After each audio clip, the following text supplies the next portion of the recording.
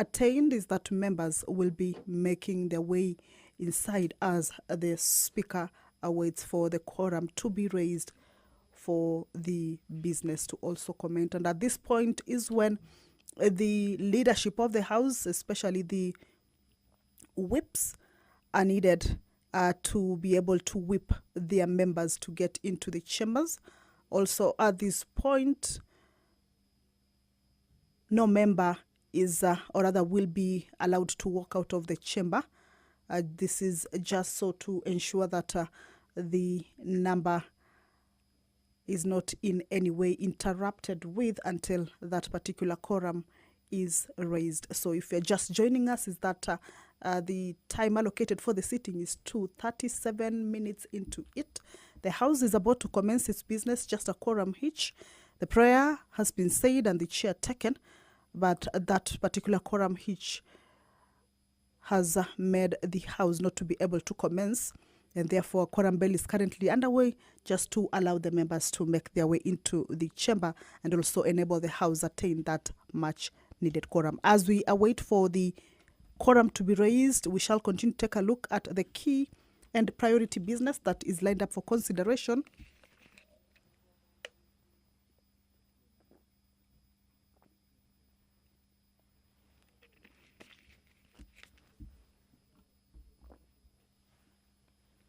This afternoon,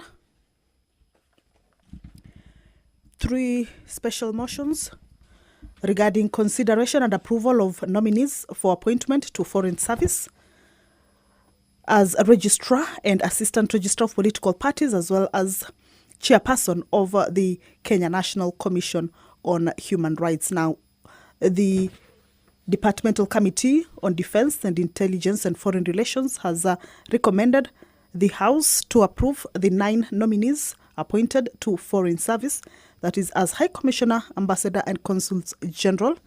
And this is after the committee held, or all the nominees appeared before the committee for the approval hearings on 3rd and 4th September 2025, where the committee or the hearings assessed the nominees' suitability against established legal and policy criteria. So the report was laid on the table of the House yesterday afternoon sitting, and this afternoon this particular business will be considered by the whole House, with the committee recommending that the 9 nominees be approved for the particular appointments.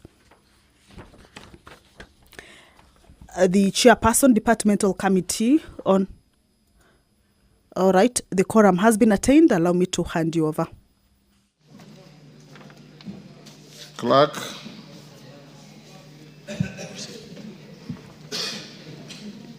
Order number 1, administration of oath.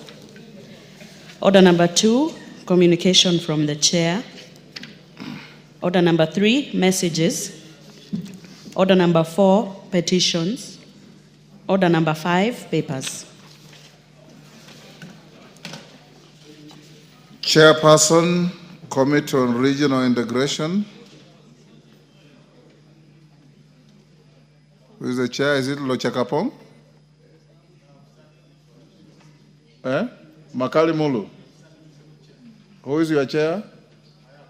Irene Mayaka. Go ahead. Yes. Honorable Speaker, I beg to lay the following paper on the table of the House today, Wednesday, 24th September 2025.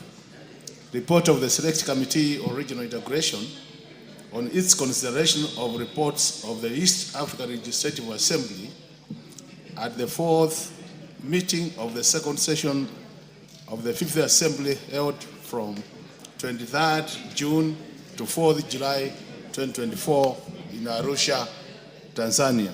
Thank you, Honorable Speaker. Thank you. The Vice Chairperson, Departmental Committee on Tourism and Wildlife.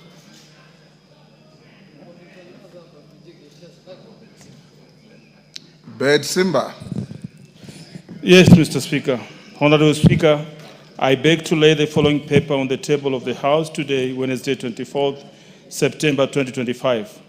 report of the Departmental Committee on Tourism and Wildlife on its consideration of the President's Memorandum to the Wildlife Conservation and Management Bill number 3 of 2023. Thank you, Mr. Speaker. Thank you. Next order. Order number 6, notices of motion. Chairperson, Select Committee on Regional Integration, Makali.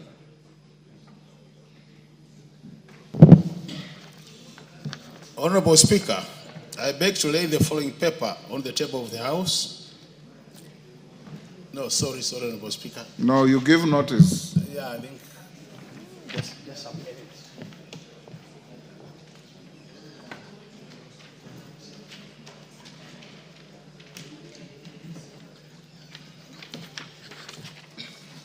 Yeah, sorry, Honorable Speaker.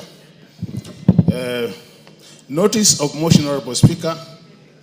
Honorable Speaker, I beg to give notice of the following motion, that this House adopts the report of the Select Committee on Regional Integration on its consideration of the report of the East Africa Legislative Assembly at the 4th meeting of the 2nd session of the 5th Assembly, laid on the table of the House on Wednesday, 24th September 2025.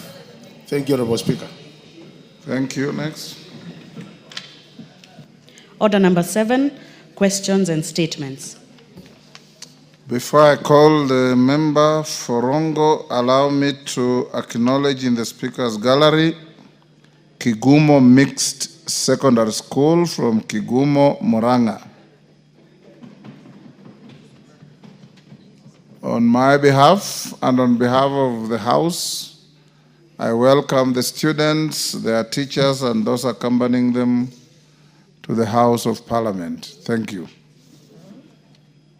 Member for Rongo. Honorable Speaker, pursuant to the provision of Standing Order 259D 2A, I rise to pay tribute to the former Member of Parliament for Rongo, the late Honorable Dalmas Otieno, EGH, EBC, who passed away on 7 September 2025. Honorable Speaker, the late Honorable Dalmas Otieno Anyango was born on 19th April 1945. He was an alumni of Strathmore College, where he pursued his A-levels before proceeding to Makerere University in Uganda for his undergraduate studies. He graduated in 1971 with a Bachelor of Science degree in Applied Economics. He began his professional career in 1971 as an accounts manager for insurance agency management, where he served until 1982. He thereafter joined the Kenya Commercial Bank board as chairman for 3 years before taking up senior roles including treasurer of Kenyatta University Council and later chairman of Tasley Consultants. Honorable Speaker, the late Dalmas Otieno political legacy spans over 3 decades of distinguished public service, having begun in 1988, where he was elected as the first Member of Parliament for Rongo constituency. He served in 4 terms of Parliament, namely 6th Parliament, 1988 to 1992, 7th Parliament, 1992 to 1997, the 10th Parliament, 2007 to 2013, and the 11th Parliament, 2013 to 2017. In the 7th Parliament, he served as a nominated member, while in the 10th and 11th Parliaments, he successfully vied and was re-elected as Member of Parliament for Rongo. It is notable that across the 6th, 7th, and 10th Parliaments, he was appointed to the Cabinet, where he held several ministerial portfolios, including Minister for Industry, Labour, Transport, and Public Service. In the 11th Parliament, he served in the Departmental Committee on Administration and National Security and Select Committee on Implementation. Honorable members who served alongside him will recall his active participation in debates and his substantive contributions on matters relating to education and financial sectors. He was also appointed to the Salaries and Remuneration Commission, where he served as the vice chairperson from 2018 until his resignation in 2022. Honorable Speaker, the late Honorable Dalmas Otieno played a pivotal role in the establishment of Rongo University, Siala Technical Institute, and Miare Agricultural Training College, and further extended his support to society by financing the education of hundreds of students, including orphaned children. He was equally devoted to fostering peace and promoting community development through dialogue, economic empowerment, and support for sustainable livelihoods. Honorable Speaker, the late Honorable Dalmas Otieno leaves behind a rich legacy as a pragmatic leader valued for his insight in governance and in his steadfast service to the people, which will forever be cherished. On my own behalf and the people of my constituency, I wish to take this opportunity to condole with his family, relatives, friends, and the people of Kenya at large. May his soul rest in eternal peace. Thank you, Mr. Speaker. Thank you. Jeanette. Mr. Speaker, I want to join the Member of Parliament for Rongo in condoling with the family of Honorable Dalmas Otieno Onyango.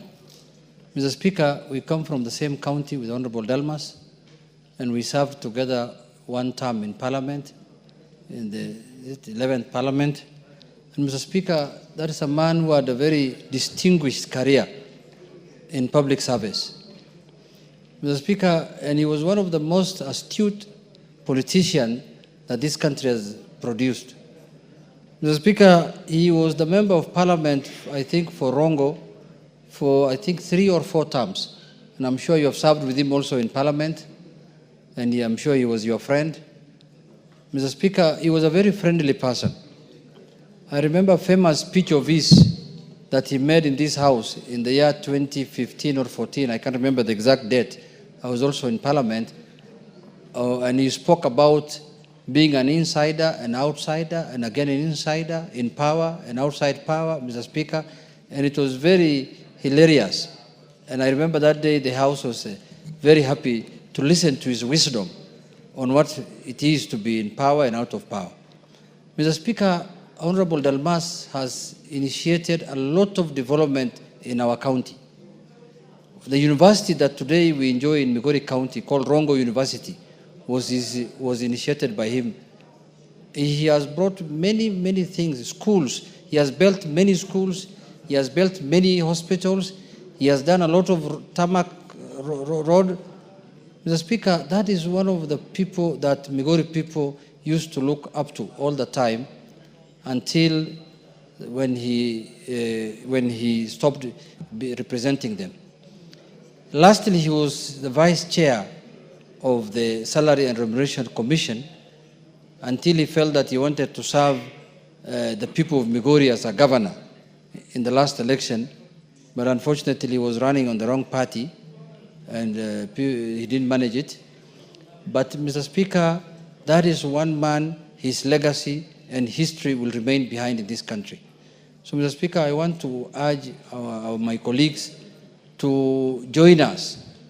His burial is on 2nd, and I think today also there is a function being presided over by none other than the Speaker, if I'm not wrong, in the evening to help him, to help the family in giving him a decent send-off. So if you can join us today, and then also on the 2nd of October, when his burial will be happening in Kangezo village in Rongo constituency, we'll be very happy because he was a member of Parliament, he was our colleague, he served this country, he has done a lot of good things for this nation, and he was a national asset. So Mr. Speaker, with those few remarks, I want to condole again with the family, and may God stand with them at this trying moment, Mr. Speaker. Thank you very much. Owen Baya. Mike. Thank you, Honorable Speaker. Honorable Speaker, I want to join my colleagues, the MP for Rongo and also the minority leader, to condole with the family of Dalmas Otieno Onyango. Honorable Speaker, for the person of Dalmas, a person who worked tirelessly for this nation in different capacities, Honorable Speaker. A man who served this country with distinction, Honorable Speaker. A man who never shied away from responsibilities, Honorable Speaker, and did his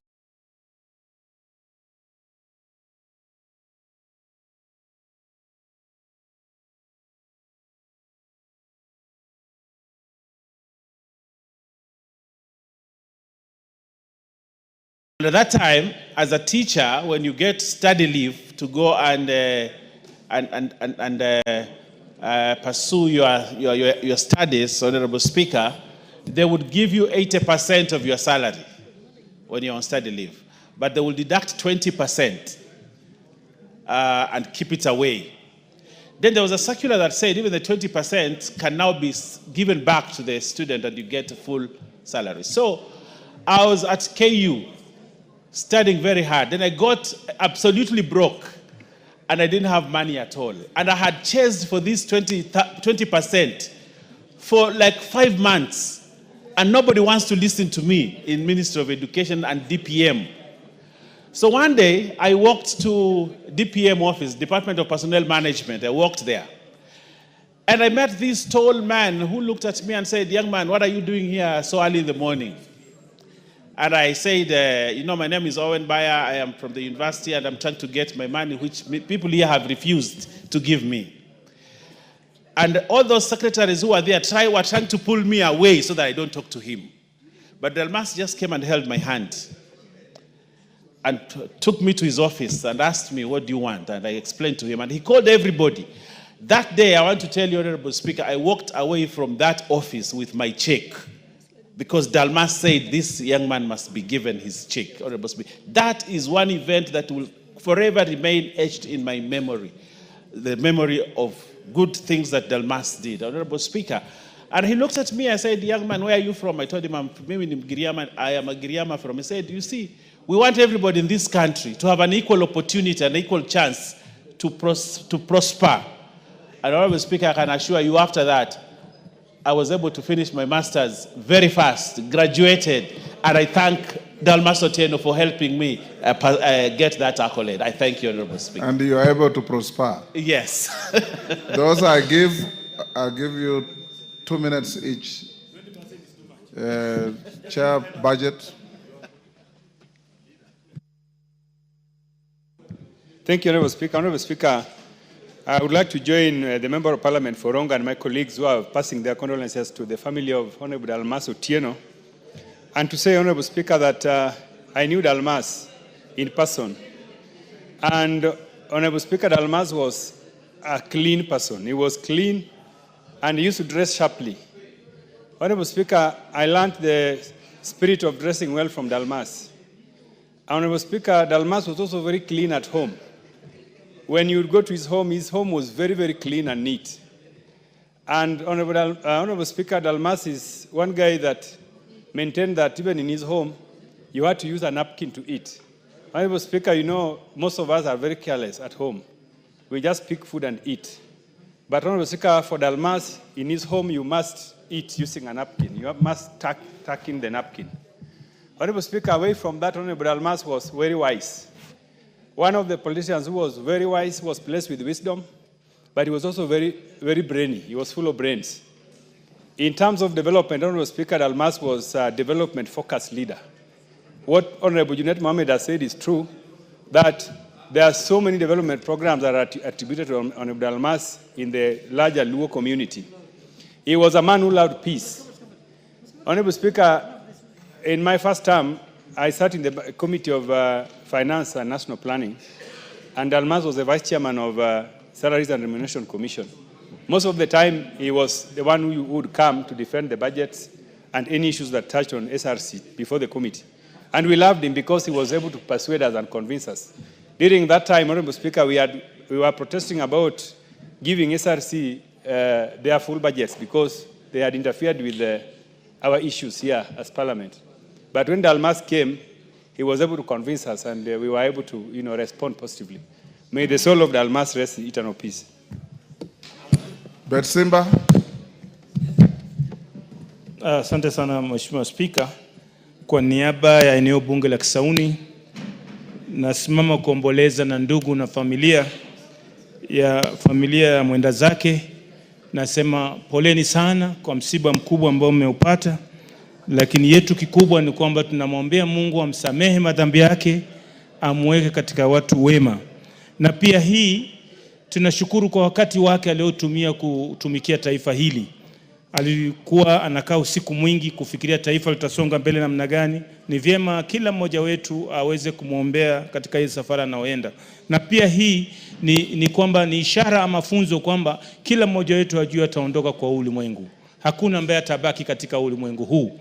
Kwa hivyo yale ambayo tunatekeleza katika jumba hili na yale tunayoyafanya katika uongozi wetu, tuhakikishe kwamba tunafanya mazuri, kwa sababu ile safari ndugu yetu ametangulia, mjue na sisi pia safari ni hiyo hiyo. Kwa hivyo tufanye mema ili tuende tupande mazuri ili tukavune yale ambayo tumeyapanda hapa. Mimi niliwahi kufanya kazi na Mheshimiwa Dalmas katika bunge la 11, na alikuwa mtu mpole na alikuwa msikilivu, licha ya kuwa amekuwa kwa muda mrefu katika shughuli ya uongozi. Kwa hivyo langu ni kusema poleni familia, na namwombea Mungu aweke roho yake mahali pema peponi. Asante. Jalango.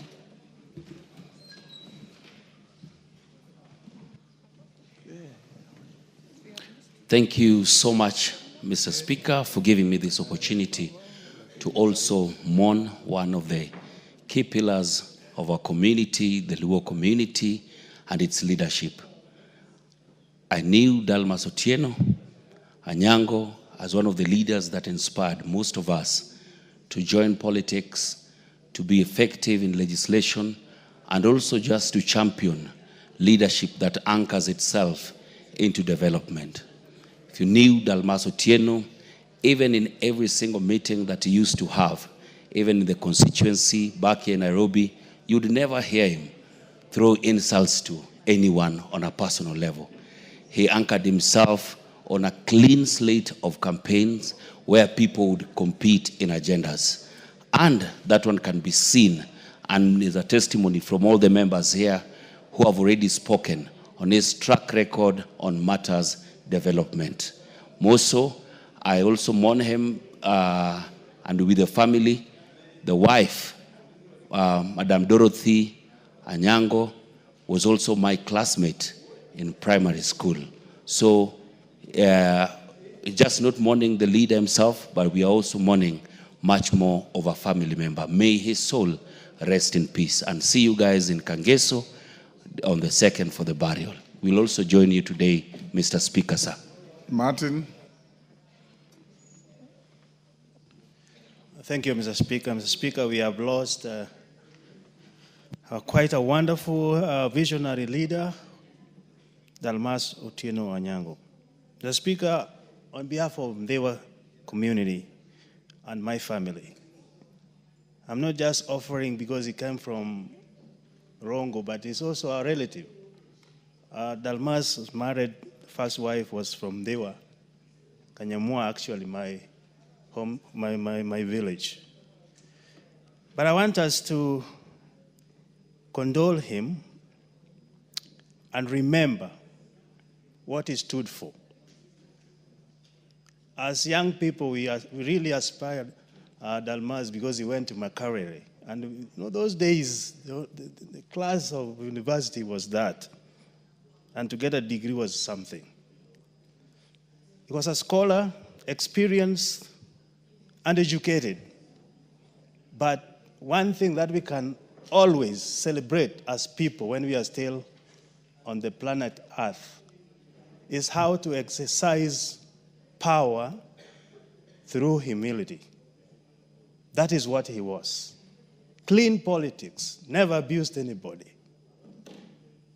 I want to urge the family to stay strong. May God give them the strength. It is a difficult time, but through God's grace and power, they will see this through.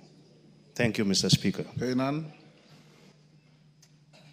Thank you, Mr. Speaker.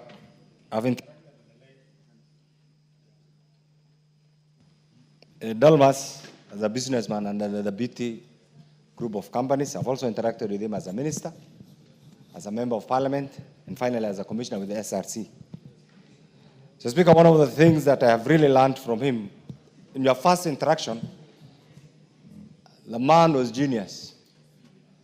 Even if you had a debate or an altercation with him, the first thing is he will humble you with his infectious laughter. Before even you commence the issue, you're already humbled. And one of the things that I have learned also from him in politics, remember, the political class are always second to your family members. So what Dalmas will do, he will say, this is politics, and you know the background, how the politics was a bit hostile at the times. He will say, this is any politician is a member of his extended family. Mr. Speaker, later on when he became a member of the SRC, he acted as a critical link person between the institution of parliament and SRC, and finally helped us solve some of the problems that has been affecting the institution of parliament. So to the people of Rongo, to the family, and to all friends, we say pole, and I'm sure God has a purpose for everything.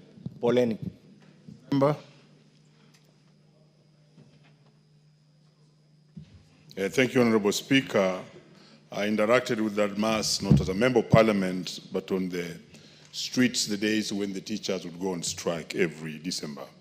And when he was in the public service, he's the one who actually gave teachers study leave with pay that leader talked about. And then number two, when he noticed that the government was not able that time to pay pensioners, we still have the same challenge. He extended the retirement age from 55 to 60 because he said those 5 years, these people are still too strong and they should work. Number three, he's actually the man who founded what we are now having as the public service superannuation scheme, the contributory pension scheme for both public service teachers and the police.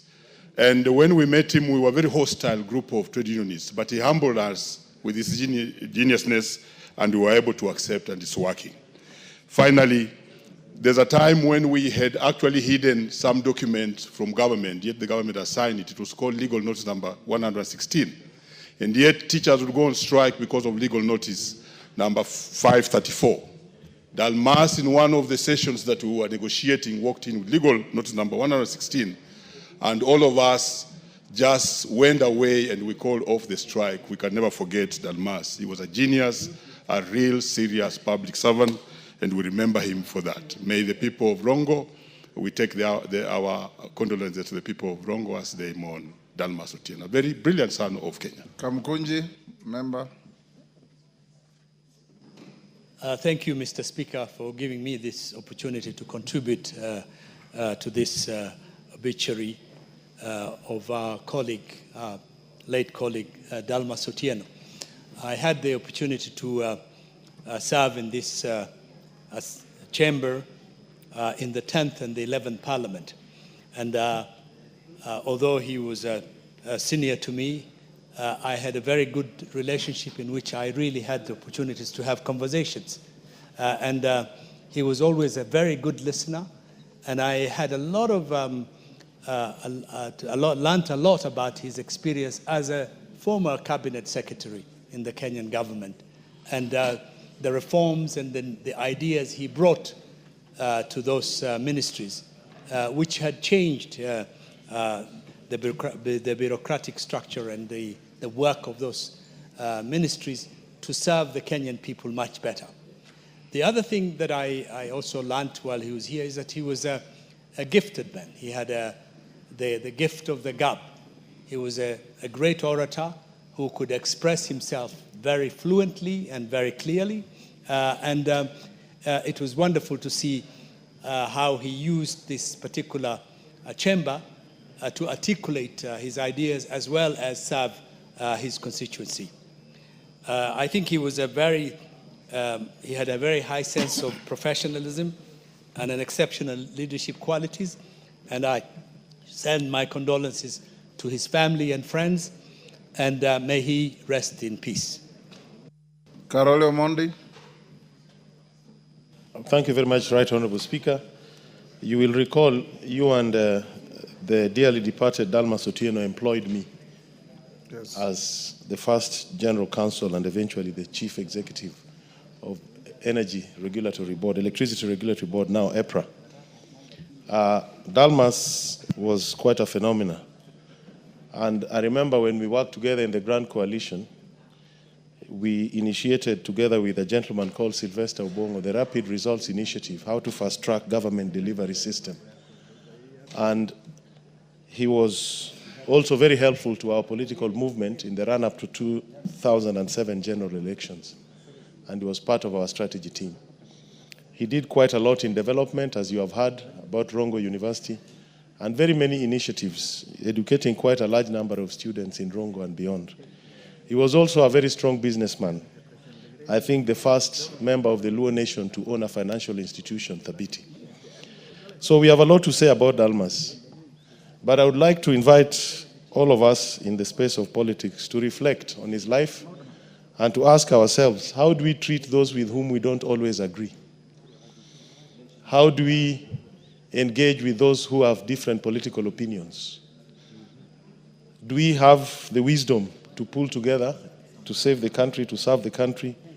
Or are we always on the extreme end of the divide?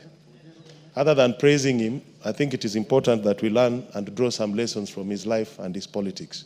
May his soul rest in eternal peace, and may the perpetual light shine upon him. Thank you, Honorable Speaker. Up there, I served with Dalmas Otieno in this house from the 7th Parliament. We were members of the IPPG that brought some bit of political sanity to the country when it was spiraling towards a chaotic political election. And we have been good friends. The Kangeso School that was mentioned by Junet and Abor, the first Harambe to start that secondary school was presided over by yours truly here on his invitation. And we have maintained up to his demise a very cordial relationship. He visited me in my chambers up here 3 weeks before passing away, where we sat, and he was very jovial, always talking about Kenya. And those of you who are in the 2013 Parliament, you know he was one of the people who started and conceived CORD as a coalition and designed it to go to elections. So we have lost a great man, and we will be at Kangeso to see him off on 2nd. May I request you to be upstanding to observe a minute's silence? Even those in the gallery, you be upstanding.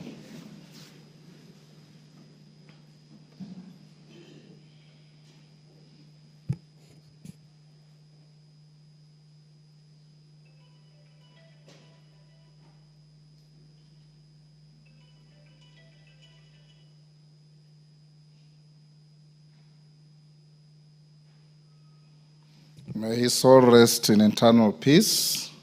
Amen. Next.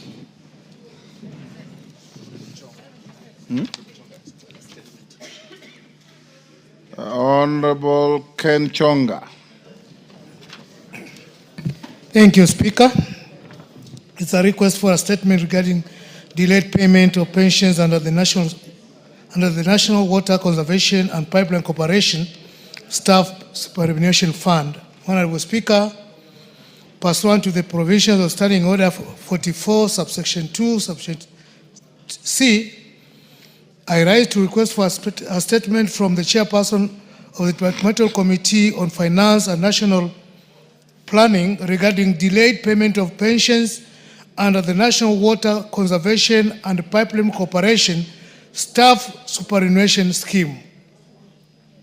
Honorable Speaker, former employees of the National Water Harvesting and Storage Authority who retired between 2018 and 2023 upon attaining mandatory age of 60 years are yet to receive their full retirement benefits.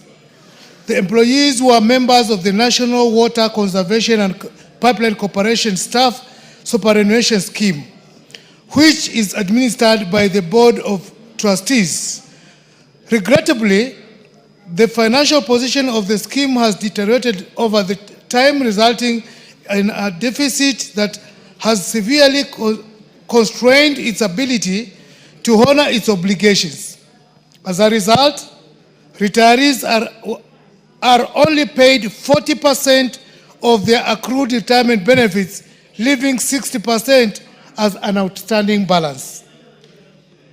Honorable Speaker, the affected retirees have made numerous efforts to seek redress by engaging both the Retirement Benefits Authority and the National Treasury in the hope of compelling the scheme to release the outstanding balance of their benefits or institute installment payments and a remedial plan, but these efforts have been futile as they remain unpaid to date.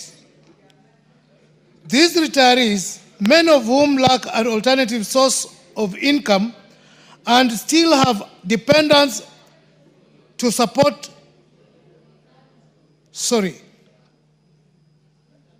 remain unpaid to date. These retirees, many of whom lack alternative source of income and still have dependents to support, continue to face severe financial hardships and uncertainty. Honorable Speaker, it is against this backdrop that I request for a statement from the chairperson of the Departmental Committee on Finance and National Planning on the following. 1. The measures that the Retirement Benefits Authority to cause the National Water Conservation and Pipeline Corporation Staff Superannuation Scheme to pay the remaining 60% balance of the retirement benefits to those that retired between 2018 and 2023. 2. Clarification on whether funding requests by the National Water Harvesting and Storage Authority to bridge the deficit and facilitate full payment of retirees' dues was approved and disbursed by the National Treasury. And finally, specific timelines within which the retirees will be paid their full retirement benefits. I thank you, Honorable Speaker. Thank you, Honorable Chonga, Chair of Finance and National Planning.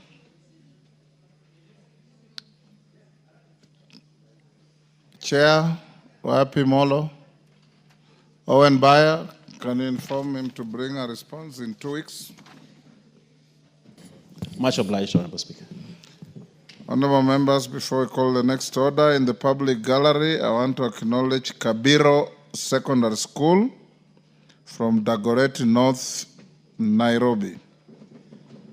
On my behalf and on behalf of the House, we welcome the students, their teachers, and those accompanying them to the House of Parliament. Thank you. Next order. Yes, Elachi, hold on. Member for Dagoretti North. Thank you, Mr. Speaker. Just to request that to allow me to just welcome Kabiro into the August House and to tell them that we welcome you. As our children, as our sons and daughters, I think the most important thing when you come into this house is you look at how many of us are from the different regions we come from and learn a few lessons about our values and, more importantly, respect. Because I know nowadays we have a big challenge with our children. I know we are good in academics, but today I pray to you that one thing you'll remember for many years and that will take you so far is where the day you remember the simple words of respect, thank you, and you can hear how honorable members, they stand, they appreciate. Before you speak, you give honor to the speaker who sits in the chair. But you'll also learn another lesson, that all of us have come from far. Each of us here have a story. So your story one day will be told when you are seated in this house. I want you to look at where you are and claim in your heart that one day you'll be the member of parliament of Dagoretti North, and you'll come here to welcome others, and you will indeed confirm to them that you have a honorable member who is a mother, but who is also very strict in discipline, and you know that. So I wish you well, all of you, and we want to wish also your Form 4s well as they go to do their exams. God bless you all. Thank you, Speaker. Thank you, Mama Dagoretti. Owen Bayer. Thank you, Honorable Speaker. Honorable Speaker, I take this opportunity to thank you for giving me this opportunity and give information that was sought by the Honorable Clive Gesairo on the matter of the Constituency Development Fund, the NGCDF, Honorable Speaker. Honorable Speaker, I had an engagement with the Minister, the Honorable Minister for Finance, Treasury, the Honorable John Badi, and he had this to say. One, he said that the 58.8 billion for CDF will be disbursed before the 30th of June, notwithstanding the court process. So before... 30th of June? We are in September. No, 30th of June, the question was, would that money be disbursed before the deadline of the court? So okay. Before that, all the money will have been disbursed. That is one. Secondly, he said that from October, that is next month, Treasury will be disbursing a minimum of 7 billion per month. Okay. So that's what Treasury, the Honorable John Badi said. So from next month, we'll be receiving the 7 billion. Yes. Billion. Until he finishes disbursing the whole amount, Honorable Speaker. So that is the second thing he said. He said the third, the CS Treasury has expressed willingness to appear before this House. Anytime he'll be required to come to give a full statement on his plan on how to disburse the bursary in spite of the court ruling and the court deadline of 30th June 2026 on the same manner. So, Honorable Speaker, that is the information from, but he is committed to ensure that CDF works as he subscribes to the fact that he was a member of parliament and he knows how CDF helped his people, and therefore he will continue to support and help to ensure that CDF succeeds. Honorable Speaker, that is the statement. Thank you. Next order. Order number 8, special motion, consideration of nominees for appointment to foreign service. Chair, Committee on Defense, Intelligence, and Foreign Relations, Major Bashir. Yes, sir. Thank you, Honorable Speaker. Honorable Speaker, I beg to move that, taking into consideration the findings of the Department Committee on Defense, Intelligence, and Foreign Relations, in its report on the approval hearing of 9 nominees for appointment as High Commissioner, Ambassadors, and Consul Generals, laid on the table of the House on Tuesday, 23rd September 2025, and pursuant to the provisional Article 1322E of the Constitution, Section 22 of the Foreign Service Act, Cap 1A5E, and Section 3 and 8 of the Public Appointments Parliamentary Approvals Act, Cap 7F, this House approves the appointment of the following persons. 1, Honorable Florence Chemketich Bore, EGH, as High Commissioner to Windhoek, Namibia. 2, Ambassador Anthony Mwaniki Muchiri, CBS, as Ambassador to Ankara, Turkey. 3, Ambassador Lucy Njeri Kiruthi, MBS, as Ambassador to Bangkok, Thailand. 4, Henry Ouma Wambuma, as Ambassador to Bujumbura, Burundi. 5, Abdirashid Salat Abdille, as Ambassador to Jakarta, Indonesia. 6, Ambassador Joseph Masila, as Ambassador to Riyadh, Saudi Arabia. 7, Ambassador Edwin Afande, MBS, as Ambassador to Vienna, Austria. 8, Jane Chepkorir Troitich, as Consul General to Dubai, United Arab Emirates. And 9, Judy Kiariai Nkumiri as Consul General to Goma, Democratic Republic of Congo.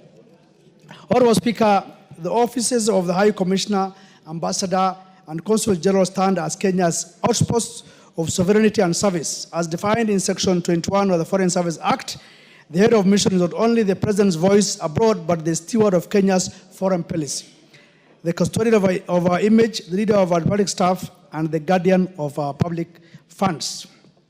Honorable Speaker, in discharge of our mandate under Standing Order 2165F, the committee approached its task with diligence, fairness, and unwavering fidelity to the Constitution, guided by the Chapter 6 on leadership and integrity and the spirit of public participation, as enshrined in Article 118. We subjected the nominees to rigorous scrutiny, measuring not only their qualification and experiences, but also their vision and their fitness to carry Kenya's flag across borders. Honorable Speaker, in keeping with Standing Order 42.2, your office relayed to the House the President's message regarding the nomination of 9 persons to serve as High Commissioner, Ambassadors, and Consul General. The names were accordingly committed to the committee pursuant to Article 1244A of the Constitution for approval hearings and reporting within the statutory timelines. To uphold transparency, the public notice was placed in the mainstream dailies on Saturday, 23rd August 2025, inviting written memoranda on the stability or otherwise of the nominees as required under Section 6(9) of the Public Appointments Parliamentary Approvals Act and Article 118 of the Constitution. Honorable Speaker, no memoranda was received opposing the approval of any of the 9 nominees. However, the committee received an email from one Kevin Wanzala concurring with the nominations and urging for regional balance in future nominations. The email was not a statement on oath contesting the stability of the nominees as required by Section 6(9) of the Public Appointments Parliamentary Approval Act, Cap 7F.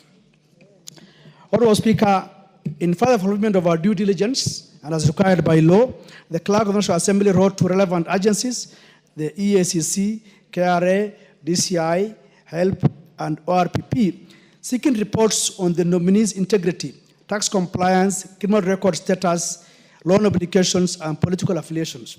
All agencies returned clean reports affirming the nominees' good standing.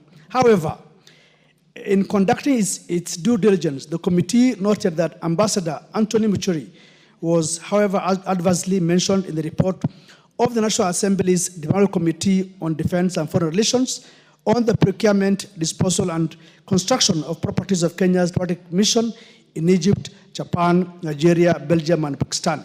The report recommended that necessary action be taken by the relevant authorities at that time against him and others considered key architects in relation to the purchase of property for the embassy in Tokyo. Subsequently, the nominee was charged with the offense of abuse of office in procuring the Tokyo embassy property without following due process in anti-corruption case number 2 of 2013. He was, however, cleared of all charges for lack of evidence.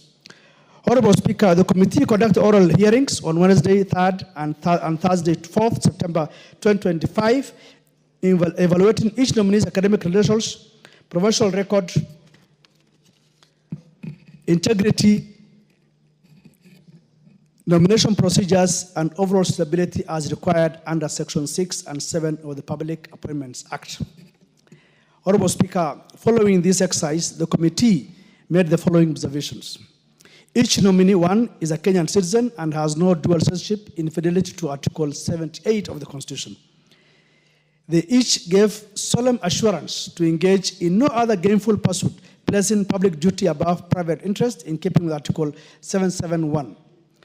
3, none holds political party office, reflecting impartiality and alignment with the spirit of Article 77(2). They affirmed their adherence to Articles 77 and 76 of the Constitution, vowing to uphold ethical conduct and to disclose and manage any potential conflict of interest. And 5, all 9 nominees demonstrated their competence, integrity, and preparedness worthy of service to the Republic of Kenya while serving out there in the missions. Honorable Speaker, And just a brief on each of the nominees, just as a recap. And Honorable Florence Chapkatich Bore. Honorable Bore is assistant public servant who has served the country both as a legislator, that is as a county MP for Kericho County, and as a cabinet secretary, Minister of Labor and Social Protection. Honorable Bore holds a Bachelor of Education Arts from Moi University and a diploma in education from Kagumo Teachers Training College. Her early career was in the teaching profession before she transitioned into public service and politics. On the question of integrity, the committee confirmed that clearance from all required agencies, EACC, KRA, DCI, HELP, ORP, and CRB, with no adverse reports. Her record is clean and she stands fit to fly Kenya's flag abroad. She presented a vision to deepen Kenya-Namibia relations by pursuing bilateral labor relations to protect Kenya's migrant workers in Namibia's growing sector, such as mining, hospitality, and education. She has previously served as the Cabinet Secretary for Labor, and she stands an expert on that matter. Number 2 is Ambassador Anthony Mwaniki Muchiri, nominee for Ambassador in Turkey, Ankara. Ambassador Muchiri appeared before the committee in compliance with Article 78, 1 and 2 of the Constitution. He confirmed that he is a Kenyan citizen and does not hold dual citizenship. He's a current chairperson of the Public Service Commission and president of the Association of African Public Service Commission. He previously served as Kenya's ambassador to Cuba and Libya, deputy chief of mission in Egypt, and in senior position at the Ministry of Foreign Affairs. His record includes overseeing the establishment of Kenya's mission in Havana, coordinating evacuations of Kenyans during the Libyan crisis, and strengthening Kenya's presence in Latin America and Caribbean.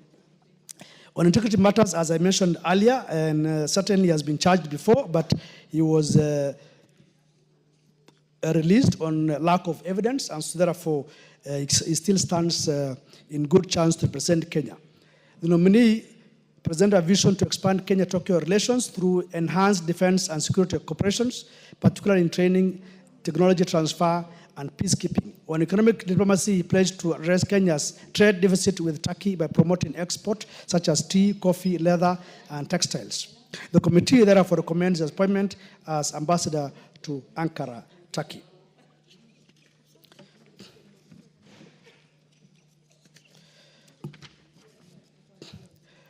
Another nominee is Mr. Abdirashid Salat Abdille, nominee for ambassador to Jakarta, Indonesia. The nominee confirmed that he is a Kenyan citizen, does not hold dual citizenship, therefore meeting the requirements of Article 78 of the Constitution on eligibility of state officer and Chapter 6 on leadership and integrity. The nominee holds a Bachelor of Arts in Public Administration and Political Science from the University of Nairobi, a Diploma in International Studies, and a Diploma in International Labor Standards from ILO in Turin. He previously served as Inspector in the Ministry of Labor from 1987 to 2002, Technical Advisor to Somalia's Ministry of Labor, and Chairman of KPA Joint Industrial Council from 2009 to 2020. He has participated in numerous ILO and AU labor conferences. On integrity, the committee considered his record under Article 75 and Article 771 and 2 of the Constitution and found him that no conflict of interest whatsoever. He presented a vision to enhance Kenya-Indonesia ties through conclusion of labor migration and agreements. This nominee has previously served in the Ministry of Labor and therefore has a clean record on matters dealing with labor migration and labor issues. The committee, having reviewed his credentials, recommends his appointment as ambassador to Jakarta and in Indonesia.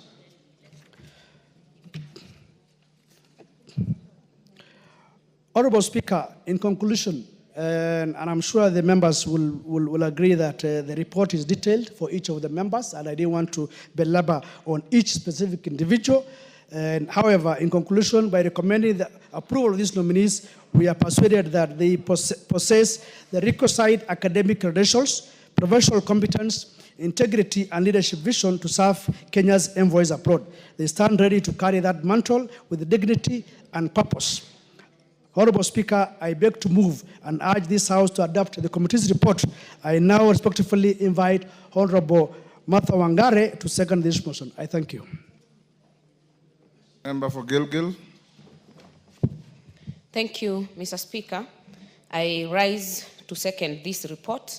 And Mr. Speaker, from the start, I would not want to repeat what the mover has said, but allow me to give exactly what we were looking at in this approval hearing. Mr. Speaker, we were looking not just at the qualifications, we were looking at the integrity and their background. We were also evaluating the fitness for that role. And on this, Mr. Speaker, you remember we have in this parliament actually denied a posting to a nominee to the DRC because we felt they are not fit, they did not understand their role, and they were not going to add value in terms of our trajectory as a country, to stamp our sovereignty, and to also stamp our regional integration, intra and outside this continent, Mr. Speaker. Mr. Speaker, this list from the President was, as has been highlighted by the mover, had 9 nominees. Mr. Speaker, it has been my personal view and that of many other members of the committee that even as we get nominees, we must also consider career diplomats for these opportunities, because there are those people who work in the Ministry of Foreign Affairs, work many years and never get to actually go to the ultimate representing their country in missions, Mr. Speaker. I would want to thank the President on this list specifically because he has actually taken cognizance of that. And out of these 9 nominees, 5 are actually serving career diplomats, one being the Ambassador Anthony Mwaniki, who is the current chair of the Public Service Board. We have the Ambassador Lucy Njeri Kiruthu, MBS. We have Ambassador Joseph Masila. We have Ambassador Edwin Afande, MBS, and Madam Jane Jepkorir, who are a part of this list. Mr. Speaker, the President has also taken the issue of gender role very seriously. And in this list, out of 9, 4 are women. That is Florence Bore, Honorable Florence Bore, Lucy, Ambassador Lucy, Jane Jepkorir, and Judy Kearia. Her name was a bit difficult. Yes, Nkumiri. And also, Mr. Speaker, the mix in terms of getting career diplomats and others from outside will actually add to the richness of actually getting our people out there to be able to be representing our country in every way in definition of being a diplomat. Mr. Speaker, we were able to put them to task to ensure that they actually understand what it takes. They understood the foreign policy in terms of what are the issues that we will be advancing for this country. They understood where they stood in terms of labor migration and labor mobility, Mr. Speaker. You know, the President and this government has been very keen in terms of getting people to work outside this country, Mr. Speaker. But unless we have proper policies out there, then they continue having issues. I remember, I can quote specifically the nominee going to Saudi Arabia, being a very important destination for our workers out there. And there are issues that they raised that maybe as a house and as a ministry they should consider. Mr. Speaker, every time we hear there's a case in Saudi Arabia, and they ask, what is the government doing? And the mission will say, we don't have money. If it is a case in court, what can we do? We don't have money to hire lawyers, and maybe it's time the Ministry of Foreign Affairs, Mr. Speaker, considered having a resident legal attaché. The same way we have trade attachés, maybe it should be the same way we have a legal attaché in every mission, so that at least they are able to help our Kenyans in distress when they're having issues in the labor mobility space, when they're having issues even in criminal matters. And Mr. Speaker, sometimes we also feel that as a country we have let our Kenyans suffer too much, yet other countries take care of their own. So, Mr. Speaker, that was one of the issues that came out from that vetting, that maybe we should have legal attachés to be attached into the missions. The other issue, Mr. Speaker, I would talk about is the synergy to work with other ministries. Specifically, the Ministry of, the Department of Diaspora and also the Ministry of Labor. When we are talking labor export, there is always something the ministry is doing. This department is doing another thing. When you meet the Ministry of Labor, they are not talking with the diaspora. They are not talking with the Ministry of Foreign Affairs. So this synergy, Mr. Speaker, must be harnessed right from here, so that we have an all-government approach. Let everyone who is touching labor mobility be able to sit in one space and be able to to help our workers who are out there. Mr. Speaker, there was one nominee, and I would want to say something about her, called Judy Kearia Nkumiri. Mr. Speaker, this posting to DRC has been, I would say, what has been like a poison chalice, because it is seen to be jinxed from the start. Because even when this nomination was done, already DRC and Kinshasa had already started to reject before even this posting is done. So even as we post this nominee, Mr. Speaker, as a country, we must also sort out the relationship between ourselves and DRC. Otherwise, it will be an exercise in futility if we keep vetting and just sending people and they are not accepted in the countries they are going to work. Mr. Speaker, this lady came in. We were actually just, I would say we were giving her benefit of doubt, thinking she's just a teacher, she's come from Meru, and she came and actually surprised all of us in that hearing because she had done very good homework. Her interpersonal skills are very good. Her temperament is also very good, and she has been able to work in Uwezo Fund, and we felt that anyone who has even worked in Uwezo Fund, worked with NGAF, these are people that are able to deal with people because they deal at the grassroots level.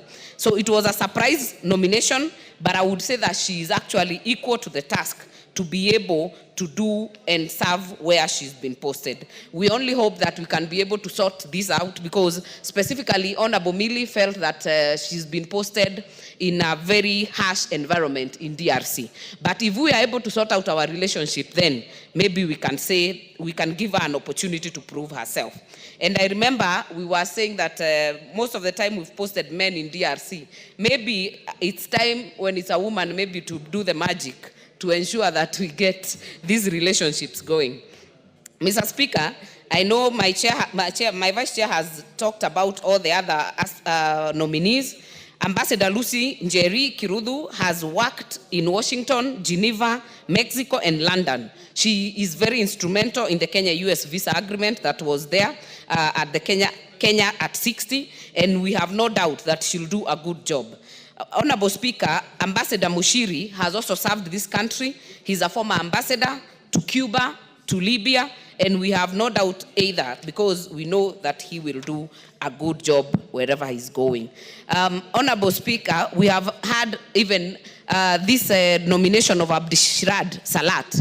This gentleman is a labor relations expert, has actually been at the table in terms of negotiating for Kenya, and we are hoping that he will use that experience to ensure that we have good conflict resolutions and international labor standards in every other mission, so that we can talk about excellence.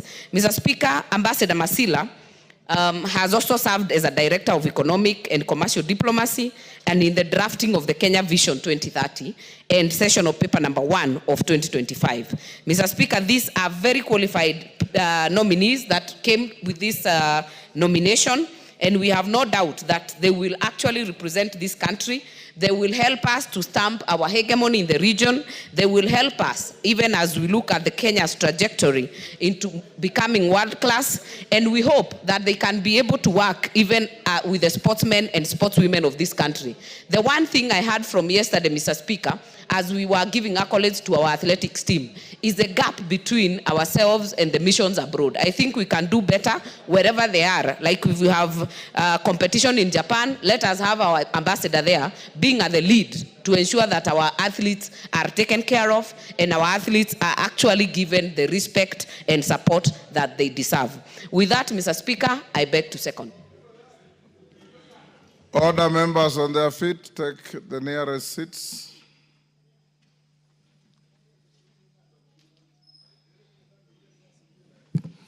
Honourable members, I now propose the question at order number 8, which is the taking into consideration the findings of the Departmental Committee on Defense, Intelligence and Foreign Relations in its report on the approval hearings of 9 nominees for appointment as High Commissioner, Ambassador, and Consuls General, laid on the table of the House on Tuesday, 23rd September 2025, Order 2025, and pursuant to the provisions of Article 132(2)E of the Constitution, Section 22 of the Foreign Service Act Cap 185E, and Sections 3 and 8 of the Public Appointments Parliamentary Approval Act Cap 7F, this House approves the appointment of the following persons as 1 High Commissioner, Honorable Florence Chepngetich Bore, EGH, Windhoek, Namibia. 2 Ambassadors and Consuls General, Ambassador Anthony Mwaniki Mushiri, Ankara, Turkey. These days it's called Turkey, not Turkey. Ambassador Lucy Kirudhu, Bangkok, Thailand. Mr. Henry Wambuma, Bujumbura, Burundi. Mr. Abdulrashid Salat Abdile, Jakarta, Indonesia. Ambassador Joseph Musyoka Masila, Riyadh, Saudi Arabia. Ambassador Edwin Afande, Vienna, Austria. Consuls General Jane Chepkorir Toroitich, Dubai, United Arab Emirates.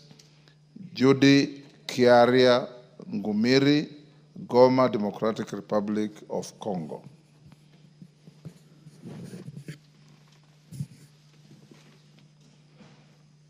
I see on the screen names of people who I don't even see here. Mary Mase, I don't see. Yes, Muge.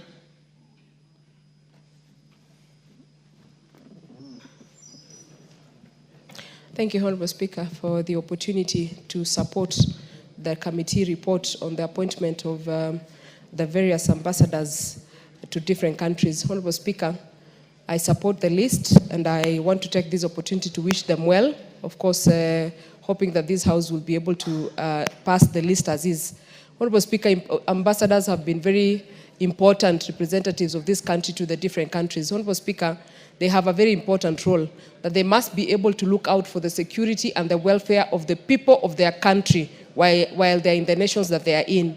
Honorable Speaker, it is their duty to make sure that the people who are working in the countries that they are representing Kenya in are comfortable and their welfare is well taken care of. Honorable Speaker, lately we have had a lot of issues, and in those countries we have ambassadors. Honorable Speaker, for the last 2 weeks we have had a lot of issues, especially in my county, with people who come from there and work in Qatar, for example. Honorable Speaker, I want to support what a honorable member has said, that we should also make sure that they have legal experts so that they can be able to help us sort out some of the issues. There is a body that had been detained in Qatar for more than 2 months, Honorable Speaker, and the issue could not be sorted out because of inefficiencies between the relationship here and the relationship there, which is actually squarely in the court of the ambassadors. Honorable Speaker, these people that are being nominated to represent this country, Honorable Speaker, should be able to take their job seriously, and we also want to ask them that they should go an extra mile. Most of the time, Honorable Speaker, we live here to other countries to go and do benchmarking, whereas people who have a better lived experience in the name of ambassadors cannot even come here sometimes and call meetings and say, hello, look, this is what I have seen, and this is what I like, and this is what we can domesticate here. Honorable Speaker, these ambassadors should be able to do their job, and I want to appreciate the committee because they did a good job. They made sure that each and every one of them was vetted, and they were able to actually look at their capabilities, and they have been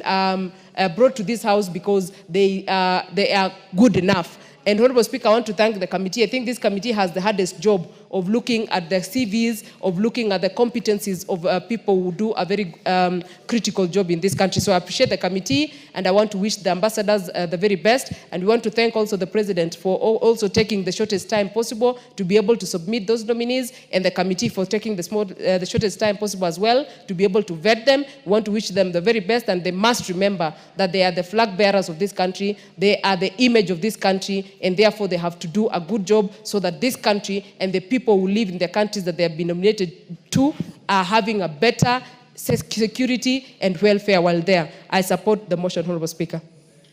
Mama Zamzam. Asante sana Mheshimiwa Spika, na mimi pia niweze kuwapongeza kamati andalizi ambayo imeweza kuwapiga msasa hawa walioteuliwa Mheshimiwa Spika kama maambasada ambao wa mabalozi ambao watahudumu katika mataifa tofauti tofauti. Mheshimiwa Spika, Mheshimiwa Spika, mimi nataka kwanza kuwapongeza hawa walioteuliwa na niwaambie Kenya na picha sura ya Kenya iko kwenye mikono yao.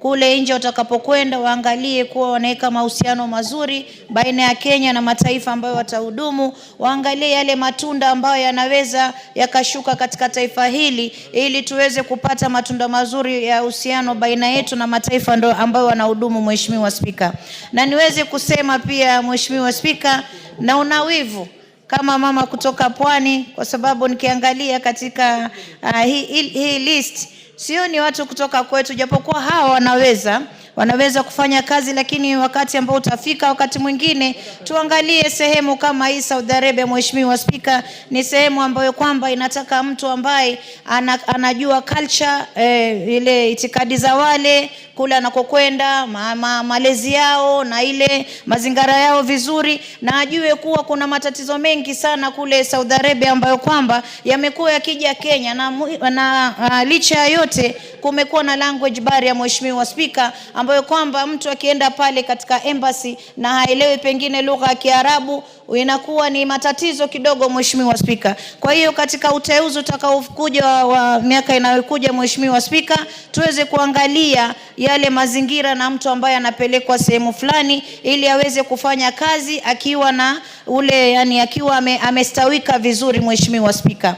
Na Mheshimiwa Spika, pia niweze kusema kama nimpongeze pia Mheshimiwa Martha alivyosema kuwa tunataka pia tupate kule labor attaches ama attaches ambao watakuwa wanasaidia watu wetu ambao wako sehemu za mbalimbali. Kwa mfano kama hawa wafanyakazi ambao wanafanya kazi nje, mtu kutoka pengine kule Jeddah ama atoke Ajman kuja paka Riyadh ni mbali kutafuta kusaidiwa Mheshimiwa Spika. Kwa hiyo tukiwa na hawa attaches watakuwa wanachukua yale matatizo ya Wakenya wakihakikisha kuwa wanayatatua ama wanaweza kufikisha katika embassy ambapo Mkenya pengine hawezi kufikia kwa wepesi Mheshimiwa Spika. Lakini awali ya yote mimi niwapongeze na nizidi kuambia nyinyi ni sura ya taifa. Mkienda kule wekeni bendera ya Kenya mbele, wekeni sifa ya Kenya mbele, fanyeni kazi kwa bidii mpaka sifa ya Kenya katika mataifa mengine iwe juu, kama vile juzi na jana tumebeba bendera yetu juu kwa wale wanariadha. Mheshimiwa Spika, waonyeshe sura ya Kenya iwe na upendo katika mataifa mengine na walete mahusiano mazuri, na hata kama kuna matunda yale ambayo yanaonekana yako kule wawe wajanja kuyafuata na kuweza kuelezea serikali kuwa hapa kuna mwanya huu na kuna mwanya huu ambao unaweza ukasaidia taifa baina ya taifa. Kwa hayo mengi na machache Mheshimiwa Spika, na wapongeza, asante sana. Yes, Russell. Thank you very much, Honorable Speaker. Honorable Speaker, I want to thank the committee for this report. Posting of ambassadors and high commissioners is a very important work or task for the country. And those individuals who have been identified to represent us in those far foreign countries must walk the talk, must represent us effectively. Honorable Speaker, they are the ones who will pursue our foreign policy objective in those countries where they have been assigned. Today, what is really important around the world is what is called economic diplomacy, where every country is positioning itself to try and gain something from the other side. Those who have been appointed as head of missions, they are the flag bearers. They are the main representatives of the head of state and also the people of Kenya. Honorable Speaker, recently I was fortunate to visit the state of Botswana. In Botswana, cattle or livestock is a major part of the economy. The first is diamond, then the second is livestock. We were lucky that the ambassador was able to, the High Commissioner was able to effectively conduct us around that country. Many parts of that country are ASAL, arid and semi-arid lands. But when you see how they were able to make livestock a major stay of that economy, it indeed showed us that we can equally borrow from other countries. But had the ambassador not engaged, not did her due diligence, then we were not able to see many good things in that country. Honorable Speaker, the idea of having diplomats to serve as ambassadors in this list, as already told to us by the Honorable Vice Chairman, it is important that we must give diplomats chance to rise up the ladder. Because if we keep on bringing people from outside, I think to an extent it will undermine our diplomacy in a big way. There are people who have burned the midnight oil. They have gone to school. They have gained the necessary experience to be ambassadors and high commissioners. If they are sidestepped, then I think even the morale within that ministry, to a large extent, will be undermined, and people are not likely to put in their best. Honorable Speaker, the other issue which I want to talk about is the issue of relationship within our embassies. You will go to a mission, and then you will be told that there's a lot of infighting. And I think one of the tasks that an ambassador or high commissioner has to do is to be able to administer and manage that particular mission. And if they don't do that, then what suffers is those who are supposed to be represented by that posting. Finally, Honorable Speaker, more and more, our foreign missions are about representing the diaspora. Today, a major part of contribution to the national economy is the diaspora.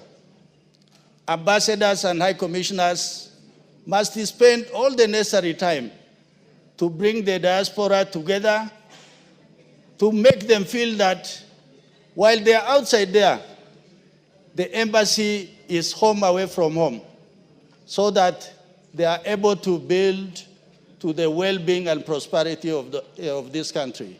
With those few remarks, Honorable Speaker, I beg to support. Thank you. Thank you, Russell. Honorable members, allow me to acknowledge in the Speaker's Gallery, Ngaru Girls School from Kirinyaga Central, Kirinyaga. On my behalf and on behalf of the House of Parliament, we welcome the students, their teachers, and those accompanying them to Parliament. Thank you. Yes, Amisi.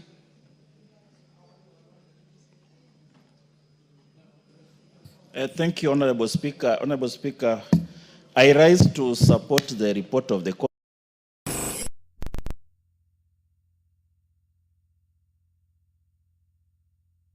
Spoken before. Honorable Speaker, this House, last Parliament, we passed a Foreign Service Bill 2023 that gave the President a leeway to include career diplomats in the appointment of ambassadors. And this latest appointment, Honorable Speaker, has exactly done that. We have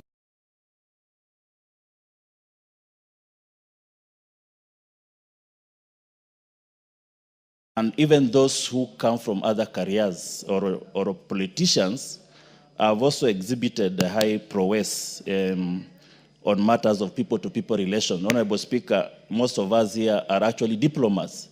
When most don't get to be re-elected, eventually they eye to be diplomats, ambassadors, and high commissioners. And basically because we carry people-to-people relationship. We are here because we are able to talk to people, we are able to relate with people, and this is one of the pillars of diplomacy. An ambassador is what we call in international relations a plenipotentiary of the nation. So he has the full powers of the nation to make agreements, conventions on behalf of the nation. Secondly, Speaker, foreign relations, interstate relations has changed. What the committee also was concerned is how the individuals who have been appointed understood the evolving environment of diplomacy. Honorable Speaker, since the Westphalian system of 1648, the diplomacy and interstate relations has, over the years, changed. How states used to relate with each other during the Cold War is different on how the states related with each other in post-Cold War and in communism and imperial West capitalism period. And now we've evolved over the years. Now we are talking about the trade liberalization. We are now into the AI, artificial intelligence. So basically this committee also wanted to know how these individuals understand the evolving environment in which our interstate relationship is undertaken, how they are techno-savvy because of modern modernization, globalization, and all those that comes with the technology. And these individuals were able to really portray that understanding of the new environment under which the states operate. And the Honorable Speaker, I'm one of the members who vetted these ambassadors. I've vetted ambassadors, now this is my 8th year, and I think this is one of the best lists that was brought to us. And all of them are incredibly qualified, with people with high acumen, professional acumen, and we are comfortable and confident that we represent the country in the international relations, bilateral, multilateral, and in other international arenas. Honorable Speaker, with these few remarks, I beg to support the report. Yes, Honorable Member.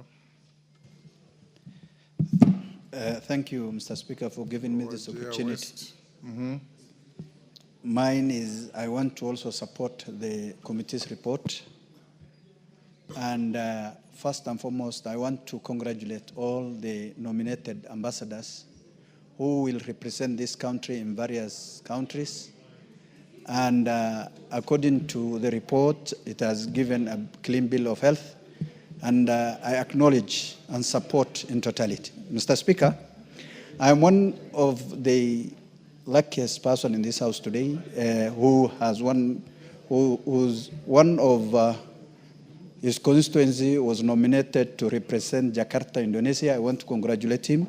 And I know, beyond reasonable doubt, Abdul Rashid is qualified, competent, and will represent Kenya. Kenya the way it is required. Mr. Speaker, ambassador is the reflection of Kenya.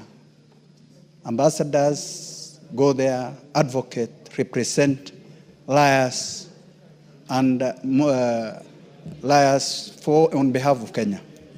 There are a lot of opportunities outside Kenya. Kenya being an largely importers rather than exporters, need ambassadors who will go out of their way to look for opportunities that will make Kenyan product be seen in each and every table outside this country.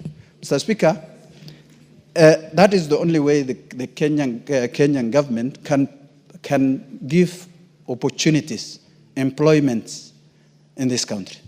if everybody, including those who are here, who will produce, manufacture, will have some people outside who are representing their interest, who will work for them, give them opportunities, and liaise with others, and help them to produce and export their product, a lot of Kenyans will get employment without going outside looking for employment. Mr. Speaker, with those few remarks, I support the report. Thank you. Bowen.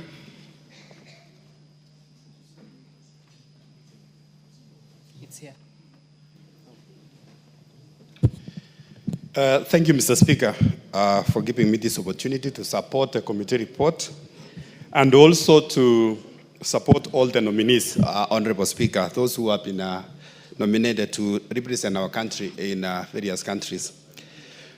Mr. Speaker, our ambassadors are our representatives in the countries they have been appointed. They represent our president and all of us. And Mr. Speaker, yourself, you've been our ambassador before, and you know, Honorable Speaker, that this is a very crucial role because apart from representing the country, Honorable Speaker, we expect our ambassadors to enter into trade treaties in those countries, to look for opportunities for our products as a country, to market our country as a tourist destination, to carry our flag as a country, Honorable Speaker. Mr. Speaker, I heard the Honorable Cynthia talking, and that is an issue which I wanted to take up. Why is it that in many cases we have had Kenyans being mistreated outside there? We have had Kenyans being mistreated in Saudi Arabia, in other countries, as if we don't have ambassadors or consulates in those countries. Why are they suffering? What is the role of those ambassadors in those countries? In fact, Honorable Speaker, one of the roles, apart from the representing, one of the roles of our ambassadors is to protect our citizens in those countries.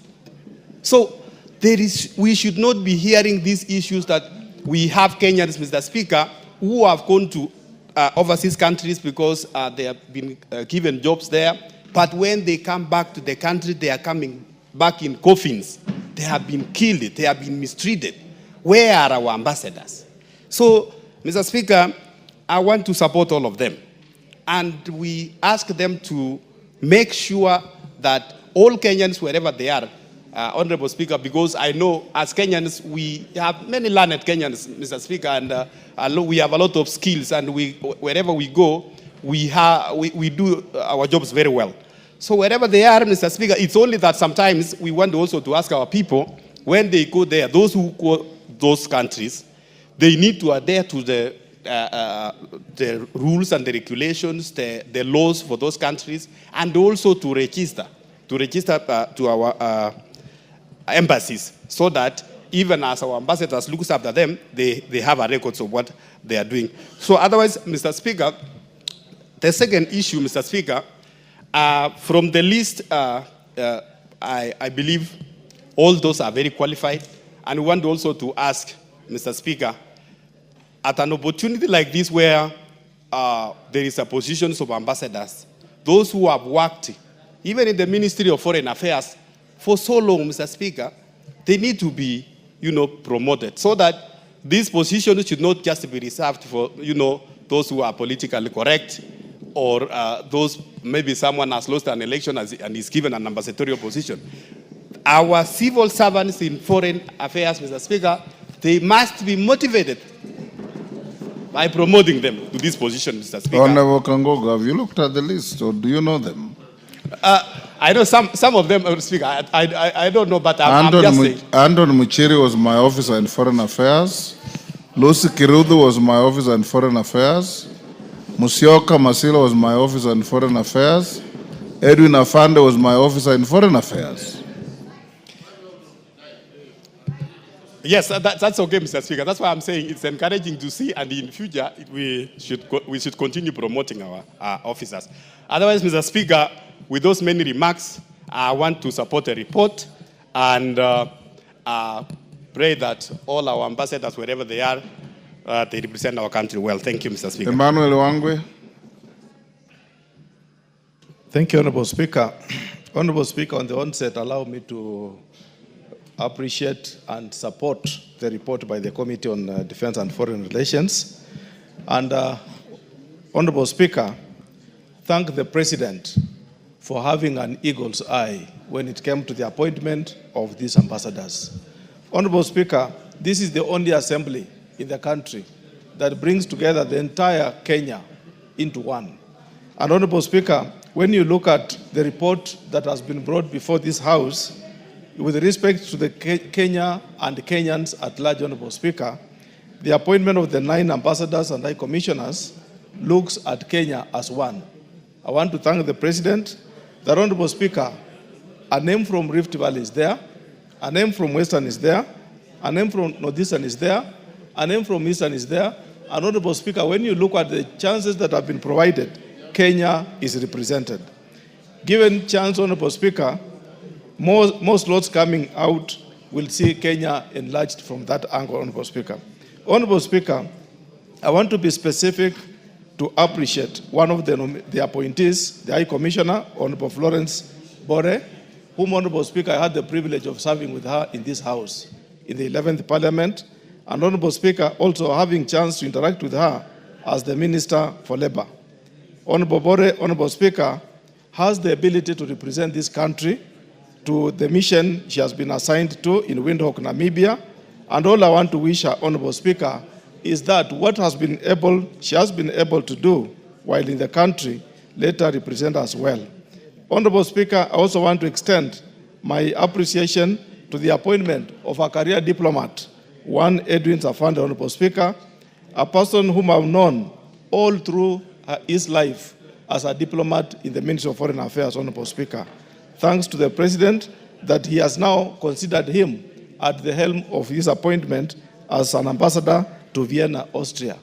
What does it take, Honorable Speaker, for one to be a career diplomat over a period and you cannot control the agency or the journey that you've been running around with?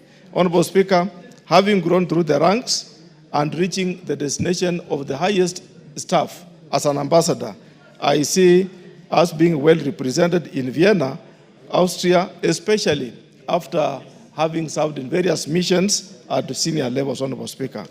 Honorable Speaker, what has also impressed me in this appointment is the issue of gender. When you look at the appointment, Honorable Speaker, there is both gender, male and female are represented, and Honorable Speaker, that the chances being few in the 9 having representation on both gender is a key thing within the Constitution of Kenya, Honorable Speaker. Honorable Speaker, finally, I would want to encourage that, Honorable Speaker, there is no way this good staff, these good ambassadors will go to work in missions and we don't support them in terms of their budgets.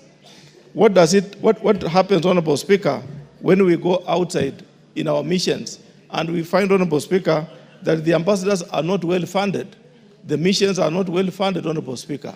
It is my request and my kind request, Honorable Speaker, that let the National Treasury, Honorable Speaker, fund these missions and set standards for them to deliver.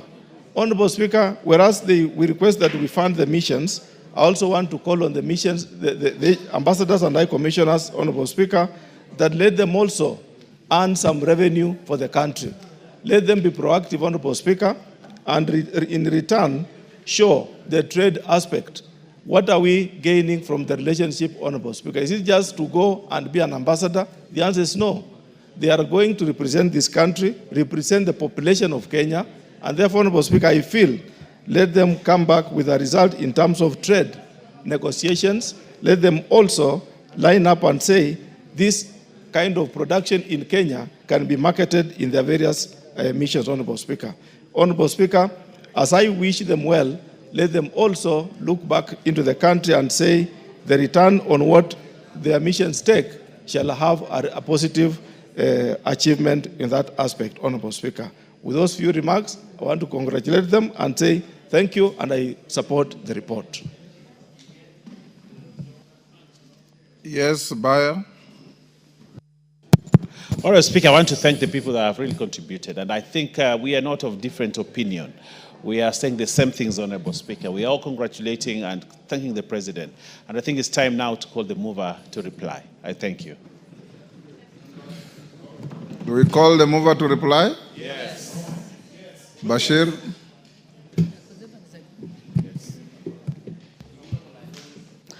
Thank you, Honorable Speaker, and I want to take this opportunity to thank all the members, both those who contributed and those who have not, because it looks like there is no contrary opinion to what the committee has presented, and that shows that the House has the trust and confidence with the report of the committee, and therefore say that all your sentiments, all your concerns we've noted, and ensuring that all is taken care of. I'm sure certain issues have been raised where career ambassadors, if you look at the report, 5 out of 9 are career ambassadors who have worked with the Ministry of Foreign Affairs, and this is a good record, and I think going forward we need to appreciate that it should continue that way, including the fact that they mix both career ambassadors and also ambassadors or nominees from outside. I also turn to reckon the fact that we need to fund the missions and ensure that Treasury releases the exchequer mostly in good time. Honorable Speaker, we have 74 missions that are dotted across the globe, and these also require oversight by this committee. So I'll also urge that through your office and the office of the clerk, that the Committee of Defense, Intelligence and Foreign Relations is adequately facilitated so that they can go out there to oversight and ensure that funds allocated are properly utilized. I want to take this opportunity to wish all the 9 nominees all the very best, and if this House approves that they take up their jobs and serve Kenya and Kenyans diligently. I beg to move.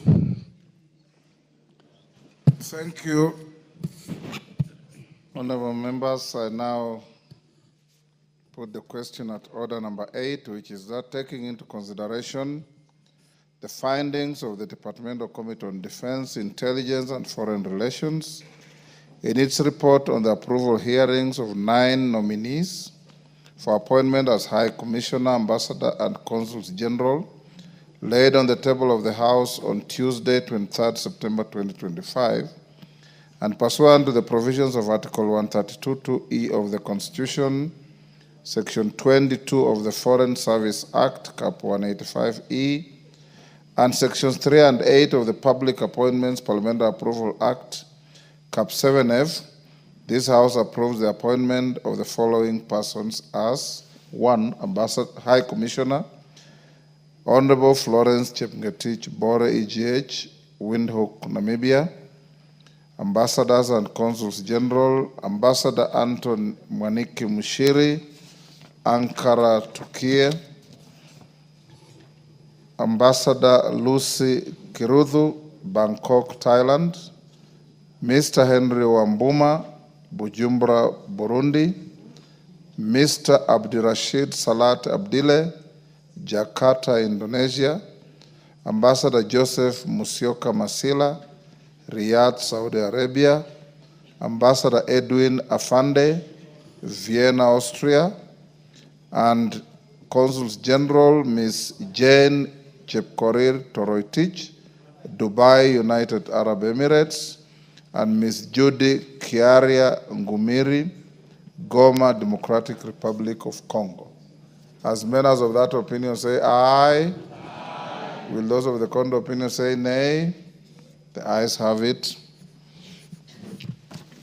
Before the next order, honorable members, I acknowledge in the public gallery Kamuiru Boys School from Kirinyaga Central, Kirinyaga. On my behalf and on behalf of the House, I welcome the students, their teachers, and those accompanying them to the House of Parliament. Thank you. Next order. Order number 9, special motion, consideration of nominees for appointment as Registrar and Assistant Registrar of Political Parties. Honorable Murugara. Thank you very much, Honorable Speaker. Honorable Speaker, I beg to move that, taking into consideration the findings of the Departmental Committee on Justice and Legal Affairs in its report on the approval hearings of nominees for appointment as registrar and assistant registrar of political parties, laid on the table of the House on Tuesday, 23rd September 2025, and pursuant to the provisions of Section 34A and paragraph 6 of the 6th schedule of the Political Parties Act, Cap 7D, and sections 3 and 8 of the Public Appointments Parliamentary Approval Act, Cap 7F, approves the appointment of the following persons to the office of Registrar of Political Parties. Number 1, Mr. John Cox Lorionokou, Registrar, and Ms. Agatha Wanjiku Wahome, Assistant Registrar. Honorable Speaker, I wish to confirm to the House that yesterday, on behalf of the Justice and Legal Affairs Committee, I tabled the report on the vetting of these two persons. I confirm that the vetting took place when the House was on recess, and I profoundly thank the members of the Justice and Legal Affairs Committee, including my Vice Chairman, the Honorable Ekomas Mwengi Mutuse, and the eminent members, including Honorable Gladys Boss. The Chief Whip is also a member, Silvana Sosoro, Tim Wanyonyi Wetangula, Honorable John Mushira Mwangi, Honorable Makali John Okwisia, Honorable Aden Daoud, Honorable Suleka Ulbale Arun, the Senior Honorable Farah Malim, Honorable TJ Kajwang, Honorable Tiende Amolo, Honorable Mushangi Karemba, Honorable Stephen Mogaka, and Honorable Siyad Amina Udigon. They took their time of the recess to come and vet these two officers on the 28th of August 2025. Honorable Speaker, as the report is elaborate and comprehensive, and having read this report, because I know each member has done so, I wish to summarize that the findings of the committee are that these two persons are actually suitable. May I point out that on behalf of the committee, the approval hearings were exhaustive. We were able to ascertain what was necessary, including the candidates' academic qualifications, proven knowledge and experience in the relevant field, finance, management, political science, law, governance, and public administration. When it came to the first nominee for the office of the Registrar of Political Parties, and this is a very, very important office, especially now, we are moving towards another general election. And this office is going to play a pivotal role in actually ensuring that political parties are in order, in place, well organized, so as to nominate candidates for the general election. So we were keen to know whether Mr. John Cox Lorionokou was actually qualified to hold this position, and we were left with no doubt whatsoever that he actually does.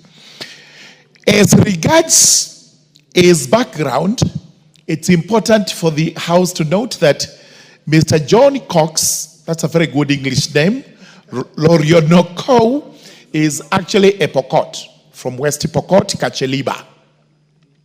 This is a very humble person from a very humble background. And it demonstrates that we in Kenya have equal opportunities. You do not have to come from a very big community. You can come from the smallest of the communities, and you will have equal opportunity with the persons who come from big communities.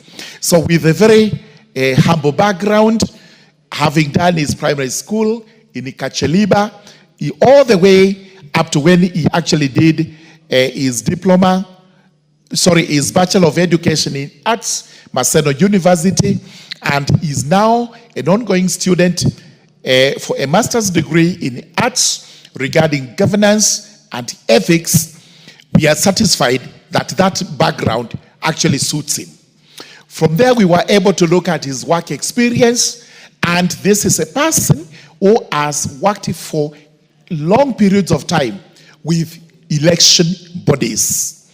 Started as a junior officer, county director, children in Pokot Educational Fund, that was in West Pokot County, all the way up to the time he left the county elections manager with the IBC in Elgeyo Marakwet.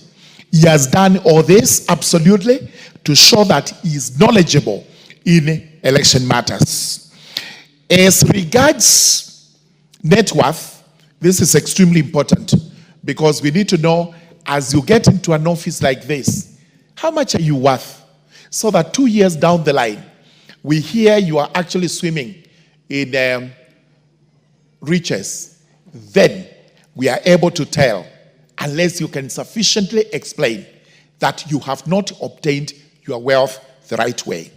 A modest figure of 50 million, which he convinced us that is his net worth. And we told him these are actually the people who are required most because they are able to render services without having to look at the material gain in it. He confirmed that he's not now a member of any political party and that he is actually going to ensure that our political parties are run in the most fair and competent manner that is supposed to be done. So having considered all that, we were able to confirm, since he doesn't hold any dual citizenship, he doesn't have any debts, he had clearance certificates with the DCI, with ESCC, with Higher Education Loans Board, KRA, ODPP, ORP, and all other statutory bodies required to have confirmed his appointment. He actually had those clearances. Therefore, we were able to confirm that he is suitable. For the office of the Assistant Registrar, a lady by the name Agatha Wanjiku Wahome, who hails from Nyeri County, was proposed and nominated for that position. We were also able to vet this lady to confirm whether she was actually suitable to sit in as the Assistant Registrar, bearing in mind that she would also be assisting the Registrar in ensuring that our political parties work to our satisfaction. She had the necessary academic qualifications, all the way up to a master's degree in management and agribusiness from Strathmore University, and our work experience showed that for a long time she had worked as integrity assurance officer, data protection officer, a manager risk and compliance in IBC, which was very important because this gave her again the experience that is supposed to be carried by a person occupying such a position. Then thereafter, we looked at our integrity, and we had to seek confirmations from the various statutory bodies regarding our indebtedness, clearances, good conduct, and each of these. And we received this to confirm that the lady is actually suitable to serve as the Assistant Registrar of Political Parties. Having observed all this and bearing in mind that we were required to confirm to this House that these persons have the knowledge and are suitable to actually hold these offices, then we did not hesitate to recommend to this House that this House approves the appointment of Mr. John Cox Lorionoko as the Registrar of Political Parties, and also approves the appointment of Ms. Agatha Wanjiku Wahome as the Assistant Registrar of Political Parties. As I move, I wish to remind these officers what we told them at the vetting, that the country, the entire country is looking upon them to execute their duties with the diligence, with the honesty that is required of these public officers. We know very well we have various types of parties in this country, including the big parties, which are always proud of themselves, and especially when they get the lion's share of the political party's fund. And that these are the people who will be administering that fund, that they must also remember the criteria goes down to the small parties, which parties, whether briefcase or not briefcase, are also entitled to whatever is rightfully theirs under the political party's fund. And all others, including registrations, which have to be done, nominations, which have to be done, and everything that appertains to the upcoming general election of 2027. With those remarks, I beg to move and request my able vice chairperson, the Honorable Ekomas Mwengi Mutuse, to second. Thank you, Madam Speaker. In seconding the motion, allow me first to appreciate our chair for the leadership that he provided us during the time of recess as a committee while vetting the nominees that are the subject of this afternoon hearing before this Parliament. I also want to appreciate the members of the Justice and Legal Affairs Committee, who include Madam Deputy Speaker, for finding time during recess to perform this very important national duty.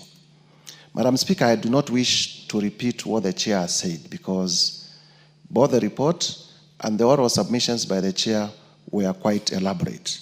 However, allow me to point out that what we are doing today is a dictate of the Constitution. If you look at Article 4 of our Constitution, specifically sub-Article 2, it declares that Kenya is a multi-party democracy and that our democracy is going to be exercised in the terms provided for under the national values and principles of government provided for under Article 10. And it is partly pursuant to this that Parliament came up and enacted the Political Parties Act and provided for the two offices that are subject to this afternoon's debate, the Office of the Registrar of Political Parties and the Office of the Assistant Registrar of Political Parties, specifically with the duty, one, to register political parties, two, generally, to regulate the affairs of political parties, and three, to manage the political parties fund that is a fund provided for under the law in order to assist political parties to deepen democracy both within and without, within the parties and also in the country. And therefore, as we consider this, I was saying this so that members would realize that the people we are debating today are going to occupy very, very important offices that are core in terms of our democracy is going to run. Madam Speaker, it has been elaborated that our duty was to look at the educational qualifications, and indeed in seconding we confirm that all of them are qualified. The Political Parties Act also imposes certain years of experience that they need to have. We confirm that they had that. In terms of integrity, we rely on reports from vetting bodies, and all the vetting bodies, none of them returned a negative verdict in terms of their integrity. And there were no adverse memoranda that were presented before the committee to impugn the integrity of any of the two nominees. And therefore, I stand to urge the House to approve the report of the Justice and Legal Affairs Committee as presented. You may also be aware, Madam Speaker, and the House and the country, that the Office of the Registrar of Political Parties fell vacant recently because the order of that office, the Honorable Anne Nderitu, who has been our Registrar of Political Parties for quite some time now, was nominated, vetted, approved, and appointed as a commissioner of the IEBC. And therefore, there is urgency in filling this office, and as the chair has alluded to, for purposes of preparedness for the next general elections. And with those few remarks, I second the oral submissions of the chair, I second the written report, and urge the House to approve the two nominees to their respective positions. I thank you, Madam Speaker. Honorable members, I now propose the question that taking into consideration the findings of the Departmental Committee on Justice and Legal Affairs in its report of the approval hearings of the nominees for appointment as Registrar and Assistant Registrar of Political Parties laid on the table of this House on Tuesday, 23rd September 2025, and pursuant to the provisions of sections 34A and paragraph 6 of the 6th schedule of the Political Parties Act, Cap 7D, and sections 3 and 8 of the Public Appointments Parliamentary Approval Act, Cap 7F, approves the appointment of the following persons to the office of the Registrar of Political Parties. Mr. John Cox Lorionokau, Registrar, and 2, Ms. Agatha Wanjiku Wahome as Assistant Registrar.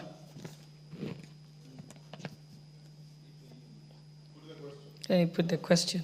Honorable members, I now put the question that taking into consideration the findings of the Departmental Committee on Justice and Legal Affairs in its report of the approval hearings of the nominees for appointment as Registrar and Assistant Registrar of Political Parties laid on the table of this House on Tuesday, 23rd September 2025, and pursuant to the provisions of Section 34A, Paragraph 6 of the 6th Schedule of the Political Parties Act, Cap 7D, and Sections 3 and 8 of the Public Appointments Parliamentary Approval Act, Cap 7F, approves the appointment of the following persons to the office of the Registrar of Political Parties. Mr. John Cox Lorionoko, Registrar. 2, Ms. Agatha Wanjiku Wahome as Assistant Registrar. Will as many as of that opinion say aye? Aye. Will as many as of the contrary opinion say nay? The ayes have it. Next order. Order number 10, special motion, consideration of nominee for appointment as chairperson of the Kenya National Commission on Human Rights, KNCHR. Justice and Legal Affairs Chairperson. Yes. Thank you very much, Madam Speaker. Madam Speaker, I beg to move that taking into consideration the findings of the Departmental Committee on Justice and Legal Affairs in its report on the approval hearing of a nominee for appointment as chairperson of the Kenya National Commission on Human Rights laid on the table of the House on Tuesday, 23rd September 2025, and pursuant to the provisions of Article 252 of the Constitution, Section 11 of the Kenya National Commission on Human Rights, Chapter 7 RL, and Sections 3 and 8 of the Public Appointments Parliamentary Approval Act, Chapter 7F, approves the appointment of Ms. Clarice Agwol Oganga as the chairperson of the Kenya National Commission on Human Rights. Honorable Speaker, on the same day, the 28th of August 2025, the Justice and Legal Affairs Committee was able to consider the suitability of the chairperson nominated for the Kenya National Commission on Human Rights, Ms.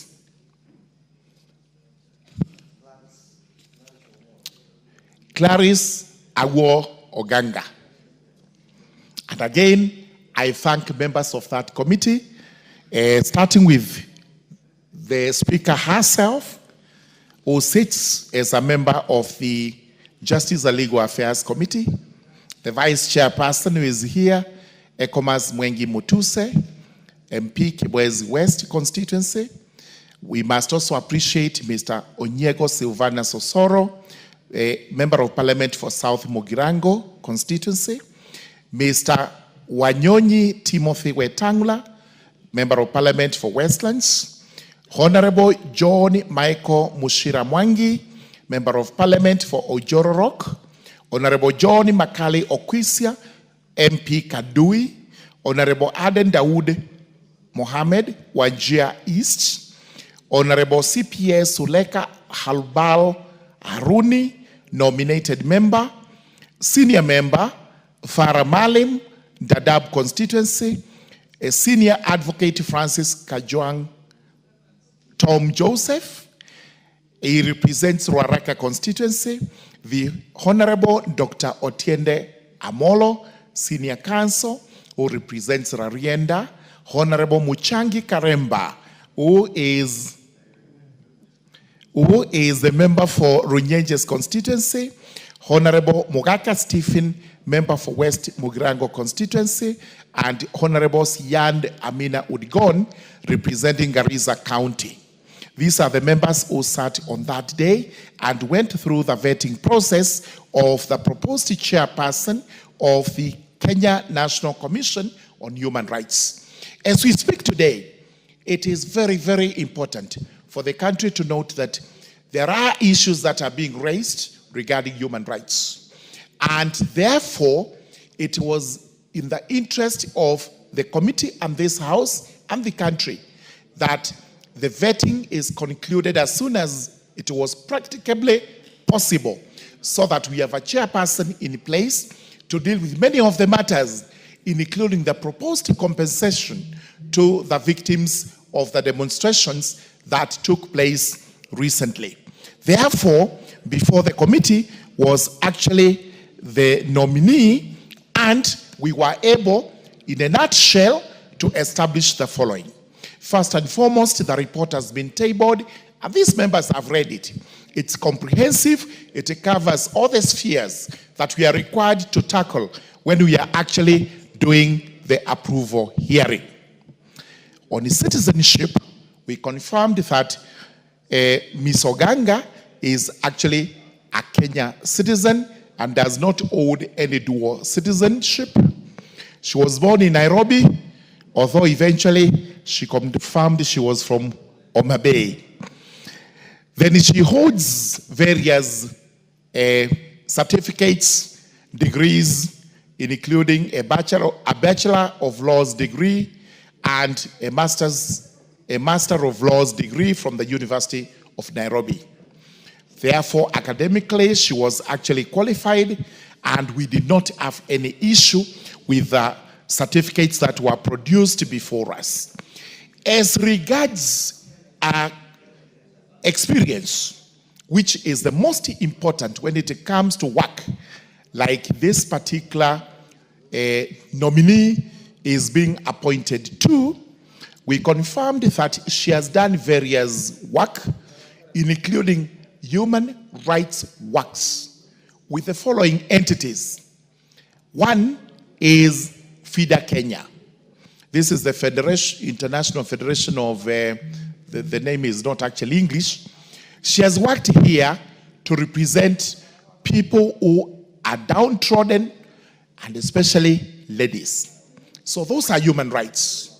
She has also worked as Deputy Executive Director and Head of Programs with the Federation of Kenya Women Lawyers. This is the FIDA. That's the name I was looking for. Before proceeding to work for Human Rights Office with the United Nations High Commission for Refugees. She was actually a human rights officer. After that, she worked for, again, as a human rights specialist, deputy head of office, again, in the United Nations Office of the High Commission for Human Rights here in Nairobi. So, with such a background, this is a person who, in our view, can actually run this office to the satisfaction of Kenyans. Then from there, we were able to look at our writings, which, in my view, are relevant, and then we went on to look at all the other aspects, including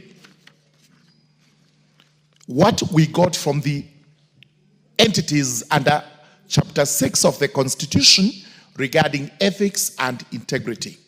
And all of them returned papers to the effect that she had no questions with the DCI, with ELB, with ORPP, with DPP, with ESCC, and all those integrity institutions.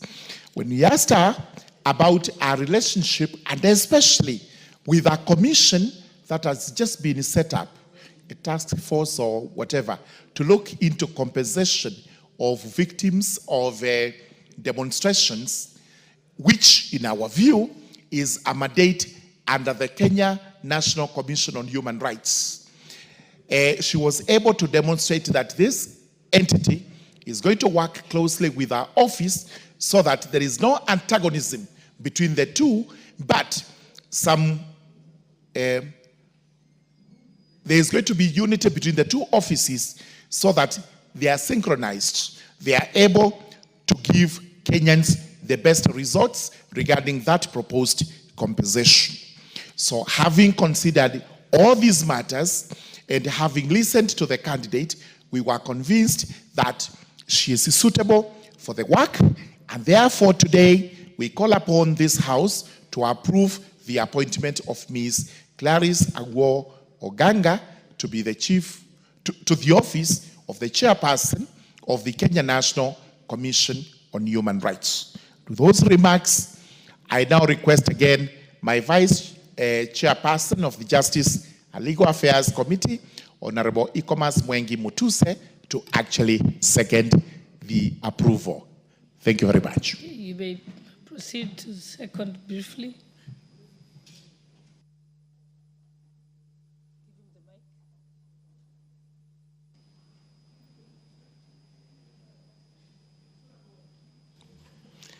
Indeed, Madam Speaker, I'll be very brief.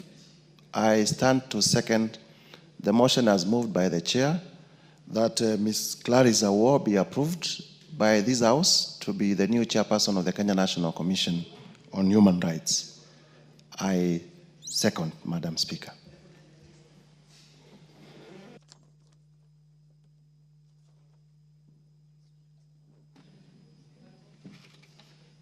Honorable members, I now propose the question that taking into consideration the findings of the Departmental Committee on Justice and Legal Affairs in its report on the approval hearing of the nominee for appointment as chairperson of the Kenya National Commission on Human Rights laid at the table of this House on Tuesday, 23rd September 2025, and pursuant to the provisions of Article 252 of the Constitution, Section 11 of the Kenya National Commission on Human Rights Act, Cap 7I, and Sections 3 and 8 of the Public Appointments Parliamentary Approval Act, Cap 7F, approves the appointment of Ms. Clarice Agwo Oganga as the chairperson of the Kenya National Commission on Human Rights. Okay, Honorable Kaluma.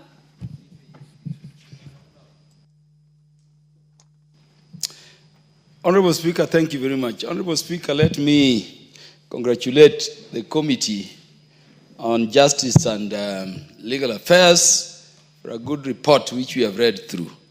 And Honorable Speaker, today the whole nation knows that the Vice Chair of the Justice and Legal Affairs Committee, Honorable Mwengi Mutuse, does not only bring impeachment motions which succeed, but also stands before the floor to approve appointment into office and into various state offices. Of course, I join the committee in recommending the approval by this assembly of the nominees. Honorable Speaker, the warning is clear. They go in and play around. Mwengi Mutuse has the power to appoint and to bring motions to remove to this House. And when he does, we will always oblige. Honorable Speaker, Kenya National Commission on Human Rights is a very important commission because this is one country which has one of the richest human rights provisions under Chapter 4 of our Constitution. In fact, as a comparative constitutional law practitioner, whether you go to the US, whether you go across Africa, whether you go to Europe, they cite the Bill of Rights, which is embodied in Chapter 4 of our Constitution as a true human right, not and a guiding, documentation of what should human rights and fundamental freedoms for all human persons, not just for citizens, be. Honorable Speaker, as I urge this House to approve these nominees, and I hope this House will resolve that we approve them so that they go into the office. Let me say that there is one challenge we are facing in the country today. And that is how to balance matters stability of the state and the enjoyment of human rights and fundamental freedoms. We had a very untidy situation in 2024, in the month of June. We had a very untidy situation the other time. And Honorable Speaker, you hear people just talking human rights, human rights, human rights, but they are forgetting about the stability of the state. Let me caution, Honorable Speaker, that as we move through this approval hearing, we want these commissioners, if the House so resolves and they are later appointed, to have that careful balance. We cannot have a situation in which we lose the state. Honorable Speaker, I wanted to report here that in the month of June, in the year 2023, we went with Honorable Martin Owino to the EU Parliament in Brussels. And Honorable Martin will confirm to you there was a time I was to address stability and how Kenya can assist in keeping peace and security in the Horn of Africa. The delegation from Sudan stopped me midway on a point of order, saying I cannot talk about Sudan. They didn't know that a short while after that, Sudan was going to be in the situation where it is. There is a day, Honorable Speaker, when we had the Gen Z issues, when I posted on my X account that better a bad government than no government. Honorable Martin Owino had been called by those people who shouted us down, who are warning us not to allow Kenya slide into a stateless situation. And so, Honorable Speaker, sometimes we make such sacrifices at the political level, which people take for granted, but they are very critical, so that they save the state, so that we can continue to enjoy human rights. I've had very many young people saying, Baba betrayed us. Baba betrayed us. Honorable Speaker, if you go to June 24th, that thing started as reject finance bill. Once we amended all the provisions, it became Ruto must go.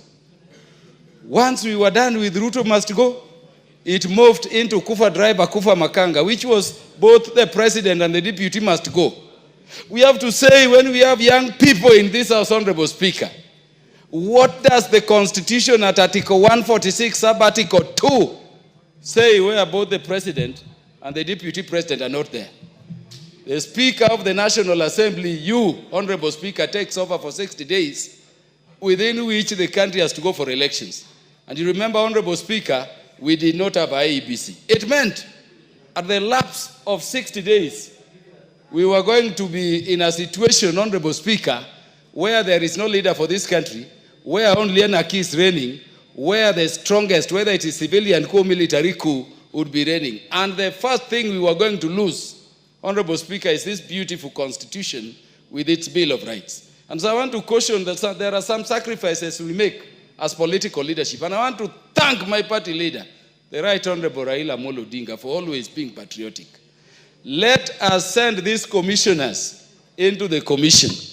But Honorable Speaker, let us remind them not to sing about human rights to the extent that we may become riotous, we may become chaotic, and we end up with a situation in which the state is not there. If we didn't intervene under the leadership of Baba and our president, Honorable Speaker, we would be having no country now.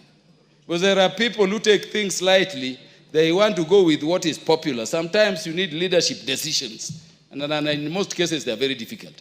I wanted to urge that we resolve, Honorable Speaker, as a House, to approve these nominees. But as they go into office, let us protect human rights and let us not have a situation, Honorable Speaker. See, Honorable Speaker, what the President has proposed. See how beautiful it is, Honorable Speaker. And allow me to say this as the last thing. The President is saying that in the enjoyment of human rights and civil liberties, we've lost so many Kenyans. Honorable Speaker, the President has constituted a team. You get some idle Kenyans are before a court of law, stopping that team from working. A police officer fired a warning shot somewhere, and you saw a very young, beautiful Kenyan girl being hit by a bullet while in her parents' sitting room. If you leave the parents of that girl to go to court for reparation it will not succeed. Because, Honorable Speaker, as a lawyer, you know that parent will have to prove negligence on part of the police. And the police will simply say, I was shooting a warning shot, and it ends there. The case will not go anywhere. You'll have to prove this bullet came from the police. You'll have to prove there was negligence.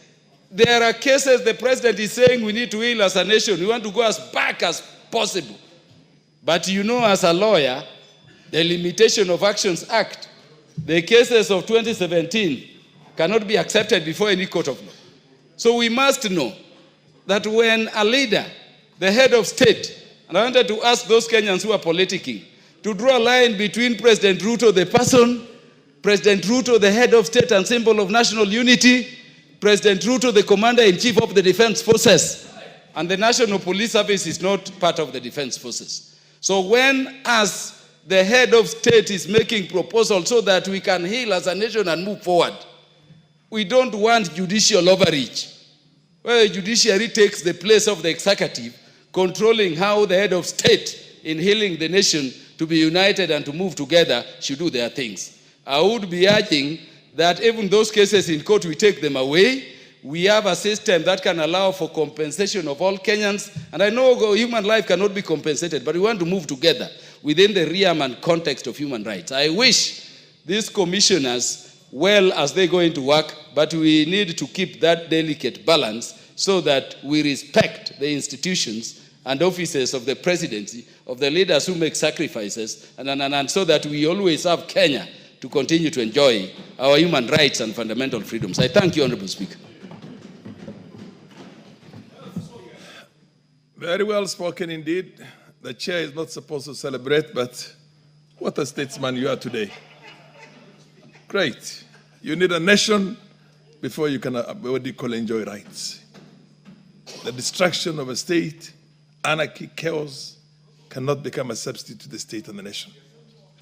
I want to ask the Honorable, first of all, before I call on somebody else on the same, I will ask the MP for Kirinyaga Central, my old colleague in the 7th Parliament.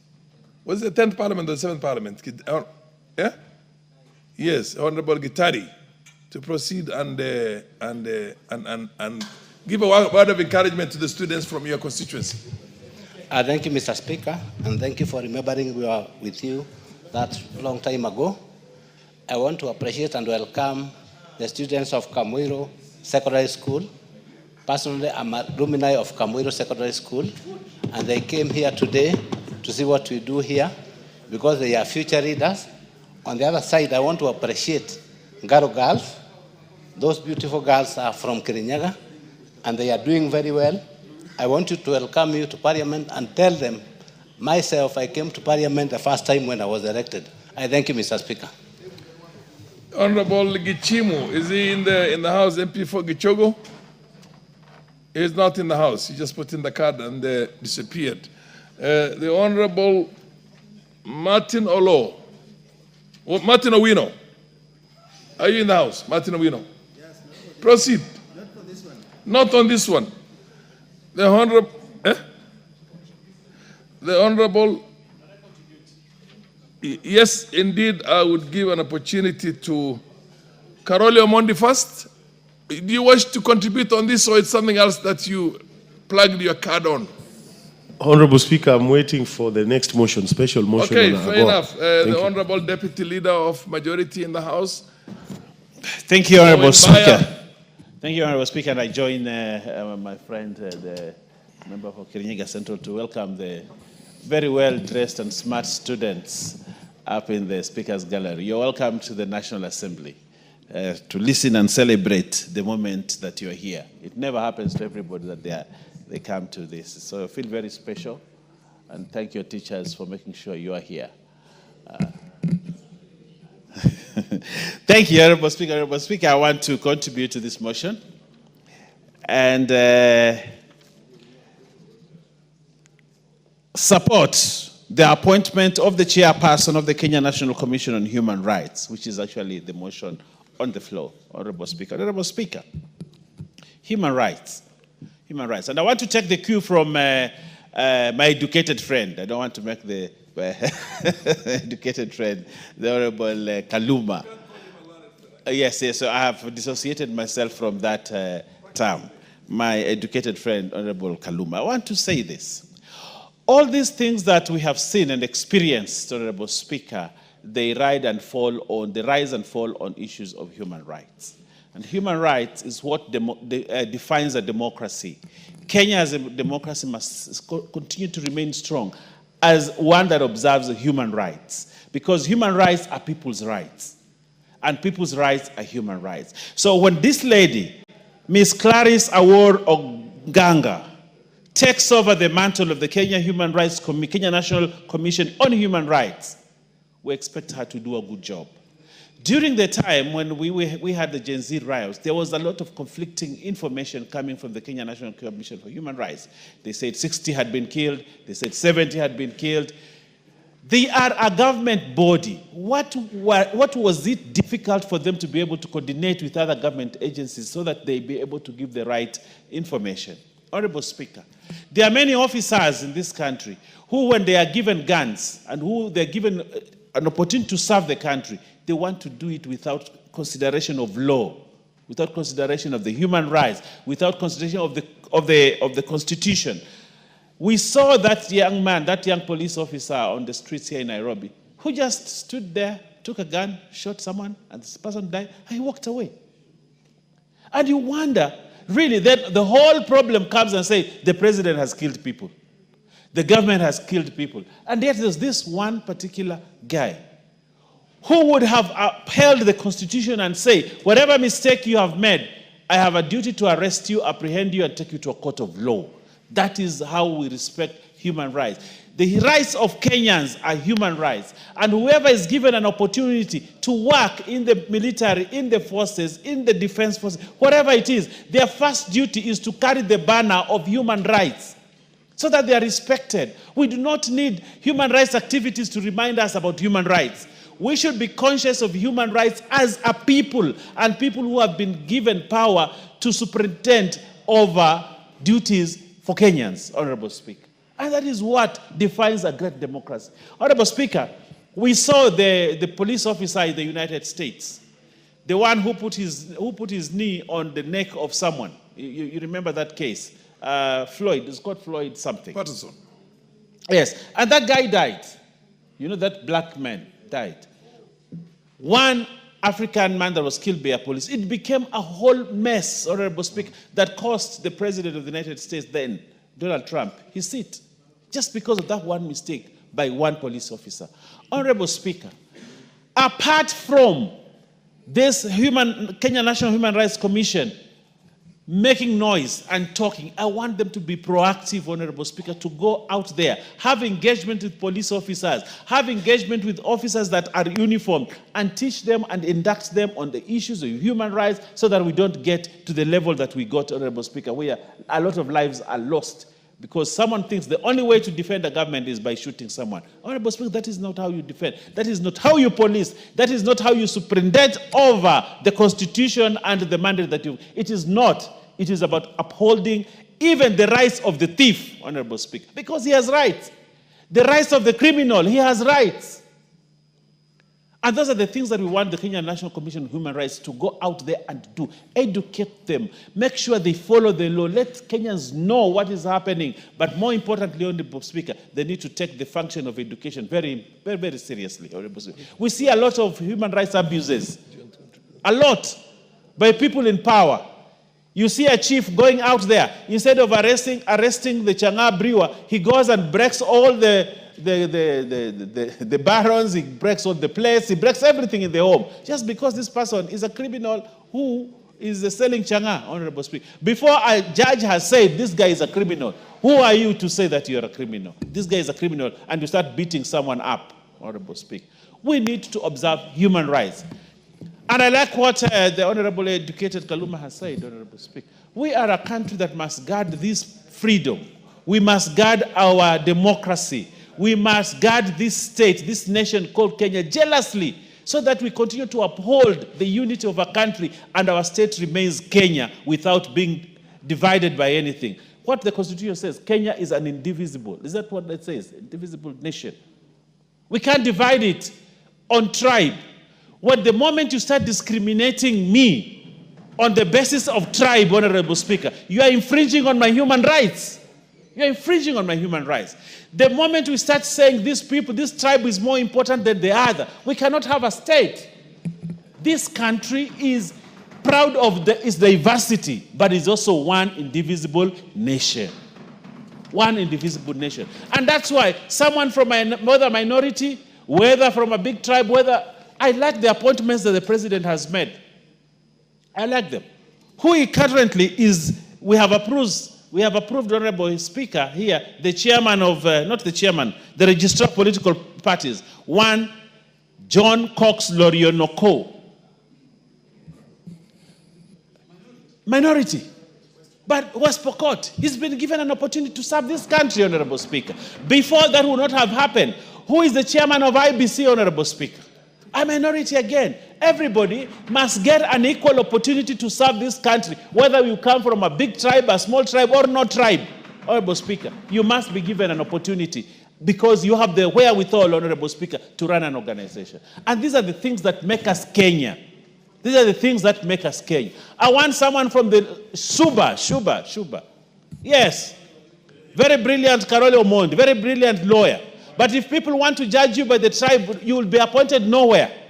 Because someone is looking at you from the tribe that you come from, Honorable Speaker. But when we start seeing every Kenyan as a Kenyan, in spite of the tribe that he comes from, Honorable Speaker, that is upholding human rights. You see, I was in Vienna with the lady from Turkana, the women rep. When the appointment of the IBC commissioner was made, I was with her in Vienna, Honorable Speaker, and the Honorable Women Rep, and we were coming from Hungary, coming into Austria. And this lady was so excited. She was not excited because the person had been appointed was from her place. She was excited because Kenya had for the first time recognized small tribes. And that is where we need to go, Honorable Speaker. We must stop this thing that only one tribe can serve in the cabinet. That one tribe has 10 slots in the cabinet. And the others are left. Honorable Speaker, I look forward to 2027, where every tribe, every small, wherever big or small, will be included in the positions that matter in this country. That's when, Honorable Speaker, we'll be able to build a country, a nation, a state that is together, woven together for the future and prosperity of this country. Honorable Speaker, I support. And if you allow me, Honorable Speaker, I would like to request you, because everybody is of similar mind, to request the mover to reply. I thank you. As a matter of fact, I don't see. I only see Honorable Mboko. Honorable Mboko, you removed your name again. Do you still wish to contribute on this? There being no more person, I don't see any interest from anywhere. Then I would call upon do you want to contribute on the motion, or I call upon the mover to reply? Okay, proceed, Honorable Mboko. Thank you, Honorable Speaker. The Human Rights Commission, a very important commission for this country, given that the constitution we are now having, the 2010 constitution promulgated by Mwai Kibaki, was largely founded on two bases. One, governance, really the system of governance, but secondly, the human rights. And human rights took a very center stage on what the Kenyans wanted. And therefore, this is a very important commission, which we expect that as it takes root and the members take oath of office and go to office, will be able to actually guard their center very, very well. The human rights in this country have been in the center stage of all Kenyans. And everybody talks about my rights, my right. And the rights are so broad. Away from the political rights, we have the economic rights, we have the consumer rights, and it's a very broad face. But I noticed that each time we have officers taken to this particular office and center, they only concentrate on one item, which is the political rights and other things around that place. And they forget all the other rights that really they also need to champion and do and talk about. But it's very important that as they do their work, they also consider the fact that all the rights, as we do teach in schools, I'm a teacher, have their limitations. And it's very important that as they propagate those rights, they also talk about the limitations. So that's very easy for the citizenry to be enlightened that there are limits of all the rights that we have. Because sometimes I notice that it's propagated and they make it forcefully move, and without any limitations, then they start infringing also on the rights of other people. So I want to hope that the members and the people who have been proposed to be in this office will do their work diligently and actually rise above the old version of doing it, which was just mainly dealing with the agitation only and not also educating the masses on the limitation of the rights, on other avenues of the rights, and other things that to be done by the citizens of the country so as to be able to move forward. For instance, look at when we sometimes lose matters concerning with taxation. That's a responsibility, for instance, of a citizen. But you'll find they'll never speak about that. Because after all, governments are run by those taxes that people do pay. And therefore, I want to wish them the very best and hope that they'll be doing their work diligently. Thank you, Honorable Speaker. Call upon the mover to reply because there's nobody else who has an interest. Yes, thank you. Thank you very much, Mr. Speaker. As I reply, may I thank the contributors. I think we are in agreement that this is a very important appointment that we have to execute as required by law, and the sentiments expressed as regards our country. This is vitally important that at all times we must ensure that we keep our country united, and political parties must also endeavor to ensure that they do not divide us along community lines, ethnic lines, where parties have only memberships in certain regions, and as a result of which they say, we will use this as bargaining power. Let's form parties that are cross-cutting across the country so that at all points, Kenyans remain one people, under one nation, under one flag, and under one presidency. That is exactly what is being advocated today, and anybody going contrary to that then is not in tandem with what the views of the other Kenyans are. So the registrar of political parties and, the chairperson of the Kenya National Commission on Human Rights, you're going to be approved by this House. Do your work seamlessly, courageously. Make sure that Kenyans whose rights are paramount are not trampled upon. Those remarks, I beg to reply. Honorable members, under the circumstances, I'll now put the question that taken into consideration the findings of the Departmental Committee on Justice and Legal Affairs in its report on the approval hearing of a nominee for appointment as chairperson of the Kenya National Human Rights Commission, Kenya National Commission on Human Rights, laid on the table of the House on Tuesday, the 23rd September 2025, and pursuant to the provisions of Article 250, Sub-Article 2 of the Constitution, Section 11 of the Kenya National Commission on Human Rights Act, Cap 71, and Section 3 and 8 of the Public Appointments Parliamentary Approval Act, Cap 7F, approves the appointment of Clarice Awor Oganga as the chairperson of Kenya National Commission on Human Rights. Will as many of the opinion say aye? Aye. Will as many of the contrary opinion say nay? The ayes have it. Next order. Order number 11, motion, extension of the term of the Africa Growth and Opportunity Act. My Honorable Jane Kagiri, MP. Please move your motion.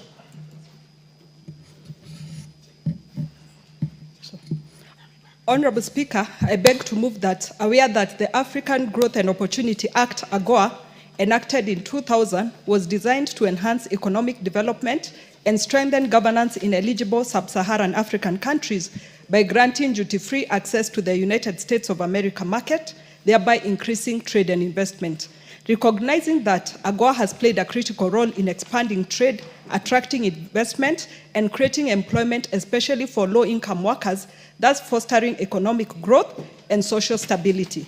Concerned that the current extension of the AGOA program which was granted in 2015, is set to expire in September 2025, posing a serious risk of economic disruption, which will cause job losses of approximately 66,000 Kenyans and many other related indirect job losses, and result in increased poverty across AGOA-dependent sectors in the sub-Saharan region.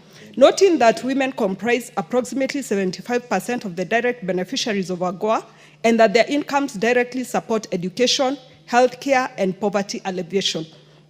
Acknowledging that AGOA has significantly boosted African exports to the United States of America, including agricultural products such as coffee, nuts, fruits, and vegetables, amounting to over USD 500 million in 2010, as well as enhancing local textile and cotton industries that have generated thousands of jobs.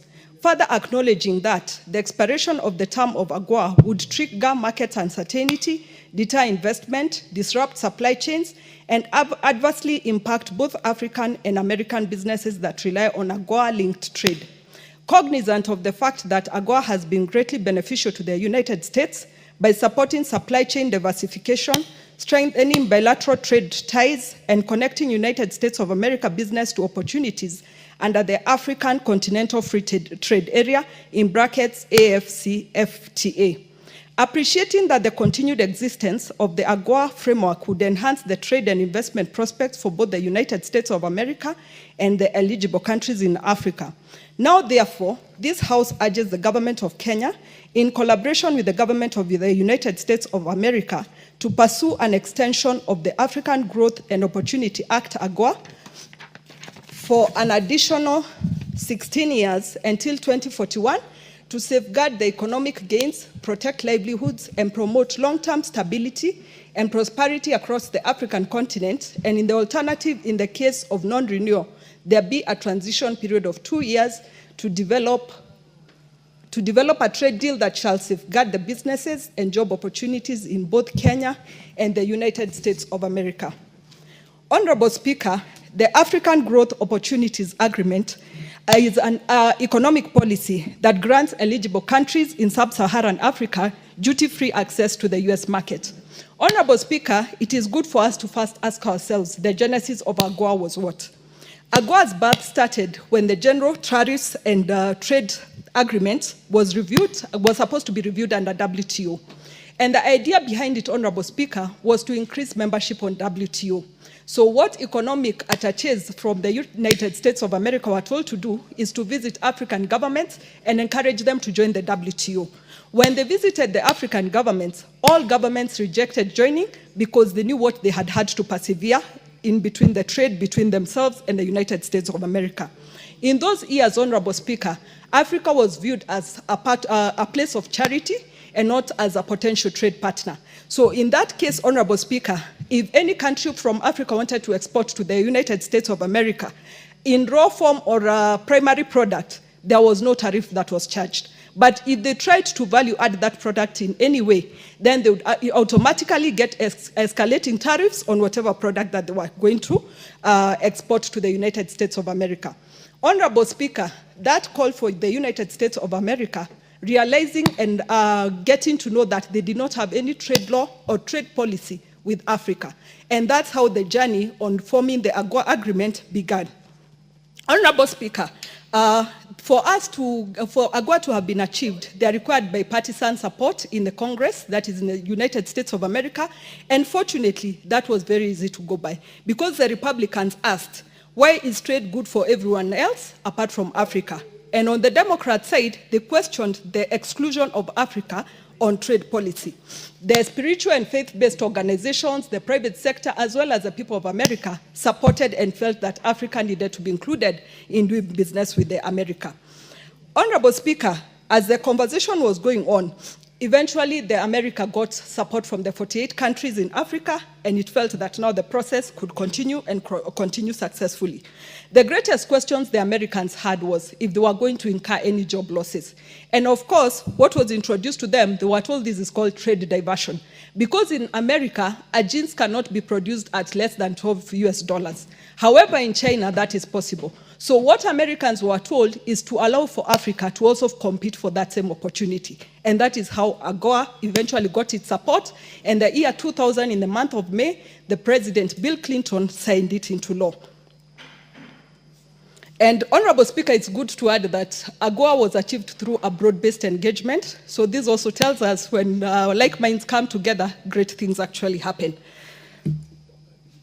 Honorable Speaker, as of today, 32 African countries are eligible for AGOA, and of course the eligibility is tested every year and determined by the sitting President of the United States of America, where they check on human rights, they check on workers' rights, they check on the rule of law, as well as open market-oriented economies to ensure that all this is observed for African countries to continue trading with America. Honorable Speaker, I'm sure by now you're asking, what is the benefit of AGOA to Kenya at this particular point? Honorable Speaker, allow me to read. Bedi Investment EPZ Limited employs 11,000 people. United Aryan EPZ Limited employs 10,000 people. Simba Apparel EPZ Limited employs 4,000 people. Mega Apparel EPZ Limited employs 4,400 people. Sorry, employs 6,000 people. Africa Apparel employs 4,400. Mass Intimates employs 3,500. Best Corporation employs 2,500. And Aston Apparel employs 6,000 people. Honorable Speaker, as per those calculations that I've given, the total is already 47,400 people. If I include the new factories that have come up, the total goes up to 66,000 people employed by these jobs. Honorable Speaker, to bring it closer home, I know there are constituencies who our registered voters run into those numbers. So today, if we are not able to get an extension on AGOA, it is synonymous to a whole constituency of registered voters losing their bread and butter or wherever they get their livelihoods from. Honorable Speaker, with AGOA set to expire on 30th September, that is 6 days away from today, we face an economic disruption which will affect a total of 550,000 people. Again, Honorable Speaker, if I would bring it to our local, closer home for us, Laikipia has a population of 550,000 people. So that would mean that is the kind of population that would be affected if we are not able to get the extension by the end of this month. Honorable Speaker, the success of AGOA has been demonstrated through the trade that has occurred so far, and its annual trade is around 500 to 550 million US dollars. And on the American side, 200 to 250 million in annual consumer savings is always achieved every year.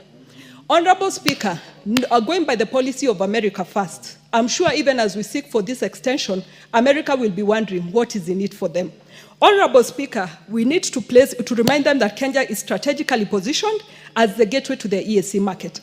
Already we are offering a market of around 180 million consumers, and that would be a ready market for them. Again, Honorable Speaker, if we extend the market to the whole of Africa, that is 1.3 billion people, ready consumers, and ready market for them. So that would create a compelling opportunity for any American investor who would want to come to this country. Let's also not forget, Honorable Speaker, we have our port, which has good facilities. We have the Northern Corridor, Honorable Speaker. We have the skilled Kenyans who are ready to work and serve. And Honorable Speaker, those are just but the many benefits that any investor coming to Kenya would find ready for them. Honorable Speaker, AGOA's 25-year track record, which is marked this year, demonstrates measurable benefits to America. As of today, they've traded US billion 11.3 in good trade deficit with sub-Saharan Africa due to essential oils and minerals and mineral imports. It maintains a USD 7 billion surplus in non-resource goods and 5.5 billion services surplus. That creates an overall positive trade balance for them. Honorable Speaker, in the course of my findings, I came across what we call the African Dream in Action, or let me call it the Kenyan Dream in Action. Picture a young man and a young woman who, due to systemic barriers, have been unable to pursue education and end up becoming lawyers, engineers, or even doctors. Honorable Speaker, these two young people work to an AGOA exporting company and eventually are lucky to get jobs. They get very excited and look forward to a good future. Honorable Speaker, as they're settling into their new roles, they form a bond, start thinking about a family, and start planning their future together. Today, Honorable Speaker, when I stand here, those are the kind of scenarios that we're having in this EPZ AGOA exporting companies, where we have families that now are wondering if the extension is not extended, what is going to happen to them. Honorable Speaker, that is just a scenario of an employee who now has to worry about their livelihood. Let's go to the investor story. Honorable Speaker, after this law was signed in the year 2000, very many ambitious men and women came into Kenya as investors, and some were already local investors. When they decided to pursue the opportunity, Honorable Speaker, they put in their resources, they put in their time, and they put in their energy. With expectations that the business was going to work out well for them. In the first 5 to 7 years, of course, it was a trial and error phase, which some succeeded and some had to close down because of the losses they incurred. Honorable Speaker, let's not forget the 2008 financial crisis that occurred, and demand for products actually went down. Honorable Speaker, let's not forget COVID-19, where all these factories were supposed to close, and of course, they were low on business during that period. Again, Honorable Speaker, this is a sad story we're experiencing today, of people who don't know about their future because of the lack of this extension. Honorable Speaker, the third scenario I'm going to give is that major US retailers and brands plan their sourcing for goods 12 to 18 months in advance. That is because of the seasons that they bring in their products. Honorable Speaker, with the uncertainty that has been there, it is certain that our people have lost up to $67 million because there is no buyer who is going to engage a supplier whom he's not assured of his priority access to the US market. So, Honorable Speaker, what is happening to our local factories is that they're actually losing business, and it's likely that they'll never get these clients ever again, because the minute they try an alternative market, it is likely that they'll get tempted to remain with that market. Honorable Speaker, that is the third scenario, and we need to consider what our people are going through. Finally, Honorable Speaker, I ask myself as a Kenyan, what must we do to improve the environment in this country? The first thing, Honorable Speaker, looking at the last statement that I've brought about of the loss in business that our local factories are experiencing, I believe as a country we should never wait until the last minute for us to go negotiate for an extension. This should have been done earlier, and this is a great lesson that we're supposed to learn from today. Secondly, Honorable Speaker, we have to ensure that we have to keep supporting this, the AGOA agreement, because it also helps us improve on our balance of trade, a balance of payment, which of course enhances our credit score, Honorable Speaker. We have to also, it's also helping us ensure more consumption of our raw materials, especially like cotton, so that needs to be encouraged. Honorable Speaker, we have so many investors, both local and international, who want to come and put up factories in our country. However, we have so much bureaucracy and we have so many bottlenecks. We cannot be an increased challenge to businesses that are already struggling. So that is something that we have to also look into. Again, Honorable Speaker, we have what we call technology transfer. We do not expect that anybody working at these EPZ factories remains a worker. We also expect them to try to get that knowledge transferred and eventually become employers or even own their own factories just as those.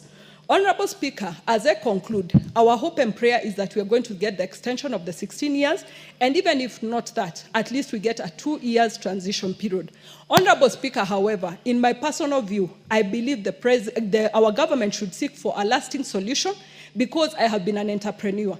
And I don't understand how somebody can plan a strategy for their company with 16 years in view. Of course, those companies are not operating at optimum because there are those uncertainties on whether it's going to be renewed or it's not going to be renewed. Finally, Honorable Speaker, the framework, I would want to state that in conclusion, we already have an existing framework. The benefits have been proven, just as I've spoken. It is now our duty to ensure those who have been benefiting don't lose on the benefits, because their loss is equally going to be our loss. Thank you, Honorable Speaker, and I beg Honorable Karoli Omondi, an astute lawyer, member for Suba South, to second this motion. Thank you. Proceed, Honorable Karoli Omondi. Thank you very much, Honorable Speaker.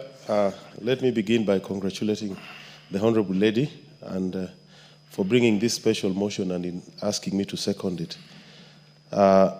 Honorable Speaker, AGOA was actually supposed to substitute aid, because for a very long time, African countries had been arguing that we should move from aid to trade. And it had been very difficult for the African countries who are mainly producing raw materials and agricultural goods to access the world's biggest economy, which was the US market, because of various trade barriers or restrictive measures that were in place in that economy. And for a long time, Africans, instead of walking around the Western world with begging bowls, they were asking that the trade environment be made favorable so they could export more into the American market. Because what they were facing were tariffs, high taxes, high levies on their imports, but also subsidies on the American local goods that would make the African imports less competitive. And there were also quotas. Africans were being restricted to quotas, quantitative restrictions as to how much they could export. And there were also non-tariff barriers, regulations and quality standards that would make it very difficult to sell into the American market. So over the years, Africans agitated within the multilateral framework that we should focus more on trade and not aid. So in 2000, the US Congress enacted the African Growth and Opportunity Act, which was supposed to give more access to the US market for African-produced goods. They have something they call Generalized System of Preference Programs, which allows about 5,000 African goods to enter the American market. But under AGOA, an additional 1,800 products were added, mostly on the from the extractive industry, but as well as the agricultural and textile and apparel. And the difference is amazing. In the 25 years that AGOA has been in place, the imports or the trade volumes between Africa and US have grown 500%. In fact, at the peak, it would be about $12 billion a year. And cumulatively, it came to about 1% of the US global trade, which was quite significant. And the leading African countries, of the 34 that have been participating in AGOA, South Africa was number 1, the top 5. Nigeria was 2, Ghana was 3, Kenya was actually number 4, followed by Madagascar and Angola. And Kenya, at the peak, exported about $650 million, mainly apparel and textiles, out of here, employing 66,000 people. That is what is at stake here. Now, President Clinton, because of the usual local politics, gave it a lifespan of 15. Mr. Speaker, why this afternoon becomes so important is because as we speak today, the head of state is actually in the US. And my prayer is that as Parliament is debating these on the floor of the House this afternoon, that the government, led by no less than the head of state, shall be engaging on this issue of AGOA, because as we have been told, Mr. Speaker, we stand a great risk of losing so many jobs, around 66,000 jobs directly, and more than 500,000 jobs indirectly that have been offered by this opportunity. Mr. Speaker, as I said, Kenya and the US have a long-standing, great relationship. We have had great diplomacy between us, and it was even fortified by this trade diplomacy. Mr. Speaker, I know you're one of the biggest proponents of decolony, Mr. Speaker. That anybody who wants to be a friend of Africa today, anybody who wants to assist Africa today, Africa does not require aid. Africa does not need the help that we have traditionally got from the West. The best way to be a friend of Africa, the best way to be a friend of Kenya is to support us with mutually beneficial endeavors. And trade is one such. When we look at AGOA 15 years down the line, 25 years down the line, Mr. Speaker, we see benefits that are accruing on both sides. Kenya benefits from direct jobs created. We benefit from a good transfer of skills and knowledge. At the same time, America stands to benefit in a great way. We know that trade balance dictates that you are not over-reliant on one supplier. And the United States, that has had an over-reliance on Asian economies, gets an opportunity with this AGOA to be able to have a competitive trade environment where they can get quality, affordable products from a place like Kenya. And Mr. Speaker, when you see what is happening in the apparel industry, in the agricultural sector. It is impressive.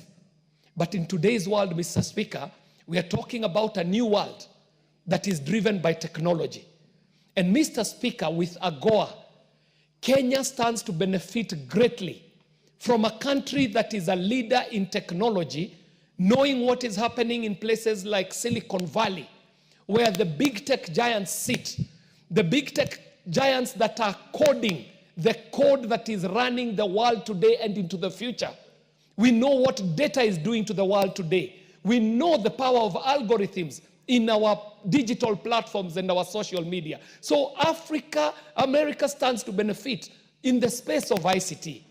Similarly, Mr. Speaker, the US does stand to benefit in that, as we speak today, big tech companies from America, name them, Microsoft, Amazon, Meta, all of them have offices domiciled in Kenya, not only for the benefit of the Kenyan market, but also as an entry point into the East African market and even the African market. And as such, US gains a great advantage on having its companies benefiting from an economy that is a growing economy in the Southern Hemisphere.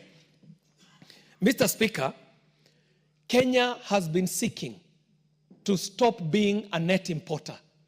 And AGOA was heaven sent.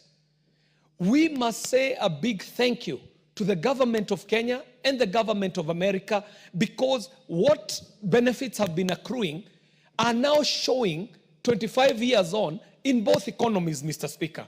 And so, Mr. Speaker, I do support the motion brought here by Honorable Jen Kagiri, and I pray that her people in Laikipia are seeing the person that they send to Parliament. Because when you're sent to the National Assembly, Mr. Speaker, you're not sent here to be parochial or to be dealing with just matters within your constituency or your village. You should be sent to Parliament with a mind that speaks patriotically, but also has a global outlook on matters and issues. And so, Mr. Speaker, I do stand to support this, and I do stand also to congratulate the Honorable Jen Kagiri for such a motion that is so timely. And I do pray, Mr. Speaker, that this Parliament will move government to be able to negotiate well enough for us to get an extension of at least 15 years, Mr. Speaker.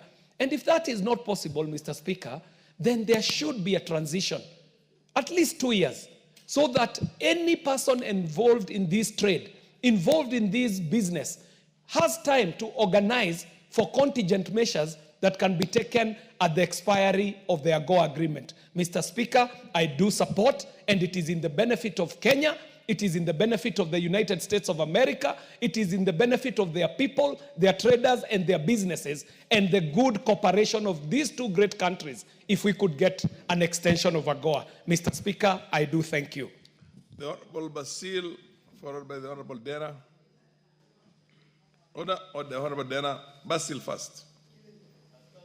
Yes, thank you, Speaker. I was waiting to contribute to the motion from my sister, Honorable Kagiri. This is a very essential motion, and I would say why I'm saying that. Because if you look at our country today, we're actually grappling with unemployment. And it's through AGOA that we'll be able to generate employment locally in the country.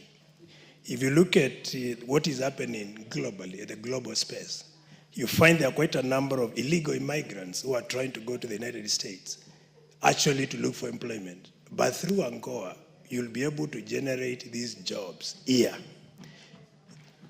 Honorable Kagiri did provide analysis of how jobs are being generated for Kenyans right in the country. We talk of export processing zone that has employed quite a number of Kenyans, and more so women. So that is an opportunity generated by AGOA, and that's why we support the renewal of AGOA, actually to be able to enhance and expand opportunities for Kenyans right here in the country. Mr. Speaker, another very important point is actually foreign exchange. As just Honorable KJ has talked about Kenya being a net importer of most of the goods we use. Through AGOA, we are given an opportunity to enter the US market, to be able to generate foreign exchange, to be able to have a healthy balance of trade. Because when you have more value of exports as opposed to imports, that is a positive balance of trade. And that can only be realized through AGOA, Kenya being, that is the contract being extended for Kenya to continue driving benefits through AGOA, Mr. Speaker. Importantly, Mr. Speaker, we are talking of industrial growth. We are in a world where industrialization is so salient in the modern world. If you look at China and advanced, many of the Asian tigers, they use the same approach to be able to industrialize, where they attracted investors right in their countries. Through AGOA, we are going to be able to attract many investors who are going to come and set base here in Kenya. And it is through that we'll be able to be on the path to industrialization. So that's why I'm saying these are very important motion, which I stand to support, Mr. Speaker. We have heard about knowledge, technology transfer. Remember, for you to export in the US, there are certain standards, there are certain parameters that have to be met. And the standard, one of it is quality in terms of the product that we produce. And for you to reach that, there is training, capacity building, knowledge transfer from the US investors to the local Kenyans who will be employed by some of these companies. And this is so important for sustainability and the resilience building as we move forward as a nation, Mr. Speaker. Importantly, economic empowerment for women, because as I've said, most of the people who benefit from this, particularly the SMEs, women in small, medium enterprises who own some of these companies, they actually diversify their income. And these are very solid model of economic empowerment when we talk of empowering women to be able to sustain families for current and future generations, Mr. Speaker. Importantly, Kenya has been relying on traditional exports. We talk of tea and coffee. But through AGOA, we have diversified. We talk of textile products. So economic diversification is realized through AGOA. And that's why this is a motion that all members should stand up and support. It's only that is unfortunate, the House looks a bit empty, but I wish many members could be here to be able to come and enjoy the debate, Mr. Speaker. Now, to be able to support my arguments, there are better ways to also promote exports through AGOA. That is, if the contract is extended, and that is what we are advocating for. One of it is to give tax credits to factories that are set in base in Kenya. If you give tax credit, you attract many factories to come and establish their operations right in the country. And this is a model that has been used by the United States back from 1981, when we had the President Ronald Reagan, who was the president then. He used a model of giving tax credit to factories who have now set base in the US. And that's why today everyone wants to go to the US. So we need to do that. Again, we need to support agriculture. I'm happy we have been talking of subsidized agriculture. I mean subsidized fertilizers to promote agriculture and to promote production. Remember, agriculture has been the backbone of this country. And most of what we are talking in AGOA products, they're agriculture-based products. So if we promote agriculture by appropriating budget properly to be able to support production in terms of raw materials, then we'll be on the right path to make sure AGOA indeed works for the country. Importantly, we need to lower the cost of electricity, because doing business in Kenya is a bit expensive because there's taxes in the electricity grid. If we reduce cost of taxes in electricity, we'll be able to ensure many foreign companies that come to Kenya find it easy to do business in Kenya.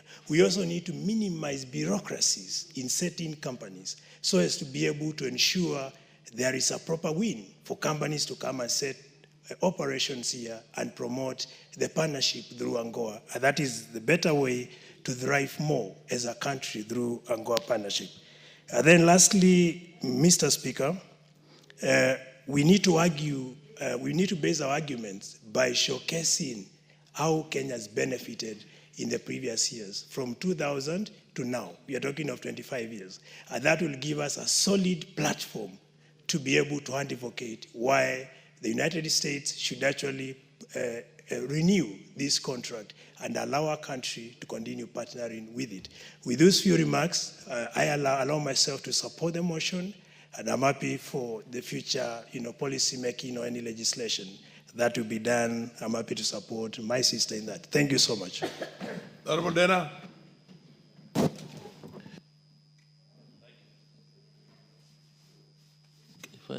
Thank you, Mr. Speaker. I rise to support this motion, and I think, in my opinion, it's even too late, and it has come too late. One of the factors is we have to know the genesis of the AGOA, why it was started. It was about mostly the African continent, and by now 32 countries were approved, and with that it has already brought about 60,000 employment, and mostly women. When you do 60,000 times about 100 families, that's you're talking about 600,000. In particularly for me, I talk about the cost. If AGOA has already changed cities, if you look, I think Honorable Manyora is here, you look at Changamwe, the population of the textile industries there is enough. It is like 3,000 voters. It is enough people to make somebody an MCA. Second, it's about AGOA, it's about AI. There's transfer of technology. The world is going to technology. We are talking about technology exchange in terms of defense. We are seeing in all other countries. These days, people don't go to war. It is technology. With this, we are going to have that exchange of technology. Then we come to agriculture. We come to weather. It's all AI. The world is going there, and I think that's a very important part now. Two, it's about, I want to raise a point to my brothers here. We should notice that all the balls in the World Cup were made here. Half were made in Kitengela, half were made in Meritini and Changamwe. That made the balance of payment to increase. Third is when we look at when we had the COVID and now, there's a company in Mtwapa which has signed an agreement for the production of incubators for the American system, which is worth about 7 billion. Right now, we are producing syringes also in Mtwapa on the same terms of AGOA because of the market of the American market. Three, I will want to emphasize on the issue of jobs. If we lose these jobs in a place like Mariakani, a place like Mazeras, where I come from, the towns will be completely bad. What does it mean? Insecurity. What does it mean for the American society? These people will look for alternative ways as a human being. That is the core aspect of the American government now on the immigration. So if we want to stop this also, they need to look at that point. Three, we have just spoken today about land use. And I come to the agricultural part. Added value. That was the meaning of AGOA. The core aspect was for the African countries to be able to add value to their produce. Now, we have just talked about land use. We have to look and be broader and see where are we going to take our products. So, in my opinion, I think it's coming too late. We are a bit late, and I want to congratulate Jane Hakiri, because I think it's coming late, but it's not timely. Mainly because the president is there and the bilateral agreements are being signed. We need to look at it. But what I want to emphasize more, I think we shouldn't look at 2 years. In my opinion, the 16 years, it's good. And that's what we hope for. But I think for the extension, maybe even if, let's say, the worst comes to the worst, I think we should look for about 3 years. Because a business needs to expand, and business needs a strategic plan. You can't say those people who have come here, they will just need 2 years, and then you close shop, you close business. So I think we should look, in my opinion, for more than 3 years. but we are aiming for the 16 years. So I will just want to emphasize and appeal to the American government and our government. Through good relationship, we'll be able to extend, because we are looking at a crisis with the young people increasing and the unemployment and the future of the young people. Thank you. So I stand to, and I support Jane, and thank you. Now, as if you're in your home, I'll ask for tutor. The Honorable GK. GK. Proceed. Please give me the mic. Next, oh yeah, okay, you got it. Thank you, Honorable Speaker, for giving me the opportunity to contribute to this very important motion. And I want to take this opportunity to congratulate my colleague, Honorable Jane Kagiri, for coming up with this very important motion. Honorable Speaker, AGOA, as we know it, has employed thousands of Kenyans, and it is a tool, a very important tool for socio-economic transformation in this country. Honorable Speaker, for our women and our youth to grow and to access education, to access health care, better health care, and to access a better life, we need to plead with the American government to give us a good extension of the AGOA Pact. Honorable Speaker, AGOA is not just for trade, but it is an instrument for global political economy, where the American government stands to benefit a lot from its cooperation with African countries in a way that deepens our relationships and in a way that enhances the cooperation that we have with the United States government. Honorable Speaker, it would be a very sad day if AGOA came to an abrupt end, disrupting lives and disrupting businesses, which will throw away the gains, the major gains that we have achieved through this very important instrument of trade. Honorable Speaker, in the absence of better trade between nations, there is no way we will be able to grow our partnerships and to enhance the living standards of the people of the both countries, that is United States and Kenya. Specifically Kenya, Honorable Speaker, Kenya is a growing economy, and with the support of the American opportunities of trade with the American government, we stand to grow at a better rate, where the human life of our country stands to flourish and to for us, so that we are able to also live a good life. And we don't have, when we have a good life here, Honorable Speaker, we don't have to send our people to United States. Our people will not be keen to travel to the United States for better opportunities.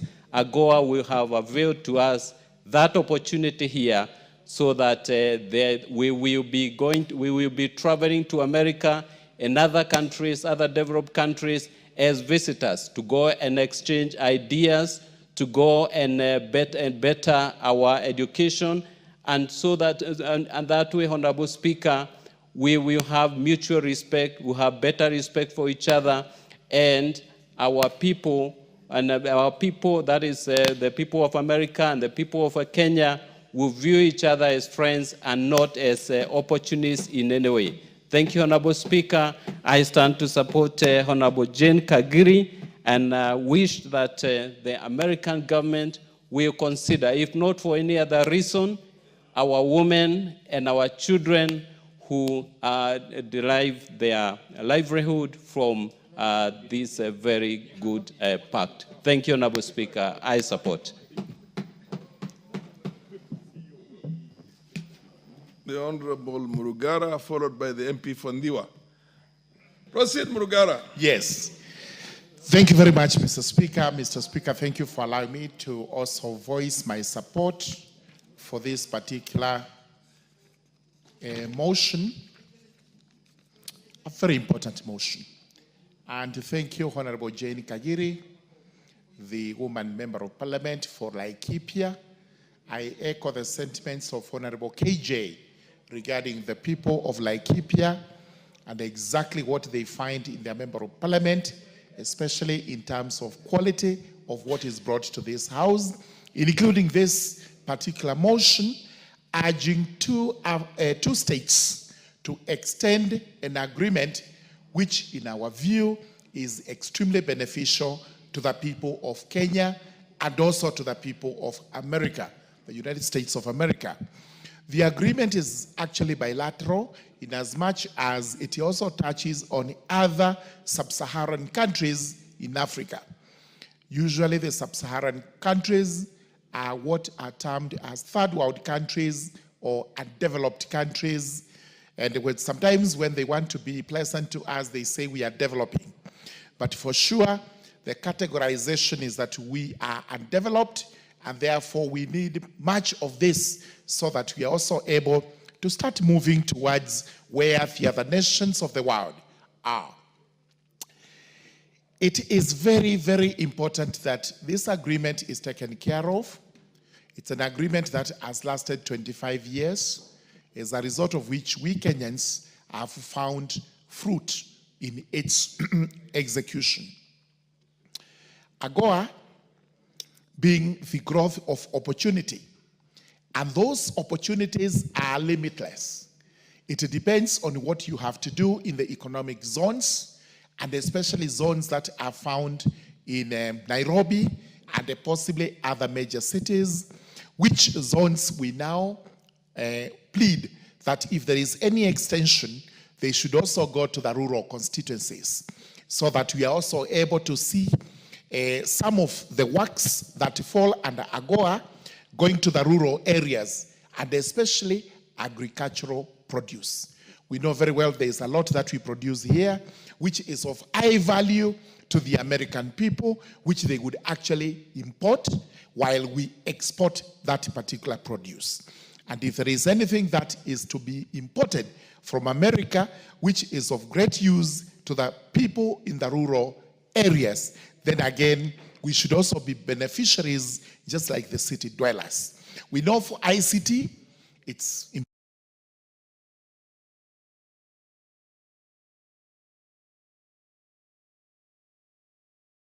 Have to benefit from equipment that is going to come from the American country. It's also important to note the number of people employed under AGOA. In fact, this is people involved in manufacturing, leave alone, by extension, those employed in the agricultural sector. In the economic zones, some of them are free economic zones, we have over 66,000 Kenyans working here, and it is worth noting that 75% of that labor force is actually women. And if it is women, these become the direct beneficiaries of this agreement, and the incomes derived therefrom, as you very well know, are used in such important matters in our country, such as education, support, healthcare, and poverty alleviation. And this is where it's always said that ladies are able to plan for their monies better than men.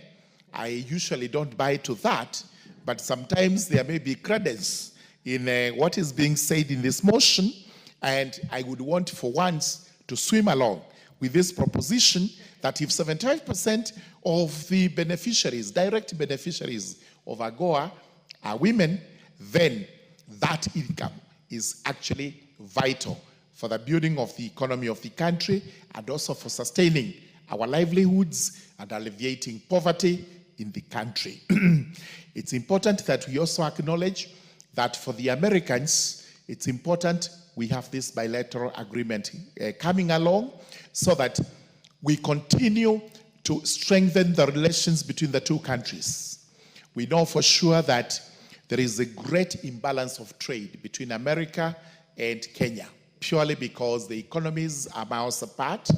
But that imbalance, however big it is, may also be of great benefit to us, because we have to have an economy being sustained, and that sustenance would not be coming from anywhere else apart from bilateral agreements such as this one, which promote production, which promote manufacturing, and also promote export of goods. And therefore, today, as we speak, I'm sorry that we have only 6 days to go. But this is good enough time for there to be either interim measures or to conclude a full agreement extension. And here we are asking for 16 years or 15 years, whatever number. And if there is no extension, then we can have a transition clause negotiated as quickly as it can be, so that we have 2 years to develop a trade agreement or a trade deal between America and Kenya. It's important because we should not allow that vacuum to ever set in, because we shall now be looking, I don't know to where. Sometimes they tell us, look to the east, you may be able to find better friends from there. We do not know. But also, instead of looking east, let's look east so that we get other agreements which are as good as the AGOA agreement. Once this is in place, we have all these partners coming into trade with us, coming in over to set industries, and also we import to them what we locally produce here, and all this is for the advantage and the benefit of our country. And as we do this, we have said that let's also look at what we have, including the proposals we had yesterday, that we may have some certain entities in this country which would be better off when they are in the hands of private investors instead of being in the hands of government, where they are non-performing, where they are loss-making, where there is nothing much to point to apart from miserable profits. While if these are actually put in the hands of private investors, then the country stands to reap big. Not in anything else, even in taxes. Because whenever I go to Jomo Kenyatta International Airport, I look at it and ask, what is international about this airport?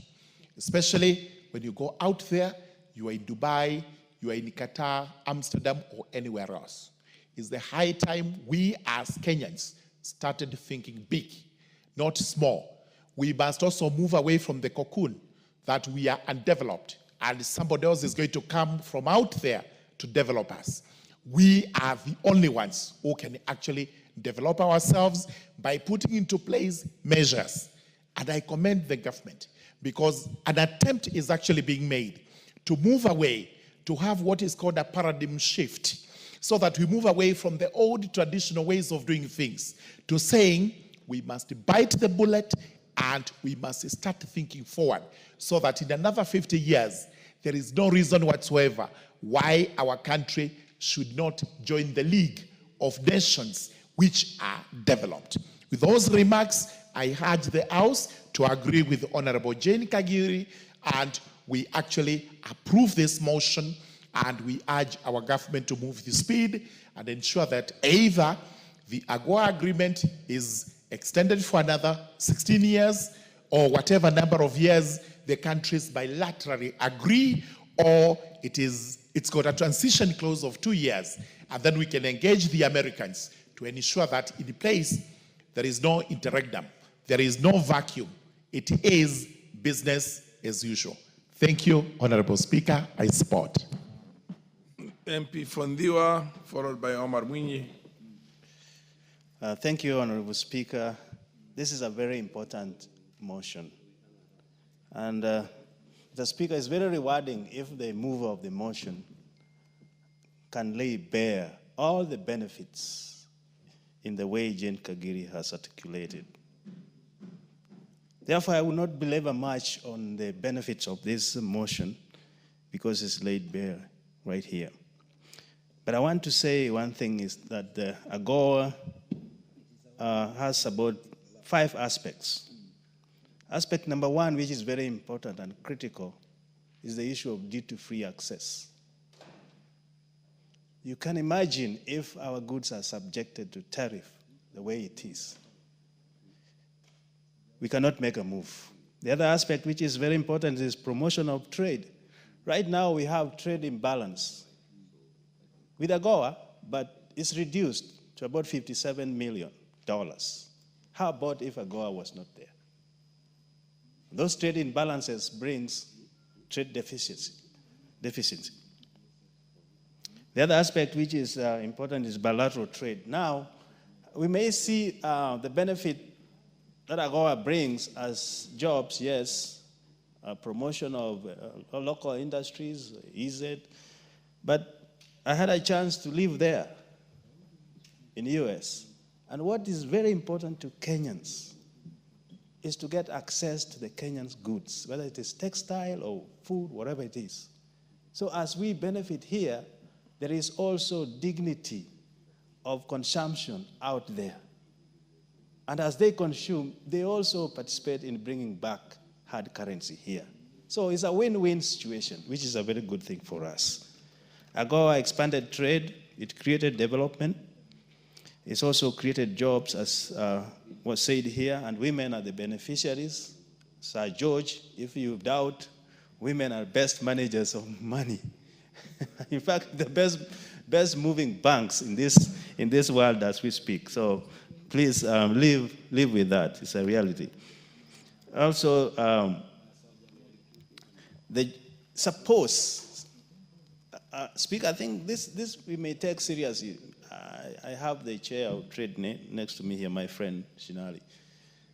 How come we did not have a ZISA to monitor when these agreements, these acts we make in this house are about to lapse?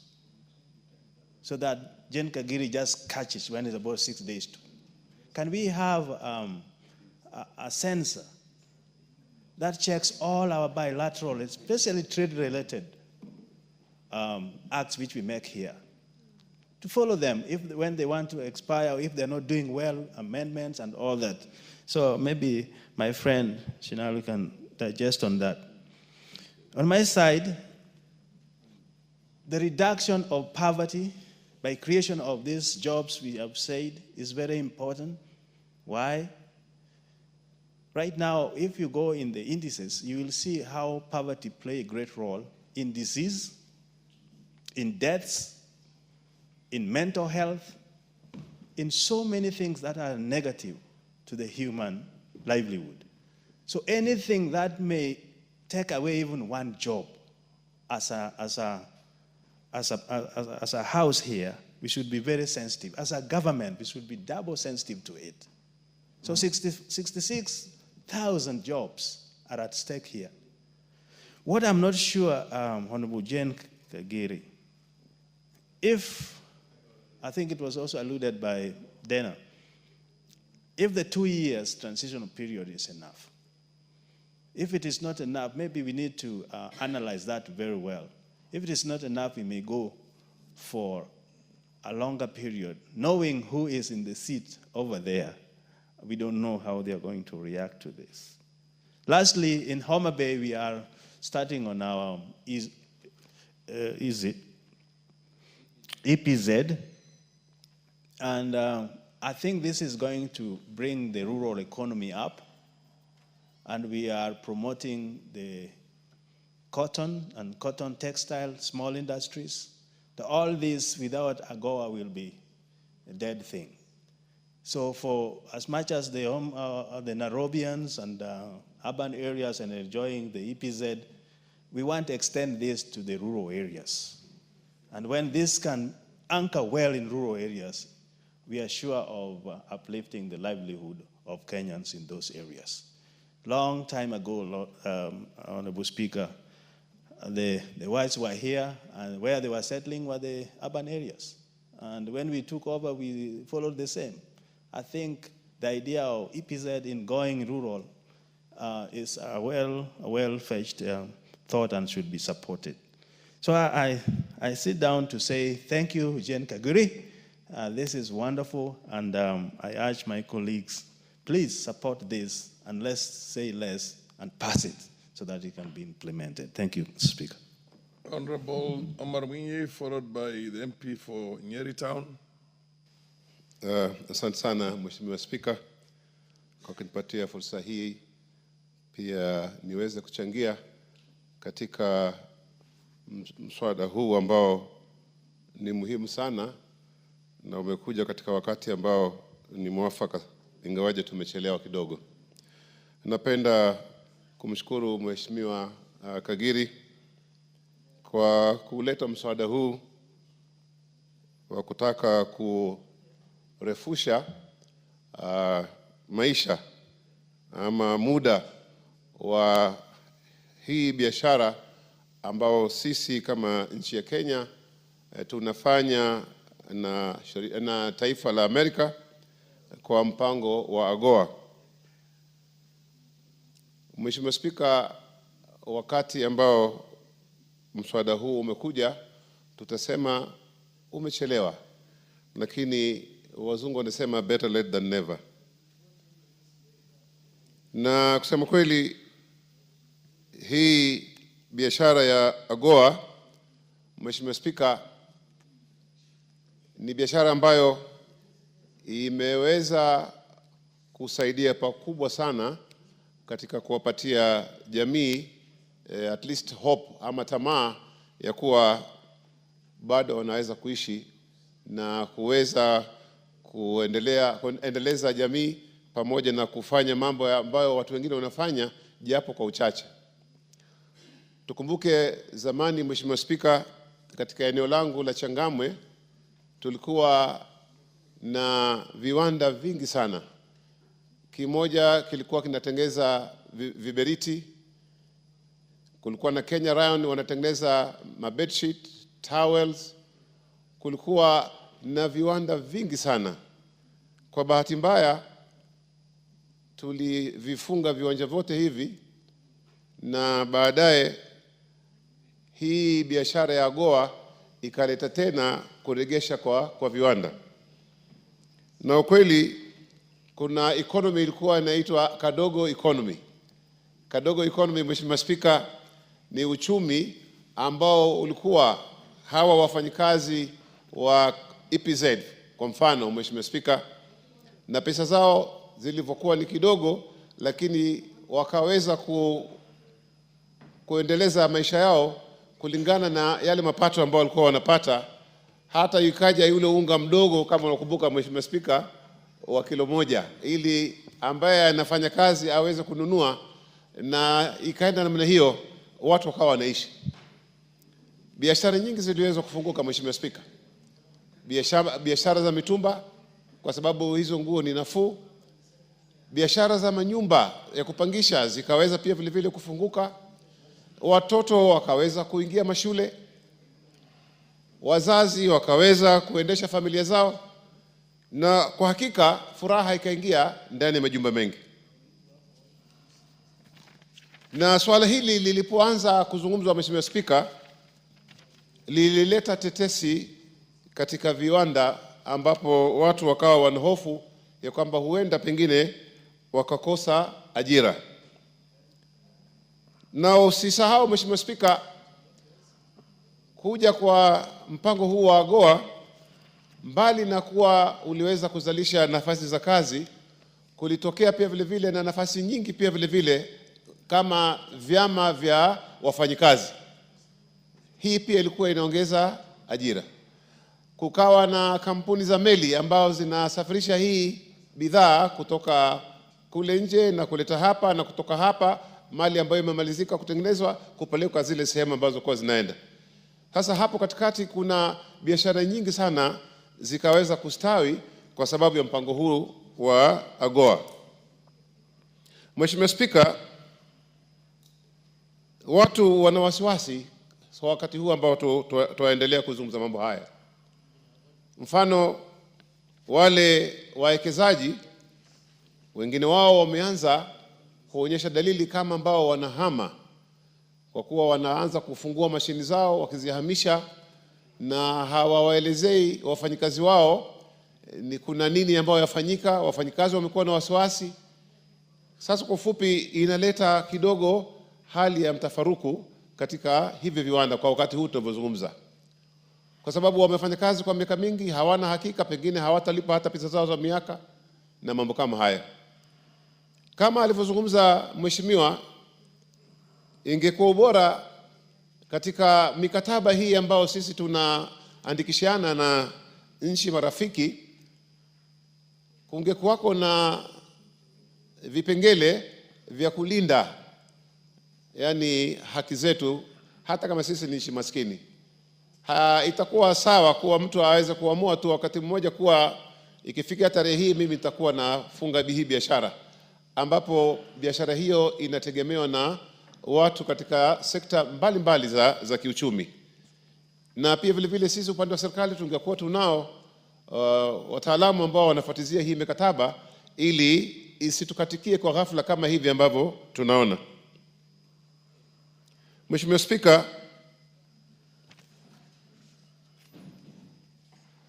upande wa elimu, wengi katika hii biashara ama wanafanyikazi huko wamesomesha watoto wao mpaka katika universities, na hii pesa kidogo ambao wanapata hapa, kama alivyozungumza msemaji aliyetangulia, wanawake ni mameneja wazuri wa pesa. Ile pesa kidogo wanapata, wanaweza kujenga manyumba yao ambao wanaishi, na pia vile vile wanaweza kusomesha watoto wao mpaka wakafika university, wakisaidiwa na hizi bursary ambazo huwa tunatoa. Mheshimiwa Spika, napenda kuwasifu wanawake kwa sababu kusema kweli, bila wao hili taifa letu na mataifa mengi hayawezi kustawi, sababu wao ndio wanaozuia uchumi wa nchi yetu na nchi nyingi pia vile vile. Katika viwanda hivi, Mheshimiwa Spika, kuna pia timu za michezo kama timu za football, timu za volleyball na timu za michezo mingine ambayo inasapotiwa na hivi viwanda. Hata wengine wameajiriwa kwa sababu wao ni wachezaji wazuri wa mchezo kama kandanda, mchezo kama volleyball, wameweza kupata kazi na hizi kampuni ambazo leo zina hatari kuwa pengine ziweze kufungwa. Kwa hivyo Mheshimiwa Spika, tutaomba waheshimiwa wote ambao hawajalizungumzia swala hili waweze kuliunga mkono na kuishindikiza serikali pia vile vile waweze kujadiliana na nchi husika ambao ni Marekani, watuangalie kwa jicho la huruma, kwa sababu wakati tunaoishi ni wakati mgumu sana, ambapo ajira ni tatizo kubwa sana, na lau tutaweza kufunga hii biashara ambayo tuizungumzia ya AGOA, basi itasababisha maafa makubwa ambayo yatamwathiri kila mwananchi wa Kenya, si ati wale ambao wafanyakazi peke yao. Watu wote ambao wanategemea uchumi huu pia watakuwa wameathirika. Hivyo twaomba serikali yetu kupitia rais wetu waweze kuliomba taifa la Marekani waweze kuliangalia swala hili kwa undani zaidi, ili waweze kurefusha huu mkataba usonge mbele na itiliwe namna ambayo itadhibitiwa, isilete mtafaruku kwa wakati wote ambao tutakuwa twafanya shughuli hizi. Na vile vile tuangalie wakati tunapokuwa tunapata pengine muda ambao tumeongezewa, vipi tutaleta shughuli zingine ambazo zitasaidia hawa ambao wameajiriwa saa hii, ili wakati ukifika wao hawatahangaika sana.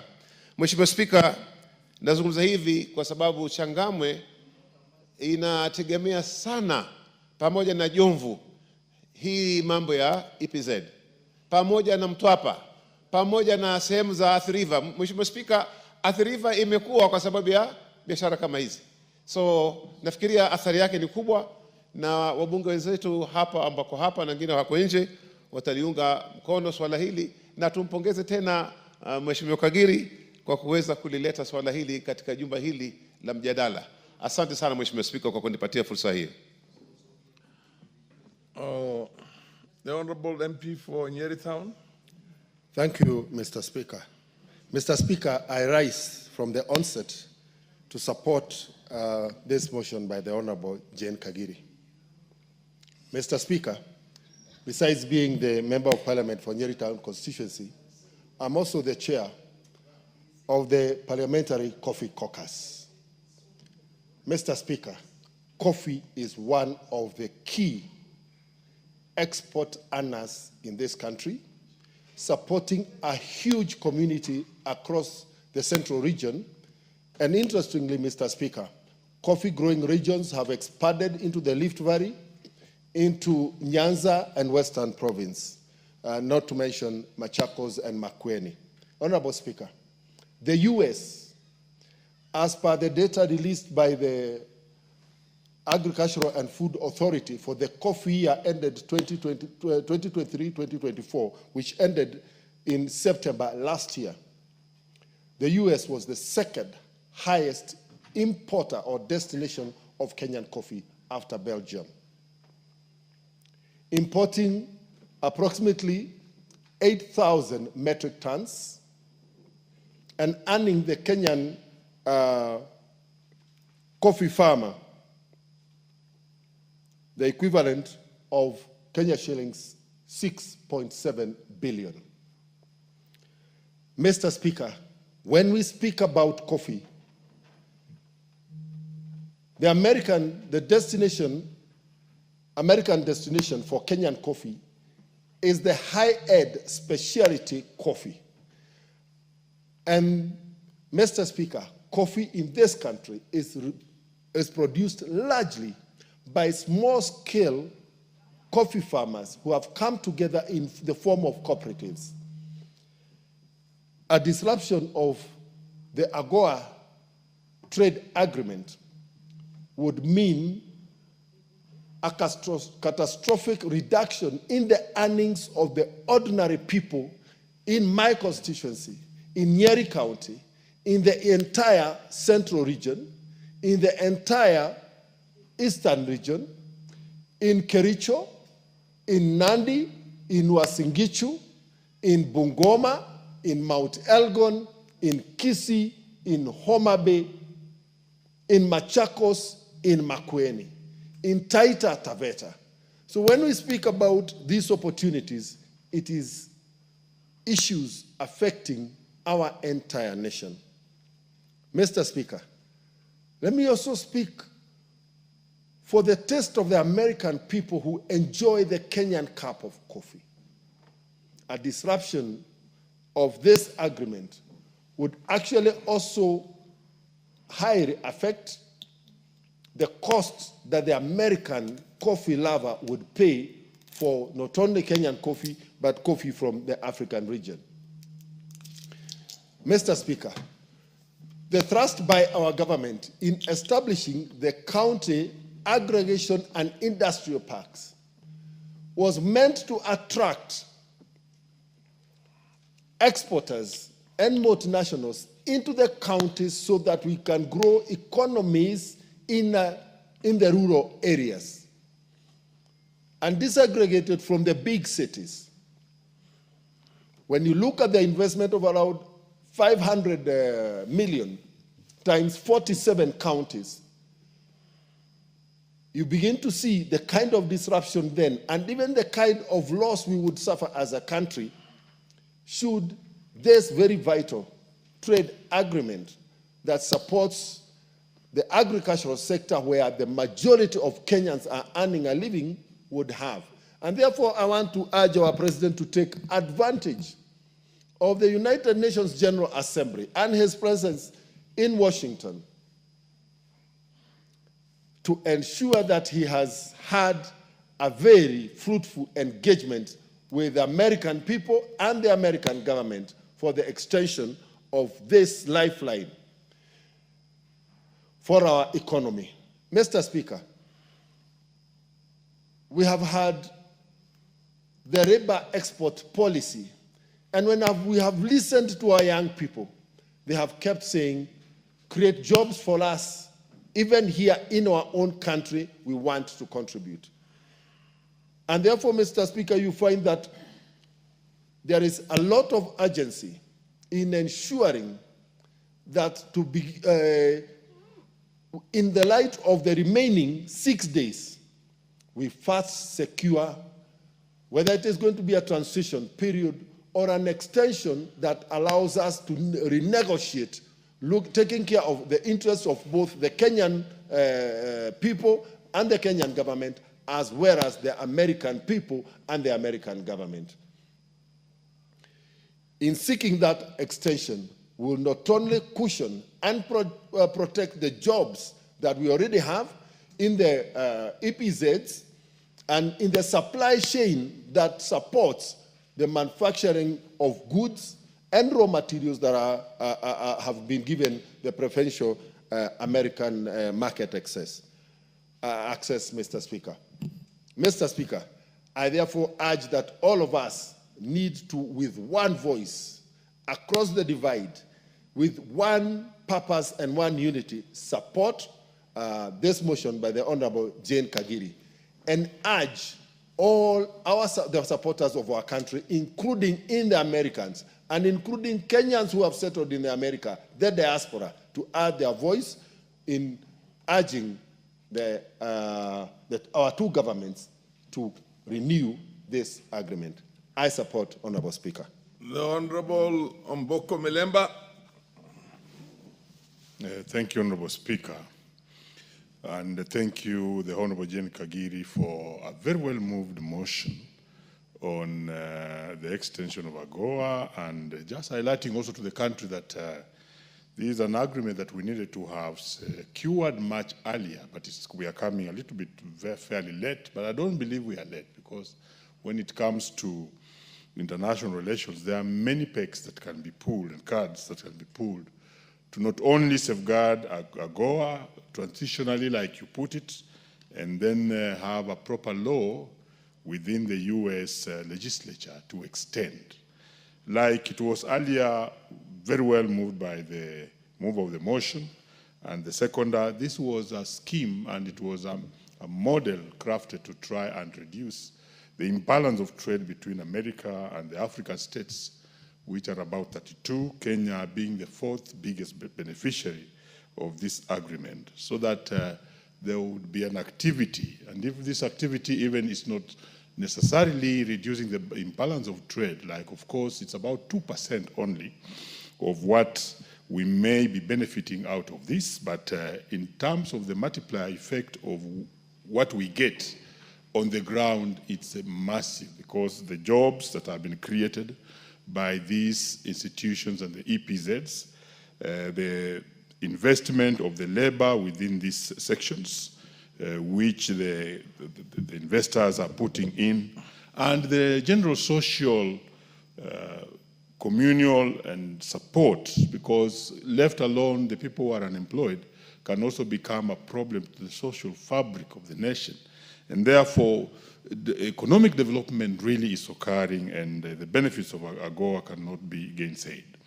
And therefore, we really need it. And we as parliamentarians, though looking like we are late, we are not late. We are still appealing to the US leadership and the president, but also the legislature, to extend this period. I noticed that we need to also understand that the 16-year extension period to 2041 was an attempt by a US legislator by the name John Rich, who tried sometimes back in 2023, thereabout 2024, to actually move a bill or a motion within the US legislature so that this extension could be realized. And this was under the Biden administration. And Biden did not do so much, despite the fact a Democrat and expectations for Africa whenever Democrats are in power are very high, did not do anything about this. And I remember vividly that even his ambassador in Kenya did indicate that AGOA was not part of the US administrative agenda then. And therefore, all these things are interconnected, and they require the earlier arrangements that we were talking about earlier on in terms of the ambassadors, high commissions we have in nations, to actually be speaking on these things so that they are time-bound and we engage with them timely. And therefore, I think it is a matter that requires a lot of support from the two governments. I cannot leave out what my preceding speaker has just spoken on, that the presence of the President Ruto in the US at the UN assemblies could provide a forum on the sidelines where he could also speak to the Trump administrators and also mop up the legislators within the US to safeguard AGOA and even create a transition period which will actually secure our benefits. But it's also quite disappointing that also when other Kenyans do visit the US even for a very long time, they don't see these opportunities. Look at coffee. One of the main exports is actually coffee, the way my preceding speaker has actually talked about it. But we have leaders who go to the US, instead of speaking about coffee, they end up speaking about the embargoes that should be hit on Kenya. And therefore wasting opportunities that otherwise would have really benefited this country if they were to be loyal and quite patriotic to this country. Coffee is thoroughly affected, agricultural products, textile, and the apparel industry is thoroughly affected by this AGOA. I also think we must now open up beyond AGOA because it is something that is also being affected by the world trading arrangements, because the WTO, which negotiates most of the agreements of trade and allows free trade between countries worldwide, has an effect, and we must understand that the changing trends, China having joined the WTO, was a real change and a real time changer for AGOA, because most of the products that were coming from Africa were now facing stiff competition from the Chinese, who are now also part of the WTO and could easily export to the American market, and has actually reduced the benefits that and the excitement possibly of the Americans to the AGOA agreement. And that notwithstanding, therefore, we have to look beyond AGOA to see to it that we can also create other preferential trade areas. And there's been an attempt to actually create the African Continental Free Trade Area, which could then also allow these goods to go to that market. Because after all, the population, in terms of population, the African population is very good, but in terms of resourcefulness or the ability to have the purchasing power, this is where we are weak. And therefore, through the WTO, we could still negotiate even a better deal beyond AGOA as we safeguard AGOA moving forward. And therefore, we as African states must look beyond AGOA and see that in the event we are not getting this agreement extended or safeguarded, what else can be done? What are the potentials within Africa itself in terms of the market, in terms of the labor?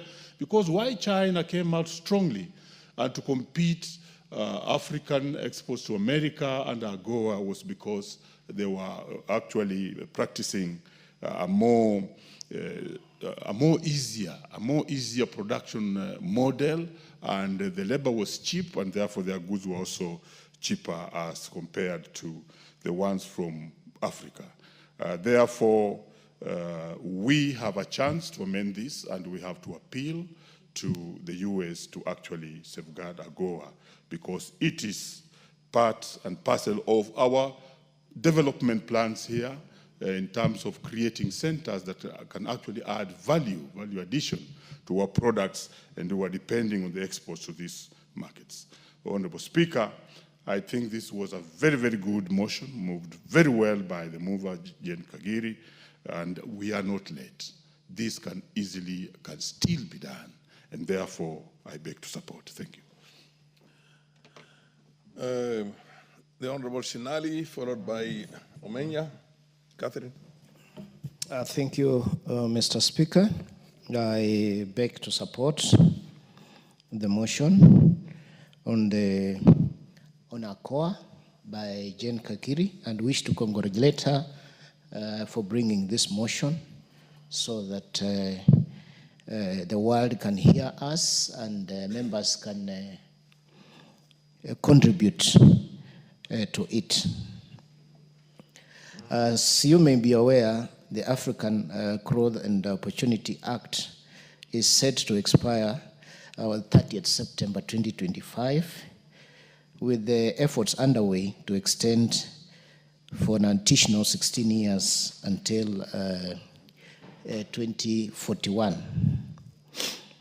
Mr. Speaker, I take note that from the onset, eligibility to participate in ACOA is based on each sub-Saharan country's progress in establishing market-based economy, which Kenya has really worked hard, and implementing the rule of law. Since inception in 2002, Kenya has made tremendous efforts and strides by making sure that we have law in place, including the 2010 Constitution, combating corruption. Mr. Speaker, you are aware that as Kenya, we brought in ethics and anti-corruption law, and the president himself has been on forefront, including attacking this house to make sure that Kenya is a corrupt-free country, and devising policies to reduce poverty,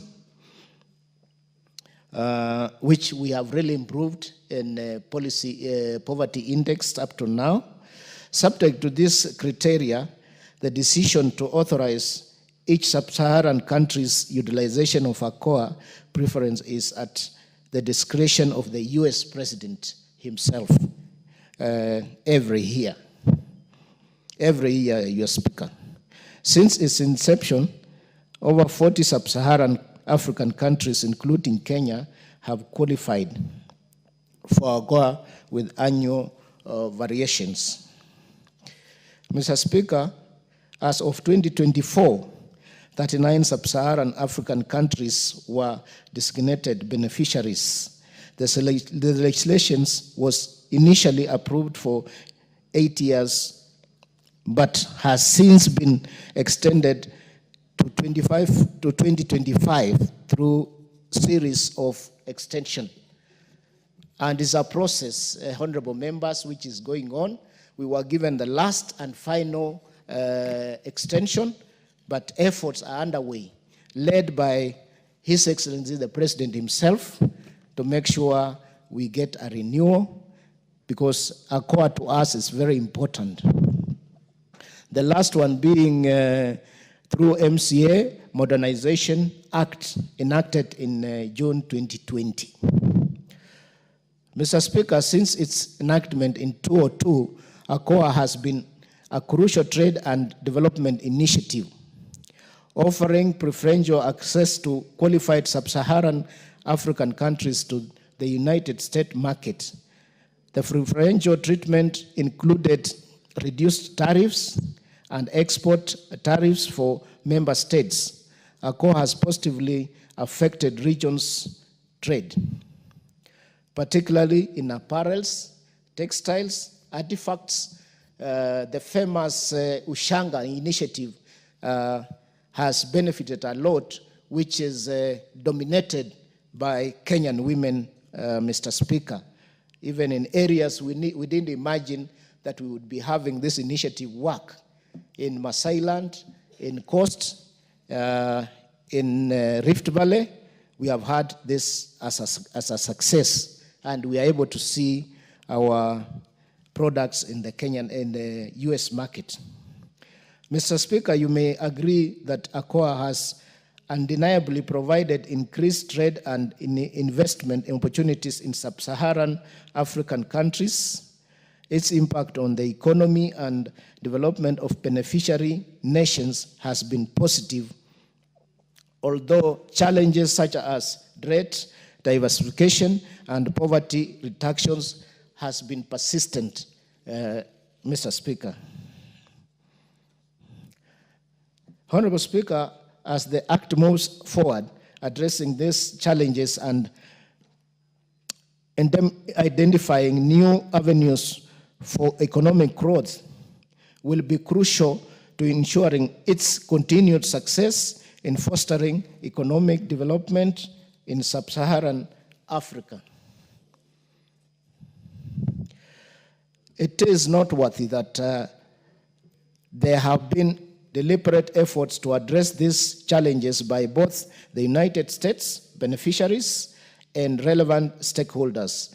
I therefore have no doubt and wish to assure members and Kenyans that there lie more opportunities for prosperity than challenges for sub-Saharan African countries, including Kenya, in support of extension of ACOA, which we all agree and ask members that this is a very important act that we really need to, and agreement that we really need to extend with America. Mr. Speaker, finally, I wish to undertake that the Departmental Committee on Trade and Cooperative is following up with the relevant ministry and State Department to make sure that the negotiations and submissions of the relevant documentation for the attendant action is by the House according with the relevant laws, Mr. Speaker. And in the near future, I'll be briefing the House to how far and we have reached with the extension, Mr. Speaker. Thank you. Catherine. Thank you, Mr. Speaker. I rise to support this motion that was brought by Honorable Jane Kagiri about AGOA. Most African countries will suffer if it stopped. Kenya is one of them, and we would love an extension so we don't lose what we have been trying to achieve while putting our house in order. Doing business through this arrangement has made it easier for our women to do a lot, expanding and sustaining their livelihood without being looked as actually a third world nation. I know of some women who have been doing business for quite some time, and you would rarely think that they were born and raised in Kenya. So talking of it being coming to an end in 6 days to come is announcing catastrophe, because many youths, many women will lose their jobs. And yet, at the moment, with such an economy, we wouldn't be talking of reducing, but expanding or sustaining. So we plead with our giant country, USA, to continue being kind and compatible, because as we speak now, many of our women are now plunging into planting coffee, cotton, especially where I come from in Busia. And they have gone into planting cotton because there is hope. They've been told that the market is there. And USA being among the largest consumer of coffee, I would imagine what will happen if a farmer like that will be told that it is stopping soon, the market is being blocked soon, or it is ending soon. They'll be so demoralized.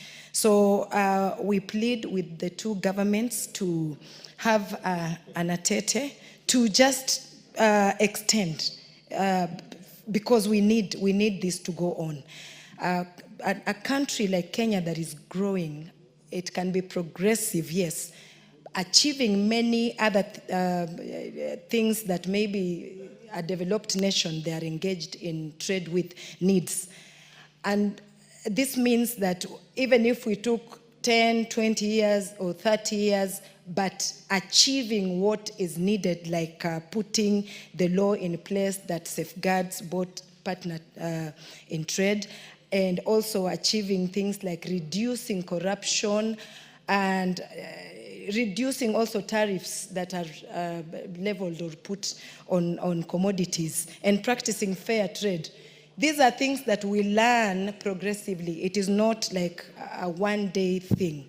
So looking at how Kenya has done its thing in trade, I think we have achieved a lot, and we want to be seen as people who can continue also holding other nations as we are healed as well to coexist.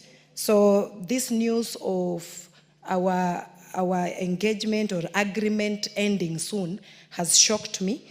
I just want to hear of extension, if there can be a sitting very soon. A day in any nation it can be like a year. So they can just sit and agree that indeed we were catching up, we were having those baby steps, and we still need this kind of agreement to go on. Thank you, Mr. Speaker. The Honorable Deputy Majority Leader, Owen Baya. Thank you, Honorable Speaker. Honorable Speaker, I want to congratulate the gracious lady, the Honorable Kagiri, for bringing this motion, Honorable Speaker, on the extension of the term of the African Growth and Opportunities Act. This act, Honorable Speaker, that was conceived in the year 2000, was a very important piece of legislation, important, very progressive piece of legislation that came into force between Africa and the United States. Honorable Speaker, the genesis of which was, like Mwai Kibaki used to say, bring us foreign direct investment for us to grow our countries instead of you bringing us foreign aid. So from that perspective, Honorable Speaker, you realize that Africa needed more investment. But the question that lingered on is, so if we bring investments and we start producing, where is the market? And the Americans said, the market is here. And that is why Africa was tasked with the opportunity to grow and produce. And then the market was in the United States, where we were exercising a duty-free access to their market, Honorable Speaker. And that is the genesis. And there was a beautiful thought. And Africa, Honorable Speaker, including Kenya, has tremendously benefited from AGOA. Today, Honorable Speaker, if you walk in the streets from Mtwapa in Kilifi County, coming down up to Kikambala, there's so many AGOA-based EPZs. If you go to the western side, Changamwe. Yes, on Changamwe and all that area, Honorable Speaker. Jovu. You see for yourself in the morning. For example, if you're driving from Kilifi to Mombasa in the morning, around between 6 and 9, you see the number of young people that walk the streets to go and get an opportunity to work. And all of them, you see how they walk in droves, Honorable Speaker, then they all disappear in those buildings. Within a short time, you see no one. And you ask, where have these old people gone to?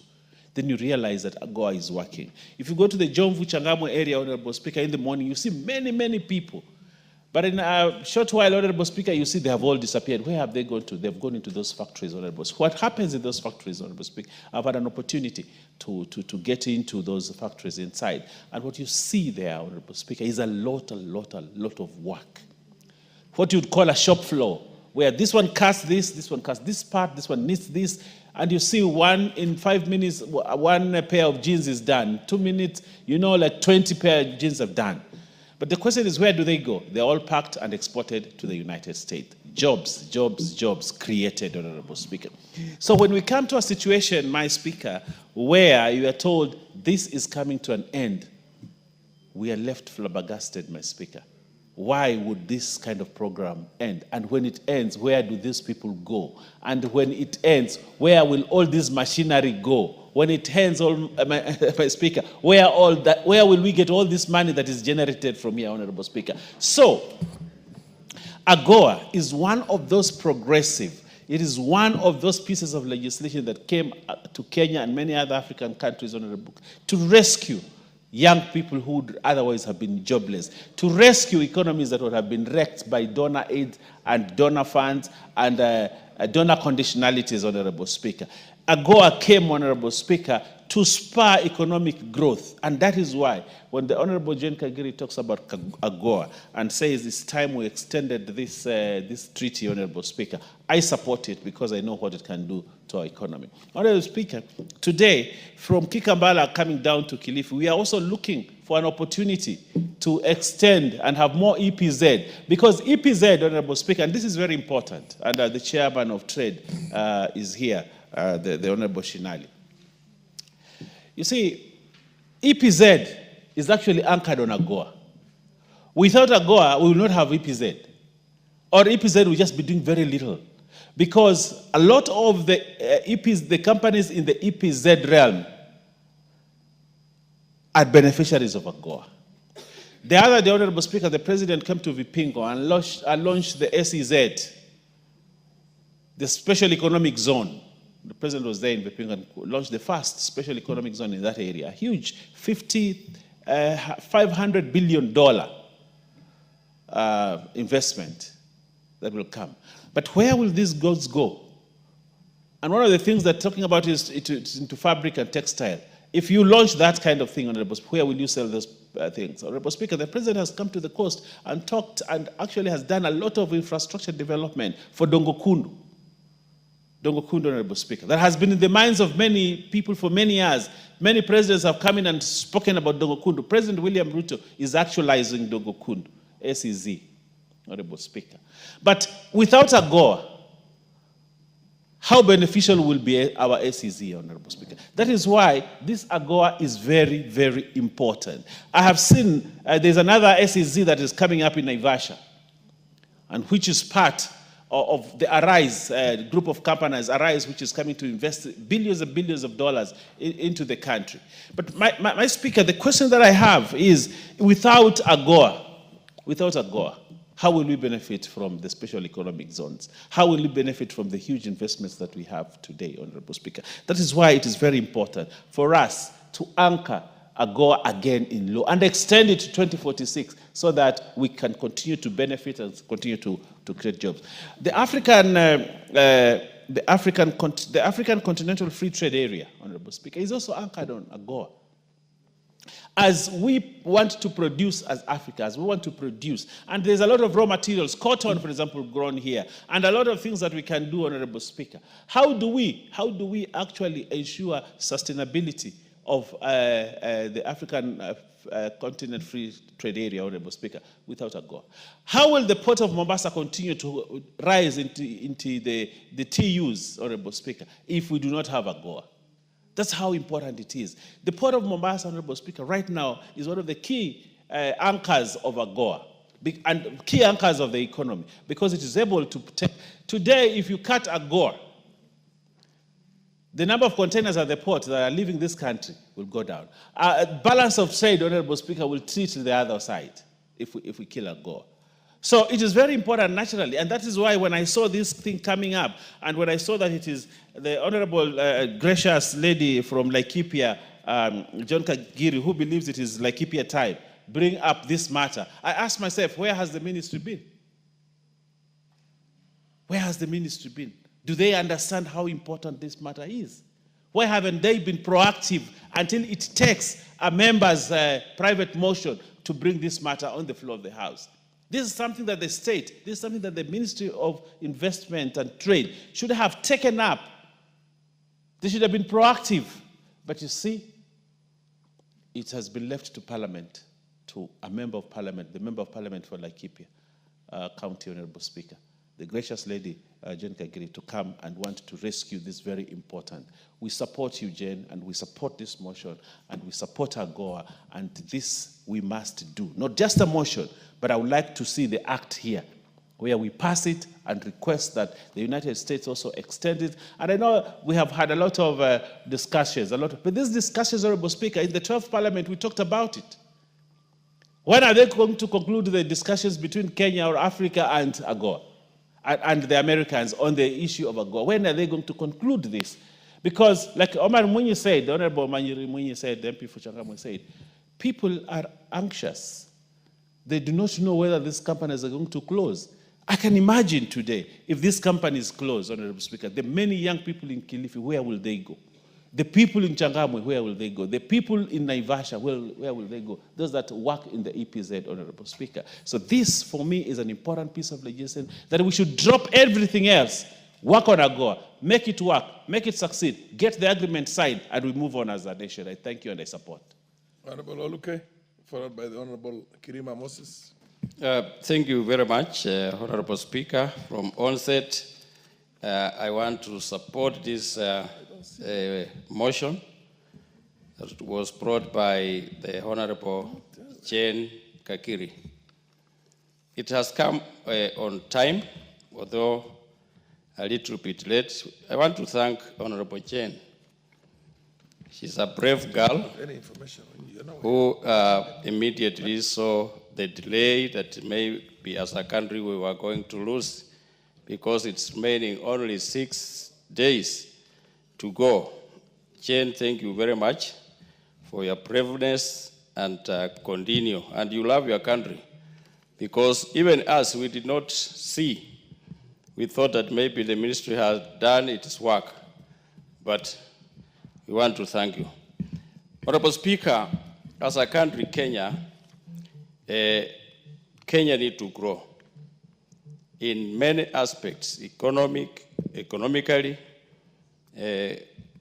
Honorable Speaker, Kenya is a young developing country, given support like other countries, Honorable Speaker, in Southern Sahara, African countries, Kenya being one of them, Honorable Speaker. I think we are on the right track at this time. What we need as a country, Honorable Speaker, is peace so that we continue developing our country. Honorable Speaker, Kenya is a hub of the world, Honorable Speaker. If we can continue having peace, Honorable Speaker, our country is also important in the world. Honorable Speaker, recently we visited Spain together with the Honorable Jane Kakiri.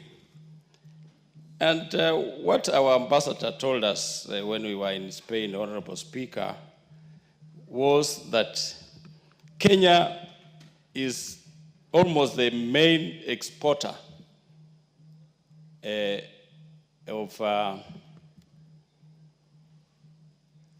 Kenya was the main exporter of avocado, and in Spain they use Kenyan avocado mostly, and they wanted at least Kenya to add, to increase the volume, the tonnage of avocado, Mr. Speaker. It is a country that it's known in agriculture, and Honorable Speaker, we sent Honorable Kakiri when we came back to go to send a message to His Excellency the President about it. Although we went for recess, we've not again met until today, Honorable Speaker. But we are proud, let's be proud of our country and put our country first, Honorable Speaker.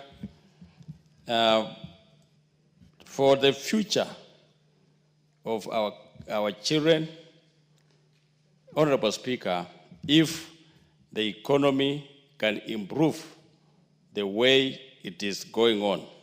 Therefore, Honorable Speaker, I'm one of the the cotton farmer, Honorable Speaker, although we used to have the Malakisi Malaba Chinnery that broke down a few years ago, but we are still farming.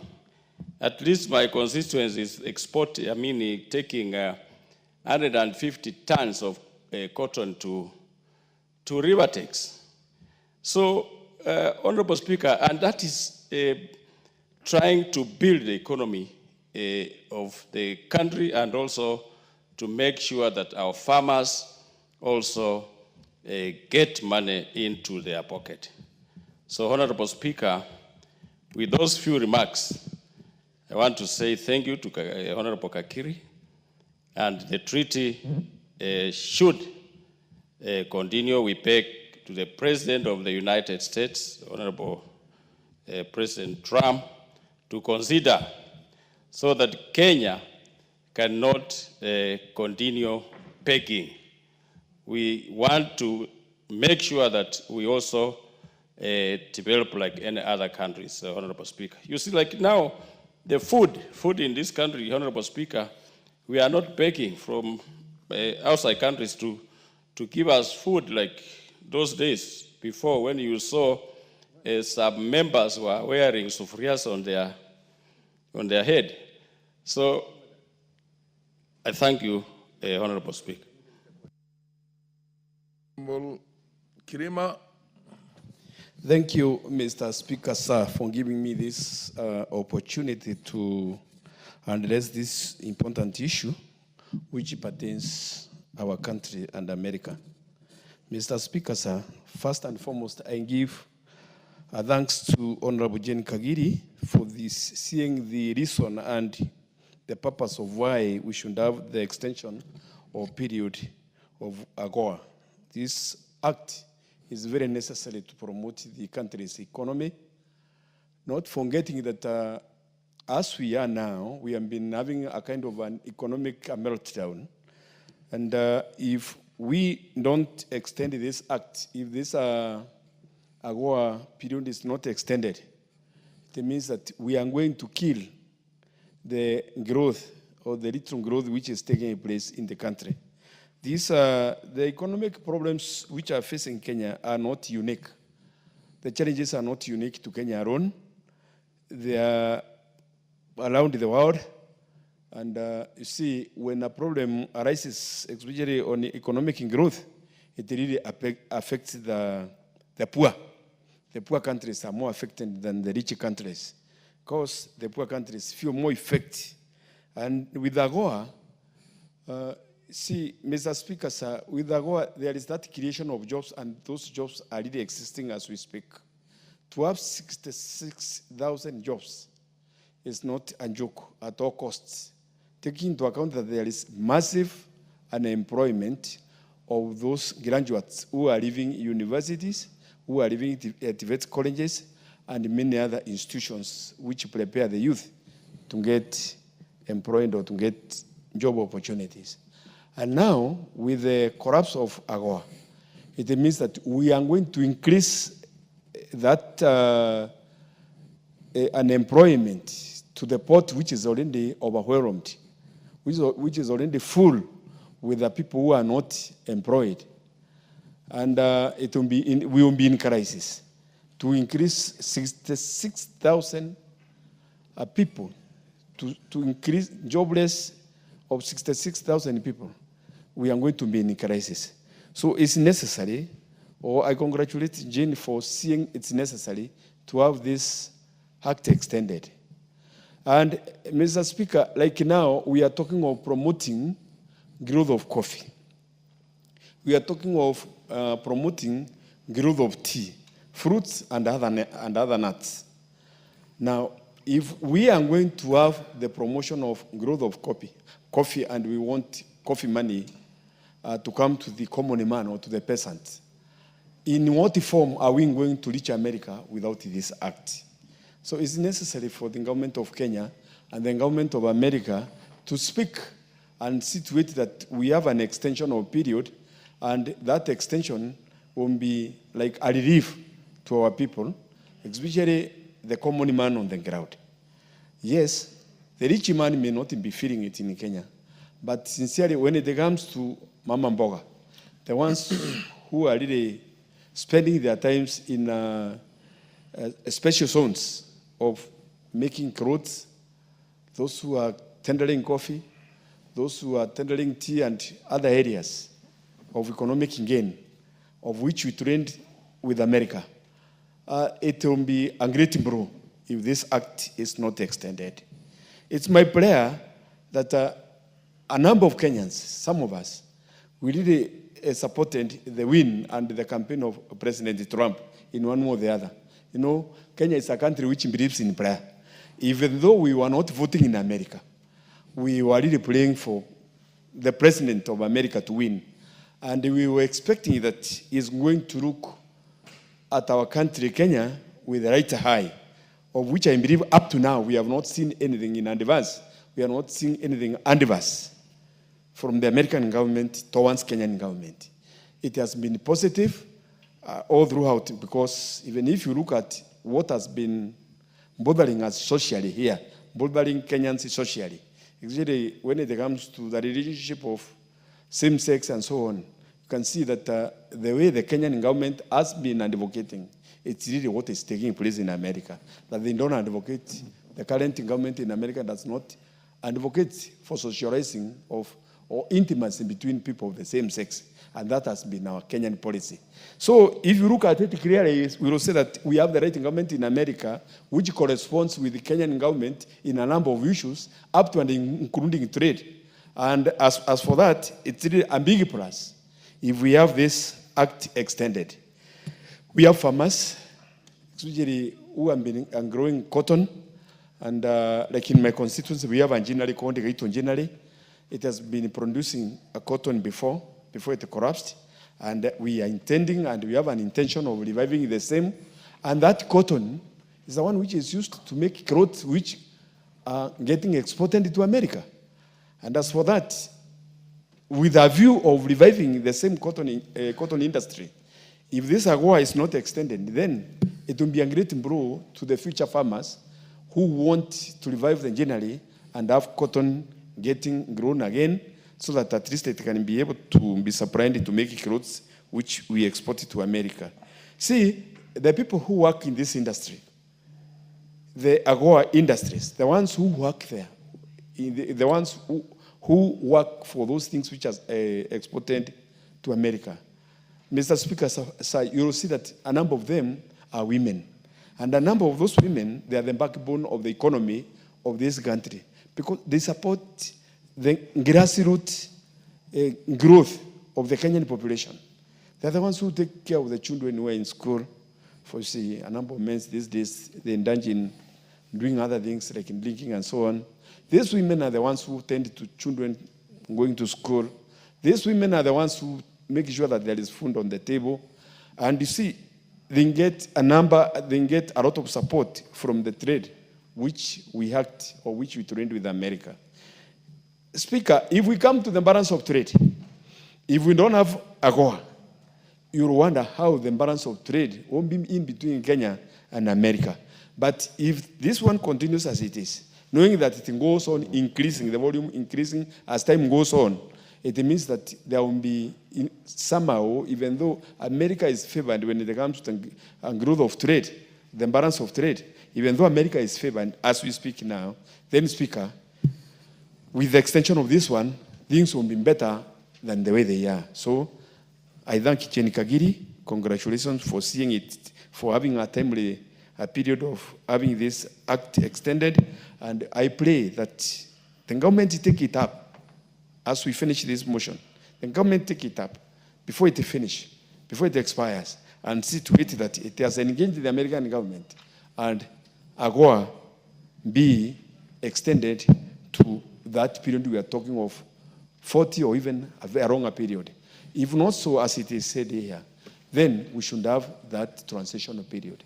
But why should we have a transition period with a friendly government which we are talking to and it's listening to us? It should be extended as it has been played in this motion. Thank you, Mr. Speaker, sir, for giving me this opportunity. Thank you. MP for Igembe North. Thank you, Mr. Speaker, for this opportunity.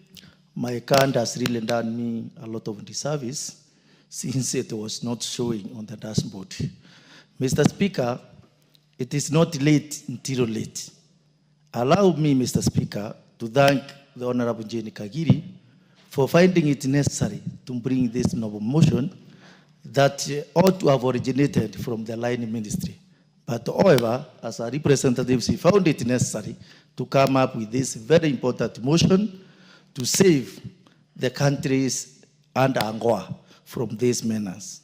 Mr. Speaker, why Angola? Angola was founded on the principle of making sure that African countries in sub-Saharan Africa could access the US market. This is because African countries, being countries mainly from the third world, had no opportunity to access the US market. But through Angola that came into existence in 2000 under the leadership of President Clinton is expiring this November. We are saying that it is our prayer, and I want to join other members who have been praying that this motion that is framed to seek extension of the Angola Act. Mr. Speaker, if this one is not allowed, many Africans will suffer because the closure of this market will affect many countries. Kenya, being an agricultural country, is one of the countries that is benefiting immensely through the sale of the agricultural product. More importantly, a crop like coffee. Coffee currently is facing high market prices, and the farmers have been encouraged through extension officers to change the feeling that they had before that coffee was not very, very beneficial. Most of the counties, most of the constituencies now are engaging in coffee production. And by seeking this extension, it will enable farmers to continue reaping those benefits that they are having today. Mr. Speaker, if this one is not extended, we will have many Kenyans losing their jobs. As it has been indicated, about 66,000 will lose their jobs indirectly. But not only 66,000 that will lose, many will lose who have been depending with this huge number indirectly. And by so happening, the poverty levels will be increasing. And when poverty levels increases in a country whereby employment is a main threat, particularly on the youth, that one will be devastating and the effects will be catastrophic. Mr. Speaker, trade enables a country to grow, to industrialize, and more importantly, to stabilize even economically and also politically. By closing this market, we will negate the core mandate or the core principles as to why Angola was founded. Mr. Speaker, I want to urge our leadership to move swiftly so that it have some bilateral talks with the US government, together with other African countries that are listed in the Angola protocols, so that maybe through negotiations, through bilateral talks, this kind of an act can be extended for the benefit of the countries that are benefiting through the socio-political arrangement. With that, Mr. Speaker, I do seek to support.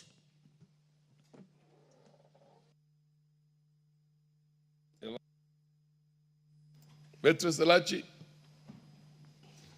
Thank you, Mr. Speaker. Mr. Speaker, I also rise to thank our chair of 47, Jane Kagiri, for bringing in this motion, a motion of a discussion around the AGOA renewal beyond its current expiration of 2025, Mr. Speaker. AGOA is more than just what we say, it's just beyond a trade agreement. It is a platform, Mr. Speaker, of shared growth, mutual respect, and sustainable development, Mr. Speaker.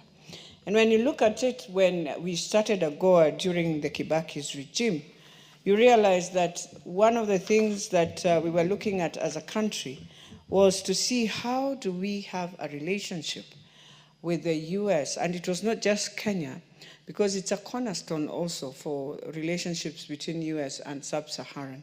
And Mr. Speaker, you realized at that time, this trade was to help us because it is duty-free access.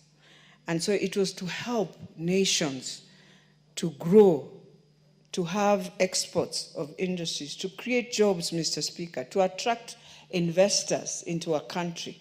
But more importantly, you find that it was to strengthen our relationship in terms of governance, in terms of how we perceived at that time the US, and to advance the economy growth and reforms that we had at that time.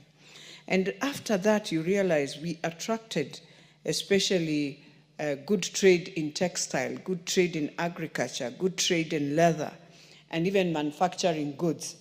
And so, Mr. Speaker, when we talk about this, and I'm hoping that with the Trump government, he will come, the president will understand the need of that sustainability of Africa and the US. Because you realize when we look at China, the advancement we have had with China is more on infrastructure.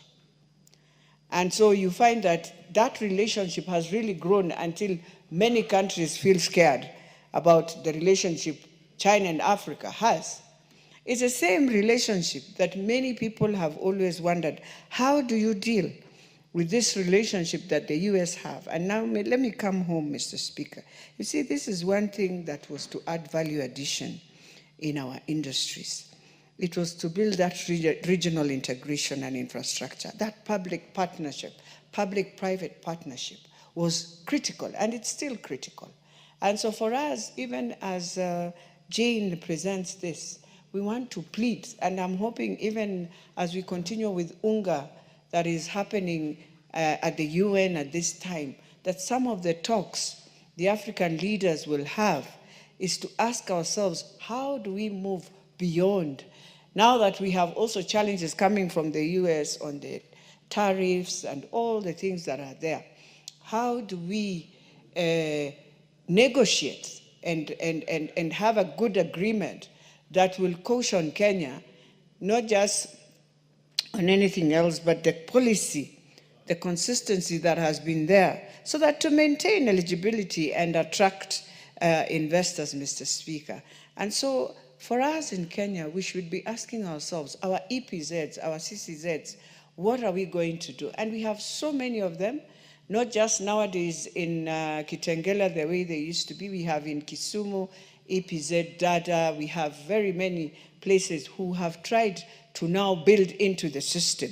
And so we, and I know we can collaborate so well.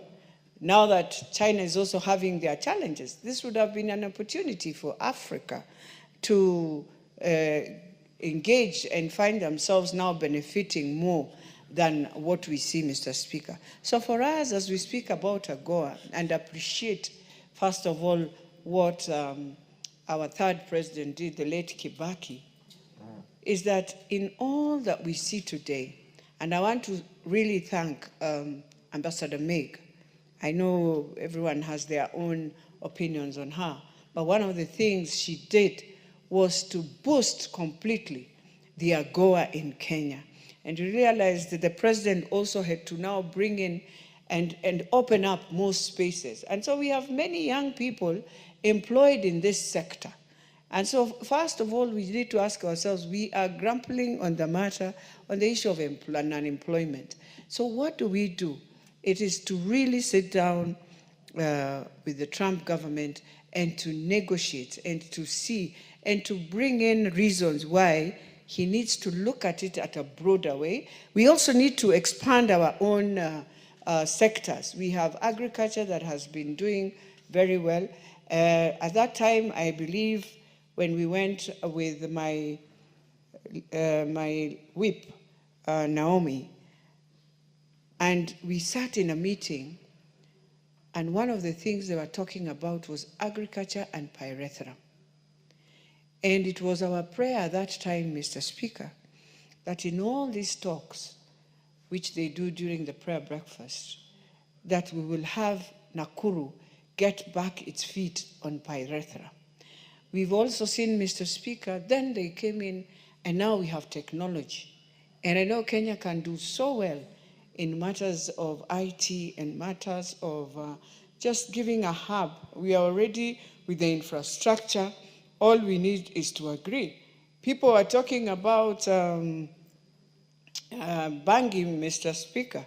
And today you find in Rwanda and other areas, they are now, they have decided to demarcate it and make it for health. And we have so much in Kenya. We just need to think, how can you do an EPZ that will really cover it for purposes of health, purposes of treating cancer, purposes of helping many patients. So today Rwanda is exporting a lot of it to Canada and many other places, but specifically on health matters. So how do we use this same drug that we normally feel it is there to hurt our children, but then it can be of good use? And so, Mr. Speaker, as we do all this, for me, I think first is to tell Jane, thank you for allowing us just to remind ourselves that we are about to lose again one of those good things that was started with the Vision 2030. Because Vision 2030 was meant that we need to be a middle country now and industrialized. And one of the things that this AGOA has assisted us is to create that access in it. And so, Mr. Speaker, as I finalize, I think one of the things we need to do as a House is, and even as we support Jane, is all of us to agree that this is serious, it needs to be a memorandum, and beyond that, we need to see, I know now, I believe we now have a new ambassador, and I'm hoping we can also have a sitting with he or she, talk and agree, how do we move? What are the relationships that we can have, Mr. Speaker? And lastly, we are talking about AGOA, Mr. Speaker, we need to talk about the visas. We need to be very serious about it, Mr. Speaker. You realize, yes, as Kenyans, we are going to suffer, and I want to plead to the young people, our agencies, we are going to suffer because now we have 6 months when you are applying for a US visa. And one thing they are looking at is what have you been doing with your social media, with your gadget. And it is going to be tough for students, for all of us, because they are saying 6 months, you apply for your visa, you wait. And so I plead, we can do all these things. Look at how now people are joking with us. People are coming now in your own country, they can step on your flag, they can do all these things. It's because we've left, we've given space for people to joke with the country. So, Mr. Speaker, as we do all this, as we welcome the UN to come into Kenya and become the country in the whole of the region carrying that big, let us not lose AGOA. And so we plead with the Trump government. We've worked very well. We've been friends for many years. We plead that this should be a program to continue in Kenya. Thank you, Mr. Speaker.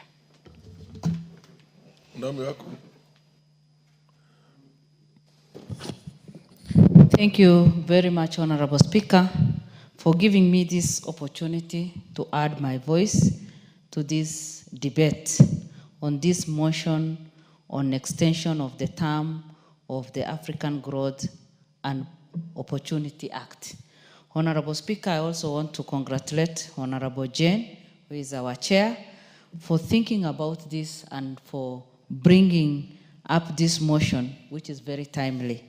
Honorable Speaker, we have known that this has been enacted in 2000, and it is coming to an end now, which poses a big threat to us as a country.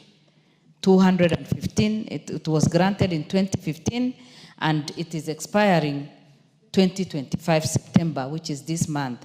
This poses a big threat to us as a country, because through this, AGOA, we know very well that Kenya has grown economically and also have had the free access to USA, free duty-free access to US. And also, we know very well that it has also created job opportunity and given Kenyans a lot of opportunity to do business here and there.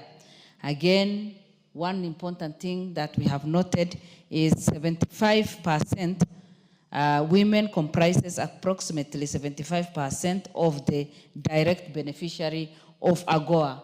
In fact, this is the only area that we can say as a country that women are very much in it and leading. Honorable Speaker, we know very well that AGOA has not only facilitated the trade between between Kenya and USA in terms of market and any other things, but also promoted horticultural products because including flowers, nuts, and coffee. We know very well that many Kenyans have invested in a huge way in this. And Honorable Speaker, that is why expiry of this that has just come is a big threat to us because it will jeopardize the businesses of those people already in it, and also many people will lose their jobs, and we cannot afford that.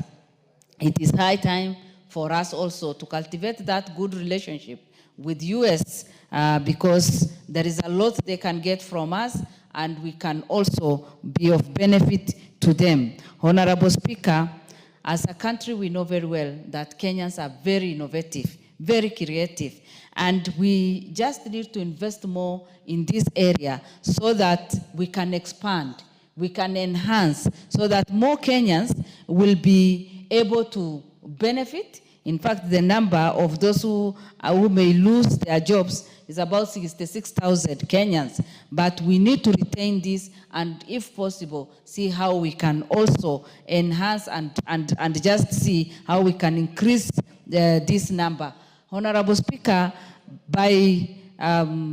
if this will not be renewed and if we are not assured of the continuity, this will also increase the poverty level that we are trying to fight so much. So there is need for us to make sure as a country and as a government to make sure that this will continue. Honorable Speaker, as I finish, the extension time that we are looking for is about 16 years. That will take us to 2041. This will help our country to gain economically, and it will provide for the families. It will protect, it will promote long-term stability, and those who are in this will be able to grow economically, and in turn our country will also grow. So there is need for us to seriously work on this so that we renew and also see how best we can support those who have already invested and those who will also invest, and make sure that every part of this country is well represented. Because even for us, even for those of us who come from northern part of Kenya, there is something that we can do and also be part of this, because we cannot afford to remain behind. Since independence, we have been left. We keep saying we have been marginalized. But this will give us a good opportunity to challenge even the pastoralists, to market our leather, to market our livestock, to market other things, and see how best we can add value to what is already in existence. With those few remarks, I support this. Thank you. I don't see any further interest on this, and under the circumstances, I'm left with only one option, and that is to ask the Honorable Jane Kagiri, the mover, to reply. Thank you, Honorable Speaker. Honorable Speaker, a very famous poet, Maya Angelou, once said, "I've learned that people will forget what you say, people will forget what you do, but they'll never forget how you make them feel. So, Honorable Speaker, I want to thank this Honorable House and my colleagues for the empathy they have exhibited towards the people who are held in this quagmire. That is the employees as well as the investors. Honorable Speaker, it was said that we are a bit late. But I, being a staunch Arsenal supporter, I know we always deliver in the last minute. And even on Sunday, it was exhibited in the Man City match, where we scored on the 93rd minute. So even on this, I believe we're actually going to score and will be successful in getting the extension. Honorable Speaker, my parting shot would be, let us work on policy where people don't have to live in uncertainty in their employment, and where employers don't have to wonder on what they have to tell their employees the following day. Honorable Speaker, it is my hope and prayer that the extension will be given to us, and we look forward to having a successful country and our people progressing with their livelihoods as they should do. I beg to reply, Honorable Speaker. Thank you. Honorable members, I'll now put the question. Aware that the African Growth and Opportunity Act, AGOA, enacted in 2000, was designed to enhance economic development and strengthen governance in eligible sub-Saharan African countries by granting duty-free access to the United States of America market, thereby increasing trade and investment.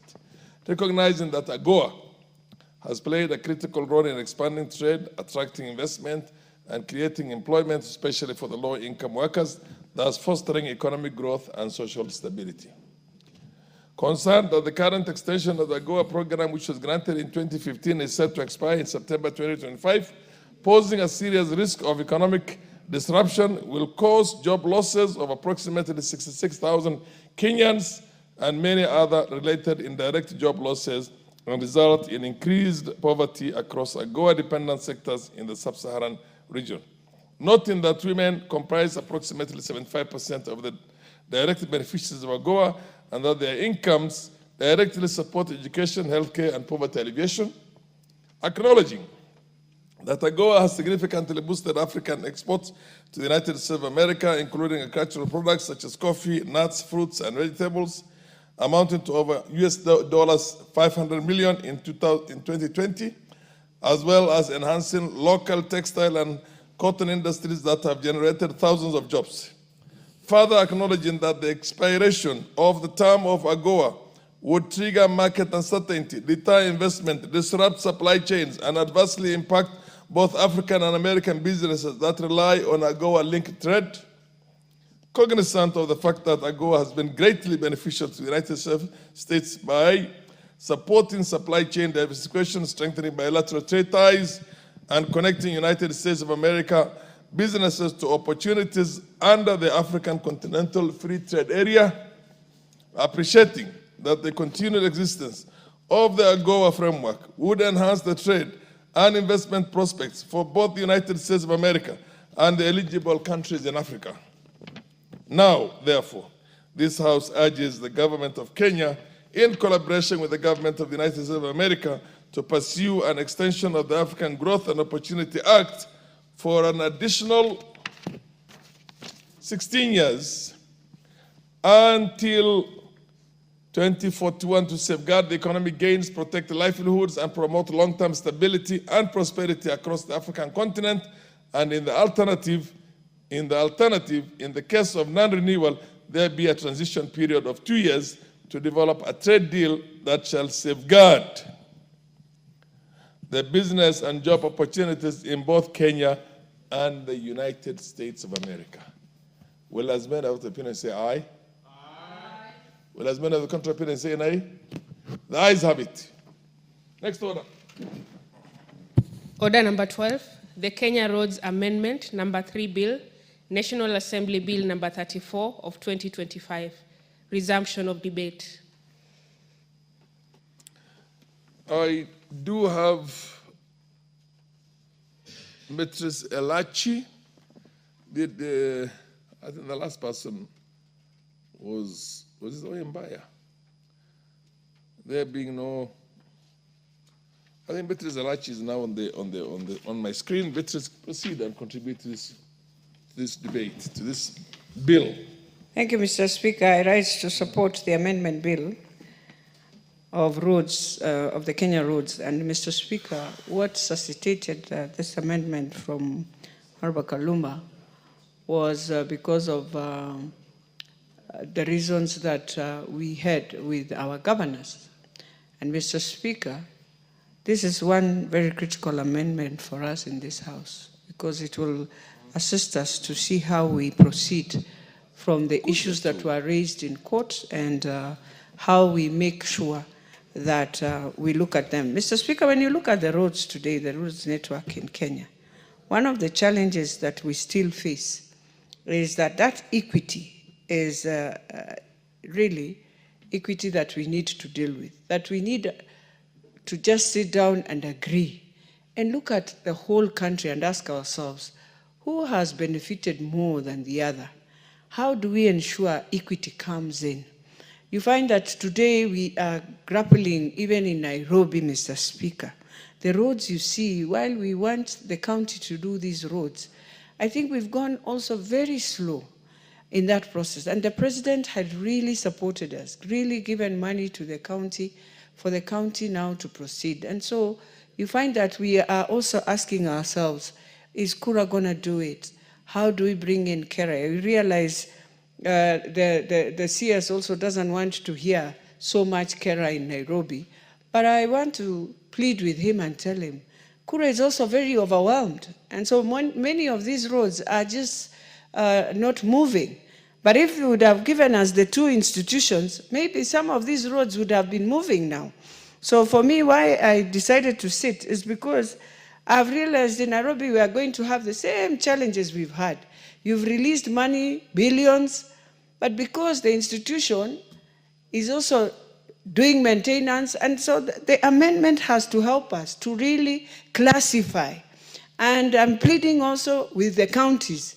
If you know capacity is very low, why would you hang on this? Why can't we make it a win-win situation where both of us can do these things? Some will do these other roads and some will do this. In the end, we are all serving the same people, Mr. Speaker, the same Kenyans who want service. So today you find some places the road is just bad.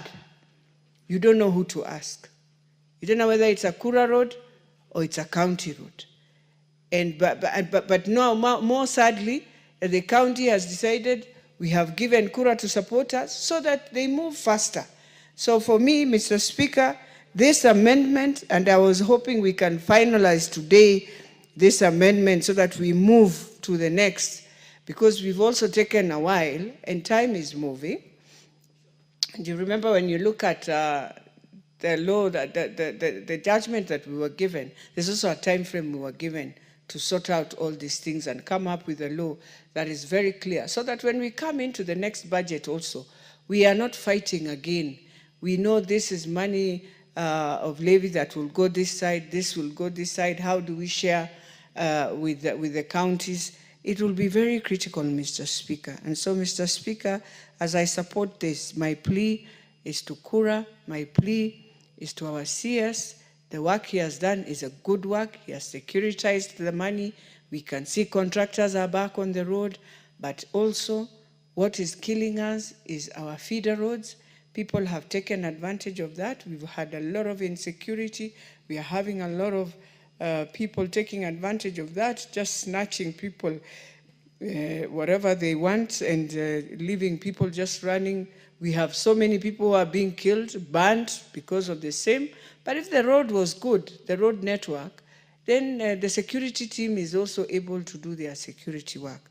So with those few remarks, Mr. Speaker, I beg to support, and I'm hoping we can finalize this so that the clusterization of these roads are done in the right way, so that we can know which road is which and where we can start together. I beg to support, Mr. Speaker. Thank you very much, Honorable Elachi, on that particular one, and there being no more interest in that specific one, I'll defer the putting of the question to the next sitting. Next order. Order number 13, motion, consideration of the 5th report on examination of financial statements of selected corporations. Resumption of debate. The chairperson resumption of debate. Leader. Honorable Speaker, now that there is no interest on this bill, I propose that next time it appears on the order that the mover be called to reply. Very well, honorable members, we shall defer that particular one to the next order paper. Next order.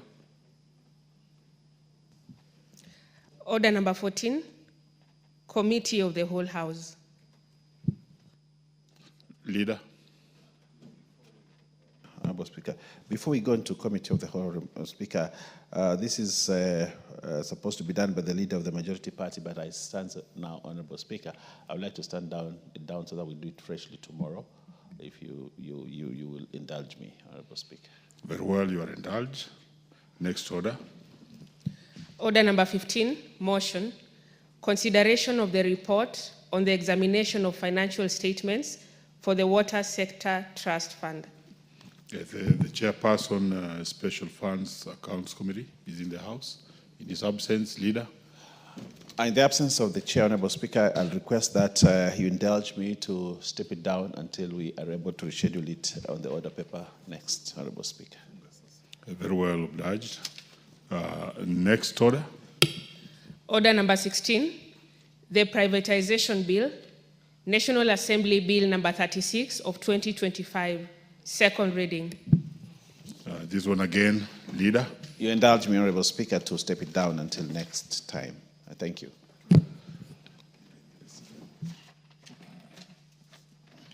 Honorable members who may be upstanding.